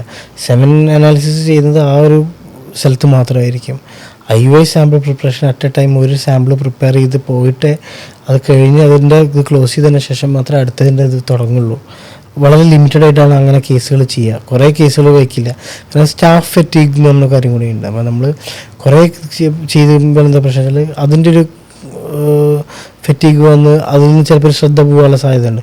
പിന്നെ ഇതെല്ലാം ഒരു 3 പേരെങ്കിലും ക്രോസ് ചെക്ക് ചെയ്ത് കൗണ്ടർ സൈൻ ചെയ്തിട്ടാണ് ഇപ്പോൾ ഈ IUI ഒക്കെ ചെയ്യുമ്പോൾ നമ്മൾ പോലും അതിൻ്റെ എന്താ പറയുക ടാഗ്സ് നോക്കി കൺഫേം ചെയ്തിട്ടാണ് നമ്മൾ ചെയ്യുക. So generally won't happen. അപ്പോൾ പേടി എന്താണെന്ന് വെച്ചാൽ അവിടെ നിന്ന് നടക്കുന്ന അറിയാത്തതുകൊണ്ട് പിന്നെ ഇങ്ങനത്തെ കഥകളുള്ളതുകൊണ്ടാണ്. പിന്നെ കുട്ടി മാറിപ്പോയി എന്നൊക്കെ പറയണതൊക്കെ എന്ന് വെച്ചാൽ ഇതിൽ പകുതി അറിയുന്ന കാര്യങ്ങൾ, ചിലപ്പോൾ ഡോണർ ട്രീറ്റ്മെൻറ്റ് ചെയ്തതൊക്കെ ഉണ്ടാവും. അപ്പോൾ എല്ലാവരോടും പറയില്ലല്ലോ, മനസ്സിലായില്ലേ? അപ്പോൾ അതുകൊണ്ടാണ് ആ പേടി നിൽക്കുന്നത്. ആൻഡ് ഫെർട്ടിലിറ്റി സെൻറ്റേഴ്സ് ആർ ശരിക്കും 100% സേഫ് എന്ന് പറയും. ഇപ്പം നമ്മളെങ്ങനെയാണ് ട്രാൻസ്പെറൻസി നമ്മുടെ പേഷ്യൻസായിട്ട് കീപ്പ് ചെയ്യുന്നത്? നമ്മൾ ഇതേപോലെ തന്നെ നമ്മൾ ഈ പേഷ്യൻസ് ഇപ്പോൾ നമ്മൾ പേഷ്യൻസിന് നമ്മൾ ചെയ്യുന്ന ട്രീറ്റ്മെൻറ്റ്സ് എല്ലാം നമ്മൾ വളരെ എക്സ്പ്ലെയിൻ ചെയ്ത് കൊടുക്കും. പിന്നെ ട്രീറ്റ്മെൻറ്റിൻ്റെ ഭാഗമായിട്ട് അവർ കുറേ കൂടി നമ്മളുടെ ഇൻവോൾവ് ആണ്. ഇപ്പോൾ അവർക്ക് നമ്മൾ സെൻറ്ററിൻ്റെ ഉള്ളിൽ കാണാനുള്ള സൗകര്യം ചെയ്ത് കൊടുക്കും. എന്താണ് ഇതിനുള്ളിൽ ചെയ്യുന്നത് എന്നുള്ളത് അവർക്കൊരു ചെറിയൊരു ഒരു സെൻറ്റർ ടൂർ പോലെ ചെയ്ത് കൊടുക്കും. അപ്പോൾ കുറച്ചുകൂടി കോൺഫിഡൻ്റ് ആവും അവിടെ എന്താ ചെയ്യുന്നത്, ഇവിടെ എന്താ ചെയ്യുന്നതെന്നൊക്കെ ഉള്ളതിനെ കുറിച്ച് അറിയാനൊക്കെ വേണ്ടിയിട്ട്. പിന്നെ അതേപോലെ തന്നെ ട്രീറ്റ്മെൻറ്റ്സ് എല്ലാം നമ്മൾ ആദ്യമേ പറഞ്ഞ് കൗൺസിൽ ചെയ്ത് അവർ ഓക്കെ ആയതിനു ശേഷം പിന്നെ നമ്മൾ പിന്നെ അതിന് മാറില്ല. അപ്പോൾ നമുക്ക് ഇതുവരെ അങ്ങനെ ഒരു എക്സ്ട്രാ അതിൻ്റെ ബിയോണ്ട് പോകേണ്ടി വന്നില്ല. അങ്ങനെ എന്തെങ്കിലും ഉണ്ടെങ്കിൽ തന്നെ അത് ആദ്യമേ ഡിസ്കസ് ചെയ്തിട്ട് പേഷ്യൻ്റ് 100% എഡ്യൂക്കേറ്റഡ് ആയിരിക്കും അവർ ചെയ്യുന്ന കാര്യത്തിനെ കുറിച്ചിട്ട്. അതാണല്ലോ ഏറ്റവും വലുത്. അവർക്ക് അറിയണമല്ലോ അവരെന്താ ചെയ്യുന്നത്. എല്ലാം കഴിഞ്ഞിട്ട് പിന്നെ ഞങ്ങൾ എന്ത് ചെയ്തു എന്നുള്ള ചോദ്യം ചോദിക്കില്ല. യൂഷ്വലി അങ്ങനെ വരില്ല. അത് അങ്ങനെയാണ് കൗൺസിൽ ചെയ്യൽ. അതെല്ലാം എല്ലാവരുടെയും ഇപ്പോൾ അങ്ങനെ തന്നെയാണ്. കാരണം നമ്മൾ ആ ഒരു ഇത് മെയിൻറ്റെയിൻ ചെയ്യണം. കാരണം പേഷ്യൻസ് അത്രയും ഡിമാൻഡിങ് ആണ് ആ കാര്യത്തിൽ. അവർക്കത് അറിയാനുള്ള അവകാശമുണ്ട്, ആഗ്രഹമുണ്ട്. പിന്നെ നമ്മൾ ട്രാൻസ്പെറൻ്റ് ആണെങ്കിൽ ട്രാൻസ്പെറൻസി മാത്രം കീപ്പ് ചെയ്താൽ നമുക്കൊരു കോൺഫിഡൻഷ്യാലിറ്റി എന്ന് പറഞ്ഞ കാര്യം കൂടിയുണ്ട്. ഈ ട്രീറ്റ്മെൻറ്റിൻ്റെ വലിയ പ്രശ്നമാണത്. സോ ഈ ട്രീറ്റ്മെൻറ്റിൽ അത്ര കോൺഫിഡൻ്റ് ആയിരിക്കണം പല കാര്യങ്ങളും. അപ്പോൾ ആ കോൺഫിഡൻഷ്യാലിറ്റി നമ്മൾ മെയിൻറ്റെയിൻ ചെയ്യാനും നമ്മൾ ബാധ്യസ്ഥരാണ്. പേഷ്യൻറ്റിനോട് നമ്മൾ എല്ലാം ട്രാൻസ്പെറൻ്റ് ആണെങ്കിലും കോൺഫിഡൻഷ്യൽ ആയിട്ടുള്ള അവരുടെ ട്രീറ്റ്മെൻറ്റ് അത് അവരുടെ മാത്രം ട്രീറ്റ്മെൻറ്റാണ്. അപ്പോൾ ഈ റിപ്പോർട്ട്സ് ഹാൻഡ് ഓവർ ചെയ്യുന്നതായാലും ഡിസ്കഷനിൽ പോലും വൈഫ് ആൻഡ് ഹസ്ബൻഡാണ് നമ്മുടെ മെയിനല്ല, അവരാണ് ഡിസിഷൻ മേക്കേഴ്സൊക്കെ. പുറത്തുനിന്നുള്ളവർക്ക് അവർക്ക് സംസാരിക്കുന്ന പോലെയല്ല, നമ്മൾ അവരുമായിട്ട് ഇതെല്ലാം ഷെയർ ചെയ്യുക എന്നുള്ള കാര്യമൊന്നുമില്ല. അപ്പോൾ ആ കോൺഫിഡൻസ് ആയിട്ട് ട്രീറ്റ്മെൻറ്റ് ചെയ്യുക എന്നുള്ളത്, കോൺഫിഡൻഷ്യാലിറ്റിയും കൂടി മെയിൻറ്റെയിൻ ചെയ്യുക എന്നുള്ളത് നമ്മുടെ ഒരു ഡ്യൂട്ടിയാണ്. എന്തൊക്കെയാണ് ഫ്യൂച്ചർ അഡ്വാൻസ്മെന്റ്സ് ഇനി വരാൻ കിടക്കുന്നത്? ടെക്നോളജിക്കലി ആണെങ്കിലും അല്ലാതെ ആണെങ്കിലും എന്തൊക്കെയാണ് IVF-ലെല്ലാം നല്ല ചേഞ്ചസ് വന്നുകൊണ്ടിരിക്കുന്നത്? മെയിനായിട്ടുള്ളത് AI തന്നെയാണ്. AI ഒരു എന്താ പറയുക ഗെയിം ചേഞ്ചർ തന്നെയായിരിക്കും. ഇതിൽ എംബ്രിയോ തന്നെ അനാലിസിസ് ചെയ്യുന്നതിലും നമുക്ക് ഗ്രേഡിങ് ചെയ്യാനും പിന്നെ സെലക്ഷനിലൊക്കെ ഭയങ്കരമായിട്ട് ഹെൽപ്പ് ചെയ്യും. രണ്ടാമത്തെ കാര്യം എന്ന് പറഞ്ഞു കഴിഞ്ഞാൽ കുറേ അഡ്വാൻസ്ഡ് ആയിട്ടുള്ള നോൺ ഇൻവേസീവ് ആയിട്ടുള്ള PGT ബയോപ്സി പോലത്തെ കാര്യങ്ങൾ, അതായത് എംബ്രിയോൻ്റെ ക്വാളിറ്റി അസസ്മെൻറ്റ് പോലത്തെ കാര്യങ്ങളൊക്കെ നടക്കുന്നുണ്ട്. അതൊക്കെ വന്നുകൊണ്ടിരിക്കുന്നുണ്ട്. പലതും ഇംപ്ലിമെൻറ്റഡ് ആയിട്ടുണ്ട്. ചിലതൊക്കെ കുറച്ച് കോസ്റ്റ് ഫാക്ടേഴ്സ് കൂടുതലാണ്. കാരണം ഇങ്ങനത്തെ കാര്യം ഇംപ്ലിമെൻറ്റ് ചെയ്യുമ്പോൾ നമ്മുടെ ടോട്ടൽ കോസ്റ്റ് കൂടും, പേഷ്യൻറ്റിനും ആ കോസ്റ്റ് കൂടുക ചെയ്യുക. കാരണം ഇതിൻ്റെ എല്ലാം ബേസിക് ആയിട്ടുള്ള മെഷീൻസും സോഫ്റ്റ്വെയർസൊക്കെ ഇപ്പോഴും കോസ്റ്റ്ലിയാണ്. ഇനി അത് കുറച്ച് കഴിയുമ്പോൾ നോർമലായിട്ട് അവൈലബിൾ ആവും. അപ്പോൾ ഇത് കുറച്ചും കൂടി ഹെൽപ്പ് ചെയ്യും. അപ്പോൾ ഇത്രയും അഡ്വാൻസ്മെൻറ്റ്സ് വരുന്നുണ്ട്. പിന്നെ മെഡിസിൻസ് എല്ലാം അതേപോലെ തന്നെ പണ്ടത്തെ പോലെയല്ല. ഇപ്പം നമുക്ക് കുറച്ചും കൂടി കോൾഡ് ചെയിനൊക്കെ മെയിൻറ്റെയിൻ ചെയ്ത് നല്ല അവൈലബിൾ ആയിട്ടുള്ള മെഡിസിൻസും കാര്യങ്ങളും ഉണ്ട്. ഇന്ത്യയിലും കുറേയൊക്കെ മാനുഫാക്ചറിങ് ഉള്ള മെഡിസിൻസ് ഉണ്ട്. That's all. ഓക്കെ. അപ്പോൾ ഈ IVF ട്രീറ്റ്മെൻറ്റ് നോക്കുന്ന ആൾക്കാരുടെ അടുത്ത് എന്താണ് പറയാനുള്ളത് ശരിക്കും? IVF ട്രീറ്റ്മെൻറ്റ് മാത്രമായിട്ട് നോക്കരുത്. അവരാദ്യം നോക്കേണ്ടത് ഫെർട്ടിലിറ്റി ആയിട്ടുള്ള ട്രീറ്റ്മെൻറ്റ്. അതായത് അവർക്ക് എന്താണ് പ്രശ്നം എന്നുള്ളത് ആദ്യം നോക്കുക. അവരുടെ പ്രശ്നം മനസ്സിലാക്കാൻ പറ്റിയിട്ടുണ്ടെങ്കിൽ അതിൽ IVF ആണ് ഫസ്റ്റ് പ്രയോറിറ്റി വെച്ചാൽ അത് വിത്തൗട്ട് ഡിലേ ചെയ്യുക. അത് ഒരു പക്ഷേ അവർക്ക് കുറച്ചും കൂടി ഒരു ചാൻസ് കൂടുതൽ കൊടുക്കും. സപ്പോസ് അതല്ല കുറച്ച് ഓപ്ഷൻസ് ഉണ്ടെങ്കിൽ അതിനൊരു ടൈം ഫ്രെയിം വെക്കുക ആൻഡ് ബി പേഷ്യൻറ്റ്. അതായത് ഈ ട്രീറ്റ്മെൻറ്റ് ഒറ്റ ദിവസം കൊണ്ട് സക്സസ്ഫുൾ ആവുന്ന ട്രീറ്റ്മെൻ്റ് അല്ല. അതിൽ കുറേ കാര്യങ്ങൾ കറക്റ്റായിട്ട് വന്നാൽ തന്നെയാണ് അവർക്ക് റിസൾട്ട് കിട്ടുക. സോ എപ്പോഴും ഡോക്ടർക്ക് ഒരു പ്ലാൻ ഉണ്ടാവും.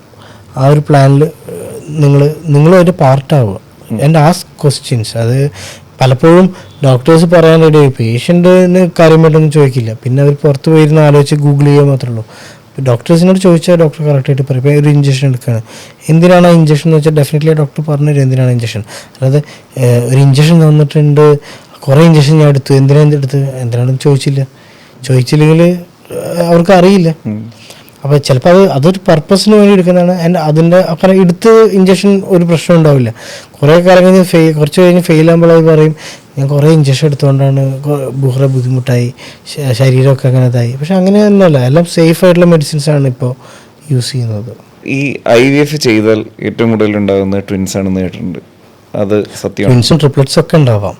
അതായത് നമ്മൾ ഈ IVFൻ്റെ ട്രീറ്റ്മെൻറ്റിൽ കുട്ടി ഉണ്ടാകുന്നത് എപ്പോഴും ഇരട്ട കുട്ടികളോ അതിൽ കൂടുതൽ ഉണ്ടാകുന്ന കാരണത്തിൽ ഏതൊരു ഫെർട്ടിലിറ്റി ട്രീറ്റ്മെൻറ്റ് IVFന് മാത്രമല്ല ഫെർട്ടിലിറ്റി ട്രീറ്റ്മെൻറ്റ് ചെയ്യുമ്പോൾ നമ്മളെ കുട്ടികളിൽ ട്വിൻസ് ഉണ്ടാകാനുള്ള ചാൻസ് കുറച്ച് കൂടും. കാരണം നമ്മൾ നോർമലിൽ നിന്ന് കുറച്ച് മുകളിൽ ആണ് ഓവുലേഷൻ പ്രതീക്ഷിക്കുന്നത്. ഒരു നല്ല എഗ്ഗ് ഉണ്ടാകാൻ വേണ്ടി ചിലപ്പോൾ മരുന്ന് കൊടുക്കും. ചിലപ്പോൾ 1-2 എഗ്സ് ഉണ്ടാവും, ചിലപ്പോൾ 2-3 വരെയൊക്കെ ഉണ്ടാവാം. അപ്പോൾ അത് ഓവുലേറ്റ് ചെയ്യുമ്പോൾ ചിലപ്പോൾ നല്ല 2 എഗ്സ് തന്നെയാണ് വരുന്നത് വെച്ചാൽ ചിലപ്പോൾ അത് സ്പെർമായിട്ട് ഫ്യൂസ് ചെയ്യും, അപ്പോൾ ട്വിൻസ് ഉണ്ടാവാം. പിന്നെ IVF ചെയ്യുമ്പോൾ ട്വിൻസ് ഉണ്ടാകുന്നതിന് മെയിൻ റീസൺ നമ്മൾ എത്ര എംബ്രിയോ ട്രാൻസ്ഫർ ചെയ്യുന്നതനുസരിച്ചിട്ടാണ്. യൂഷ്വലി സിംഗിൾ എംബ്രിയോ ആണ് ചെയ്യുക. നമ്മുടെ നാട്ടിൽ നമ്മൾ ഡബിൾ എംബ്രിയോ വരെ ചെയ്യും. പിന്നെ എംബ്രിയോയുടെ ഗ്രേഡും ക്വാളിറ്റി അനുസരിച്ചിട്ടാണ്. നമ്മൾ 5-6 എംബ്രിയോ ഒന്നും ഇടില്ല. പണ്ടൊക്കെ അങ്ങനെ 3-4 എംബ്രിയോ ഒക്കെ ഇടും. അപ്പോൾ പക്ഷേ എന്താ വെച്ചാൽ ചില സമയത്ത് വയറ്റിൽ 2-3 വരെ പ്രഗ്നൻസി 3-4 ഉണ്ടാവും. പിന്നെ ചിലപ്പോൾ റിഡക്ഷൻ ചെയ്യേണ്ടിയൊക്കെ വരും. അപ്പോൾ അത് പ്രഗ്നൻസി ആയിട്ട് പിന്നെ അതൊരു ഡിഫിക്കൽട്ടായിട്ടുള്ള ചോയ്സാണ്. അപ്പോൾ പൊതുവെ നമ്മൾ സിംഗിൾ എംബ്രിയോ, നമ്മുടെ സെൻറ്ററിൽ നമ്മൾ സിംഗിൾ എംബ്രിയോ അല്ലെങ്കിൽ ഡബിൾ എംബ്രിയോ ട്രാൻസ്ഫർ. അപ്പോൾ ഡബിൾ എംബ്രിയോ ട്രാൻസ്ഫർ ചെയ്ത് കഴിഞ്ഞാൽ ചിലപ്പോൾ 2 നല്ല എംബ്രിയോ ആണ് പിടിച്ചു കഴിഞ്ഞാൽ ട്വിൻസ് ആവും. അപ്പോൾ യൂഷ്വലി IVF ചെയ്യുമ്പോൾ എത്ര എംബ്രിയോ നമ്മൾ ട്രാൻസ്ഫർ ചെയ്യുന്നതനുസരിച്ചിരിക്കും. ആ ഒരു ഫാക്ടർ വെച്ചിട്ടാണ് ഈ ട്വിൻസ് കൂടുതൽ ഉണ്ടാവുന്നതെന്ന് പറയുന്നത്. എപ്പോഴും ആൾക്കാർക്ക് അത്രയും കുഞ്ഞാവണമെന്ന് ആഗ്രഹിച്ചിട്ട് ഡബിൾ ദമാക്ക കിട്ടുമ്പോൾ അവരത് ഹാപ്പി ആയിട്ടാണ് എടുക്കുക. ഈ ഇത് ചെയ്തു കഴിഞ്ഞാൽ IVF ട്രീറ്റ്മെന്റ് ചെയ്തു കഴിഞ്ഞാൽ മറ്റുള്ളവർ ഇത് അറിഞ്ഞാലോ എന്ന് പേടിച്ചിട്ട് ഈ പറഞ്ഞ പോലെ ചിലർ ട്രീറ്റ്മെന്റിലേക്ക് വരാൻ മടിക്കുന്ന ആൾക്കാരുണ്ടാവും. IVF ട്രീറ്റ്മെന്റ് അല്ല, ഫെർട്ടിലിറ്റി സെന്ററിലേക്ക് തന്നെ ചിലപ്പോൾ പോകുമ്പോൾ ആൾക്കാർ ചിലപ്പോൾ പരിചയക്കാരൊക്കെ പേടിച്ചിട്ടൊക്കെ വരുന്നുണ്ട്. അതിലിപ്പോൾ നമ്മളൊക്കെ സെന്റേഴ്സിൽ നമുക്ക് എങ്ങനെ വെച്ചാൽ ഫെർട്ടിലിറ്റി എക്സ്ക്ലൂസീവ്ലി ഫെർട്ടിലിറ്റി സെന്റർ വേറെയാണ്. അതായത് ഗൈനക്കോളജിയും ബാക്കിയുള്ള ഡിപ്പാർട്ട്മെൻറ്റ്സിന് വേറൊരു ഫ്ലോറിൽ തന്നെ കംപ്ലീറ്റ്ലി ഐസൊലേറ്റഡ് ആണ്. അവർക്ക് ഡയറക്റ്റ്ലി അങ്ങോട്ട് വരാം. ഈവൻ അവിടേക്കുള്ള രജിസ്ട്രേഷനും റിസപ്ഷനും കാര്യങ്ങൾ വരെ സെപ്പറേറ്റ് ആയിട്ട് മാത്രമാണ് വെച്ചിട്ടുള്ളത്. അപ്പോൾ അവിടെ വന്നിട്ടാണ് അവരെല്ലാം ചെയ്യുന്നത്.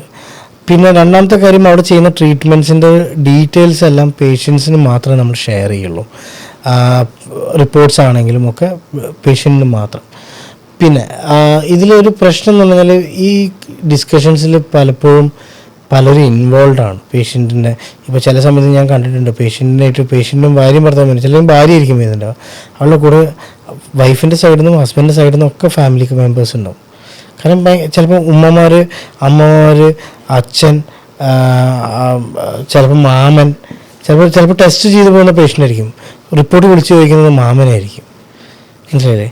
അപ്പോൾ അതെന്താ വെച്ചാൽ ഈ കാര്യത്തിലൊക്കെ ഞാനാ കൊണ്ടുവന്നുള്ളത് കൊണ്ടാവും. അപ്പോൾ നമ്മളത് എൻ്റർടൈൻ ചെയ്യുന്നില്ല. അവരെ പേഷ്യൻറ്റിനും ഭർത്താവിനും ഭാര്യയോടും നമ്മൾ സംസാരിക്കും, അവർ കാര്യങ്ങൾ കൊണ്ട് കൊടുക്കും. പിന്നെ അവർക്ക് ചിലപ്പോൾ എന്ത് ചെയ്യും, അവർ ഷെയർ ചെയ്യും. അപ്പോൾ ഇന്നത് ട്രീറ്റ്മെൻറ്റ്, അപ്പോൾ ഇന്നത് ചെയ്യാനാണ് ഡോക്ടർ പറഞ്ഞത്, IVF ചെയ്യാനാണ് പറഞ്ഞത്, അവർ ഷെയർ ചെയ്യുമ്പോൾ ഫാമിലിയിലുള്ളവർക്ക് പേടിയാവും. മനസ്സിലായില്ല. പക്ഷെ അവരുമായിട്ട് നമുക്ക് കമ്മ്യൂണിക്കേറ്റ് ചെയ്യേണ്ട യാതൊരു ആവശ്യമില്ല. പേഷ്യൻ്റ് അവർ രണ്ടുപേരും husband and wife eligible age ആണ്. കാരണം നമ്മൾ മാരേജ് സർട്ടിഫിക്കറ്റും ആധാർ കാർഡുമാണ് നമ്മൾ ഡോക്യുമെൻറ്റേഷൻ സ്വീകരിച്ചിട്ടേ നമ്മൾ ട്രീറ്റ്മെൻറ്റ് തന്നെ ചെയ്യുന്നുള്ളൂ. ഏജ് വളരെ സ്പെസിഫിക് ആണ്. 18 വയസ്സായ കുട്ടിക്ക് വന്നിട്ട് ട്രീറ്റ്മെൻറ്റ് ചെയ്യാൻ പറ്റില്ല, കല്യാണം കഴിഞ്ഞാലും ചെയ്യാൻ പറ്റില്ല. 22 ഇയേഴ്സ് എങ്കിലും ആവണം ഒരു ഫെർട്ടിലിറ്റി ട്രീറ്റ്മെൻറ്റ് സ്റ്റാർട്ട് ചെയ്യണമെന്നുണ്ടെങ്കിൽ. 21 വയസ്സ് കഴിഞ്ഞ് 22 വയസ്സ് ആവണം. അപ്പോൾ അത് നമ്മൾ ആധാർ കാർഡും ഇതും വെച്ചിട്ടാണ് നമ്മൾ വെക്കുന്നുണ്ട്. ഡോക്യുമെൻറ്റേഷൻ ഉണ്ട്. കല്യാണം കഴിഞ്ഞെന്ന് ഉറപ്പായതിനു ശേഷം ഉള്ളവരെ മാത്രമേ നമ്മൾ ട്രീറ്റ് ചെയ്യുന്നുള്ളൂ. അത് അവരായിട്ട് മാത്രമേ ഡിസ്കസ് ചെയ്യുന്നുള്ളൂ. ബാക്കി ഫാമിലിയിലൊക്കെ ഉള്ള ഡിസ്കഷൻ അത് അവർ ചെയ്യുന്നത്. അത് നമ്മൾ ഡിസ്കറേജ് ചെയ്യലുണ്ട് ഞാനൊക്കെ. കാരണം അവരാണ് ആ ഡിസിഷൻസ് എടുക്കേണ്ടത്. ബാക്കിയുള്ളവർ ഇതിൽ ഇൻവോൾവ് ആയി കഴിഞ്ഞാൽ അത് കൊളാവുകയുള്ളൂ. ഓക്കെ.